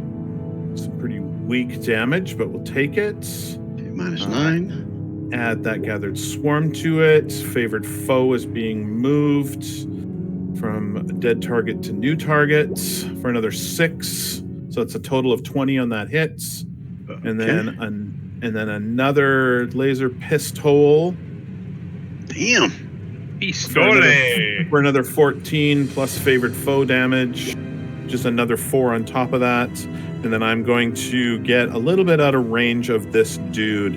So I'm around the corner so that this dude, if he pokes his head over, will not be able to reach me. That guy that was attacking you or whatever, is he getting advantage? No, he backed up 5 feet. Oh, okay. Okay. All right, this one is about to disappear. Not much of it left, but it is still there. Okay, Bigby's hands. Let's start with this one because its main prerogative is to protect something. So it's going after Bhavan because these things can fly as well. So Bhavan. How much movement does he have? 60 feet. Oh, shit. That sucks. Oh, that was a really bad roll for him. 17 hit. Yep. Do you have shield? Nope. Okay, 26 points of force damage. And that is his turn. Now, this one, what the hell? They got him flanked, so they might as well. So advantage. Are they smart? Are they smart enough to know that? Well, whether they are or not, he's flanked. Are they singing Spank the Monkey? Spank the Monkey. Advantage on the monkey. 21 for 27 points of damage. I'm assuming that hits the ape, correct? 21 does hit the ape, and 27 points of damage damn near cripples his ape. Okay. Now you got the one on the other side doing the same thing because Dudley's already down. Oh, he popped back up, didn't he? Well, he doesn't know that. He's going after the ape. He's the biggest threat. Oh, shit. That's okay. When he drops to 0, you pop back into your own form. Yeah, but I also take all the extra damage. Oh, did I drop you below? No, it didn't drop me. So did that one is what his fist just did, Brian? 29? Yes, correct. So the ape disappears after 6 points of damage. and Bent would reappear, and then Bent would take another 23, and at 11. Okay. Okay, that's 3 of them. All done. Okay, Dudley, you're alive, but prone. Yeah, cool. Gonna get up. And I guess I'll Eldritch Blast the one in front of me. Actually, yeah, I'll do 2 Eldritch Blasts on the one in front of me. I know that's at disadvantage. That away. Genie's Wrath, take that off. Cool. And then I'll shoot another shot at it. All right, so still 21 hits. 13 misses. So the first one is 13 points, 10 force, 3 fire. Yep. Okay. Oh, man, you're surprised this thing is still, there. It kind of like blips in and out of existence, but it's still standing there. It has 1 hit point left. Anything else, Dudley? No, I'm not going to risk moving. Okay. Stefan. There's nobody of us down, right? No. I don't see anybody down. Who's bloodied? Who's Dudley is still looking really bad. okay? I have 8 hit points, thank you. Yeah, the bad guy has 1 hit point. Eldritch Bolt at Dudley and the monster if you want to probably take them both out. All right. Well, let's give a healing word to Dudley then. Okay, I'll take it. And So you clicked on it twice for some reason. You can still cast a cantrip if you want to. And can I throw my healing potion to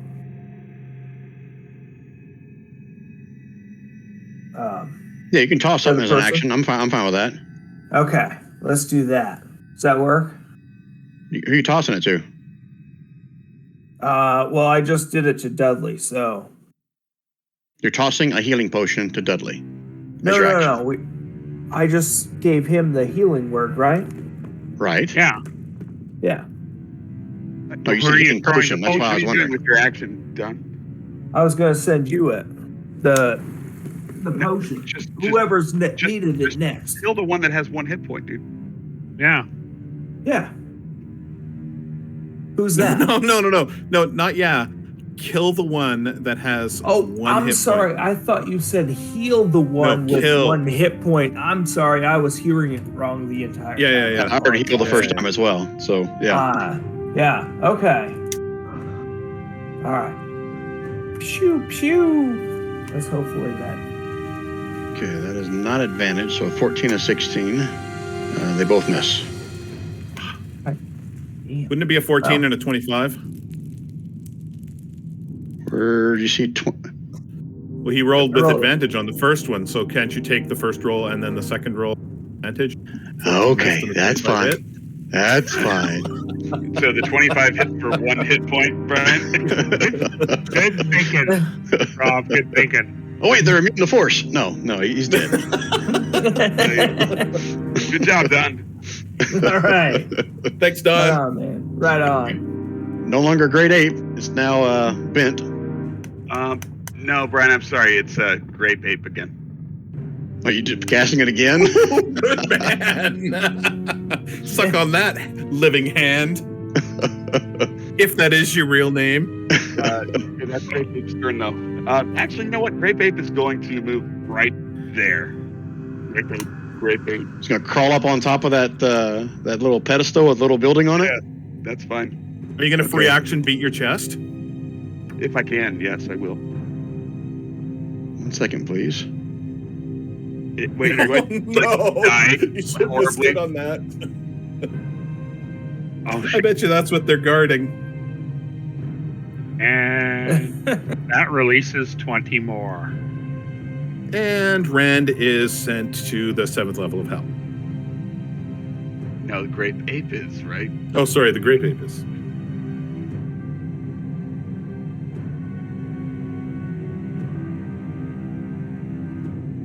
I mean, I'm an ape, right? I'm going to climb like the tallest tower in the room. Damn right You you know are. what I'm saying?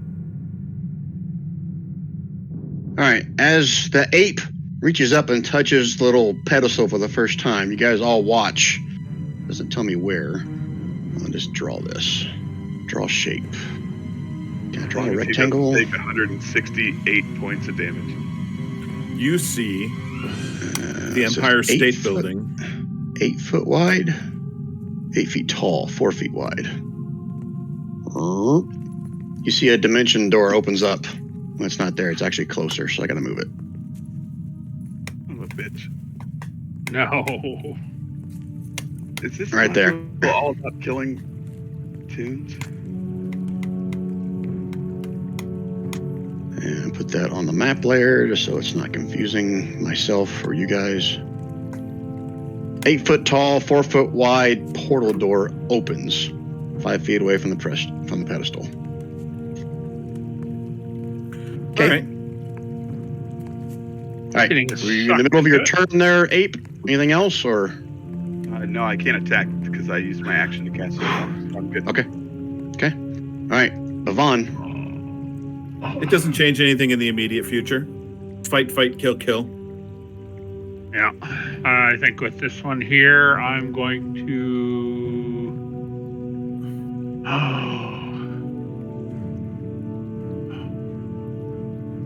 Firebolt him, I guess. What do you have? Do you have anything that requires a save? That'd be better. Because we don't know how high their AC is, but somebody tried to hit them with a 16 or 17 and missed. So. Well, didn't that one hit you a while ago, Yvonne? It did, didn't you? Yes. Okay, so you're grappled by it. No, sorry, I'm thinking the mimic. You're not grappled. You just got hit by it. For a ray of sickness. If you have acid, yeah, that's the kind of thing you want to do. Try. I don't know if Try ray of sickness. Or him. Is it a save or is it an attack to hit? Save. That is a save. I bet it's poison DC damage. 17. Con save.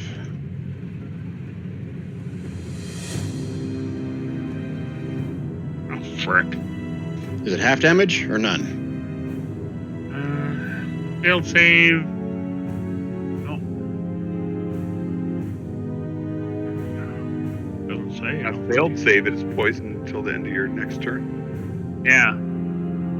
It doesn't say that on a successful save if it's halved. Well, then that's nothing. Well, you're still making a ranged spell attack is what you need to do. So you need to make a ranged spell attack. Is that what that 12 is? To see if you hit. That's what the 12 is, so he missed with it. Yeah. Yeah. Okay. Fair enough. Okay. Well,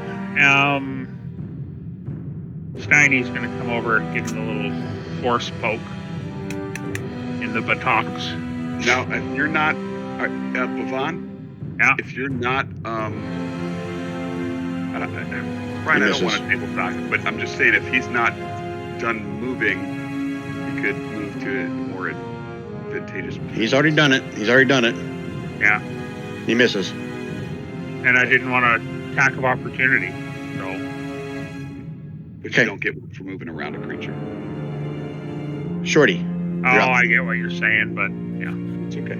Okay, so Shorty is going to pop out to here and shoot at the one that is currently burning my friend in invisible fire.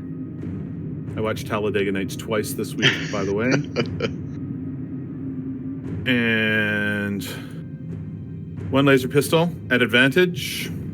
26 for 19. Gives us a little bit of B damage and a little bit of favored foe damage. So 24 on the first hit. Second hit is a 28 for another 11. Son of a bitch.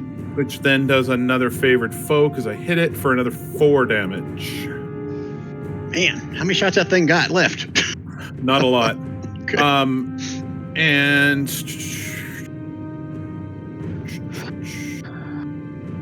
because I did that,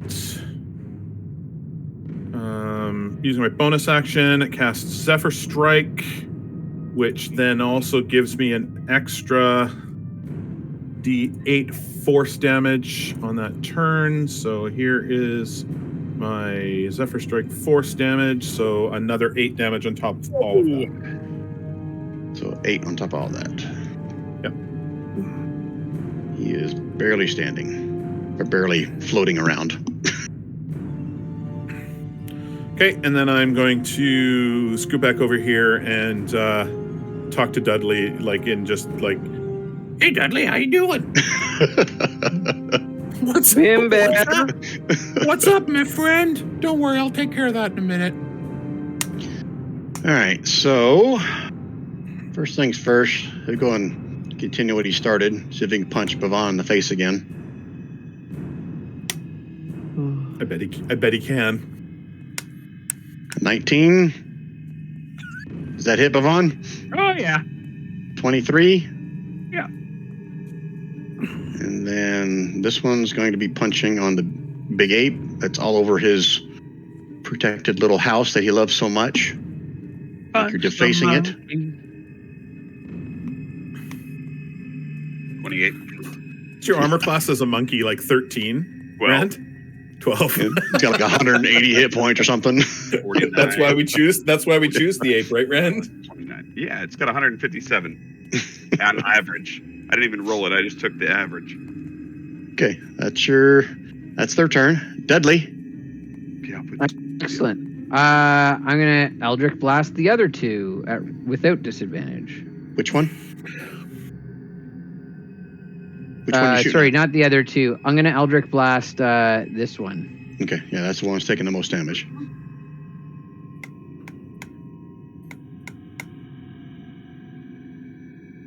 Does not hit. Okay, Willy Wonka and the Chocolate Factory. there you go. That one does hit. So 6 plus 3, or just a 6? 6 plus 3, because it's on your first hit next of hit, the round. Yeah. He dissipates. Good work, Dudley. Okay, anything else for That Dudley? disappeared like a mouse fart in a windstorm. That's it. Okay, Stefan. How would you know that the mouse farted if there was a windstorm? All right. You gotta get real low to the ground, Shorty, and look at well, you know. I am pretty low to the ground normally, my friend. Gotta get down lower. All right. Gotta So we're get gonna low. get these two. To the window. To the wall. 18 If misses. that's what's 28. happening, there's something different going on with you. First one misses. Second one hits. 18 misses. What does that tell you, boys and girls? Yeah. Oh, shit. Is that it for you, Stefan, or you got something else in your pocket? Yep, that's it. Sorry. Okay. Grape ape number 2. Yeah, he's gonna do a little Grape Ape 360 a 180 and get this guy in the face. Blah blah. Blah blah. Oh my god, you fucking suck, you ape.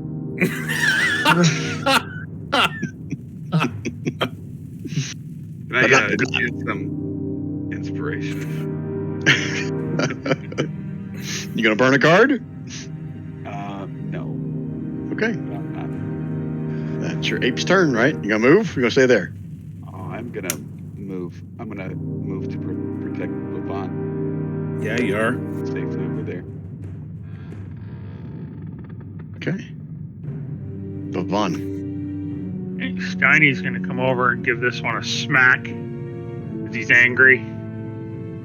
Steiny's Ranged, gonna right? do sweet. You know, Steiny's gonna do sweet dick, all right. Yeah, why do you Yeah. keep moving him right up against It's him? just a habit. Just a habit. You missed badly. Yeah. But Bhavan's going to move over here and he is going to use Melf's acid arrow. Just my turn. Wait a minute. This one hit the ape a while ago, right? Which is... So you're grappled. Where's the moat? Boom! Shakalaka. Yeah, that one hits. It's set up correctly for your crit. No, it's not. So it should be 11 plus 16. So 16 and that's 27 total. Yeah. It's about as much as Shorty does in one shot.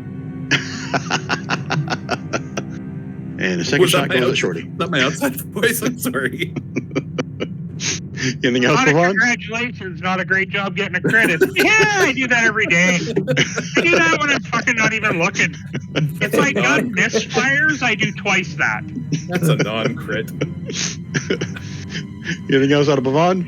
Nope. Just gonna, he looks over at Shorty and calls him a cunt. And that's it.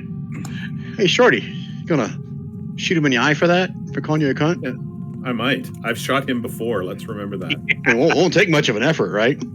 No, I could put him down. His armor class apparently is 4. Okay. Bigby's hand. That's what I'm talking about. Everybody goes straight to hell while this one takes that damage. 32. That damage. Oh, that's not very much. Can I get to the ape instead? That damage. I can't believe how bad your bees suck, Rob. 32, 36 on that one hit. You know how much damage you did? You did how much damage. He's dead. How much did he have left? Not that much. Only because I helped. I got like 16 left or something like that. Don't forget my contribution, people. That's right. Son of a bitch. All right, so we reached the 4-hour mark. We're out of combat. That was a super hard tower. So what's behind the door is the question. Yeah, let's talk about your next steps, and we'll see how far we get this where I technically do break it off here. I throw cure wounds on myself right away to double my hit points. Do we see an inscription in this tower? 1 second, let me pull that up then. I was not expecting that. I was expecting you to ask about the door that just popped up. Well, I don't need to go through the door if there's an inscription here.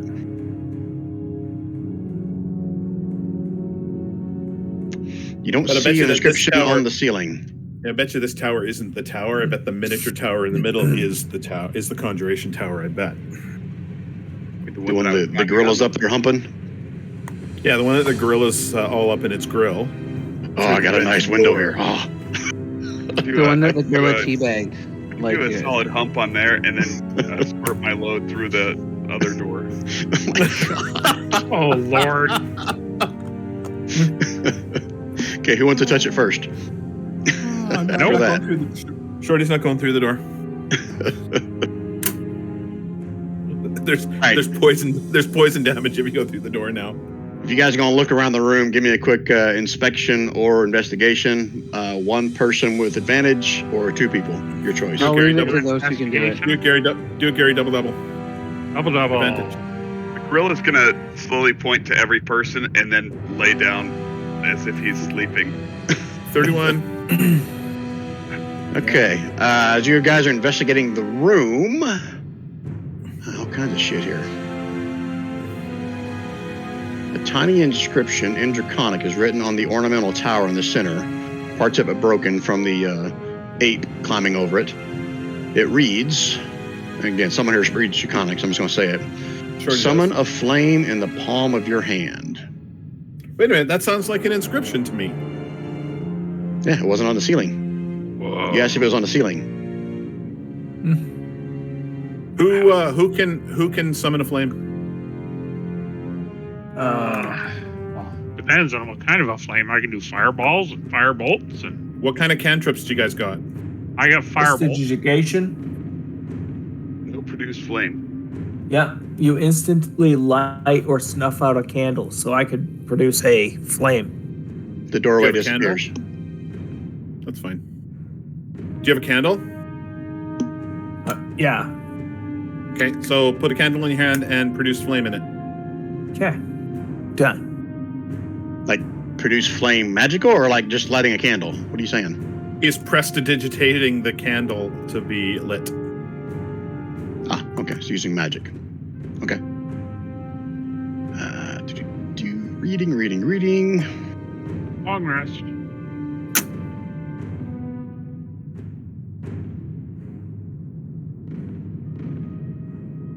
As a light flickers in your hand, you see a little light flicker in the uppermost little tower of this little ornamental tower. And then a burst of bright light shoots up about 3 feet above it. And you see forming out of the mist is what looks like a yellowish gem with some kind of a rune carved into it.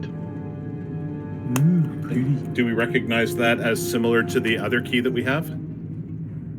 The runic symbol, I'll give you 10 on this one. It's Arcana. It is the symbol of whatever this tower is. Abjuration? Conjuration.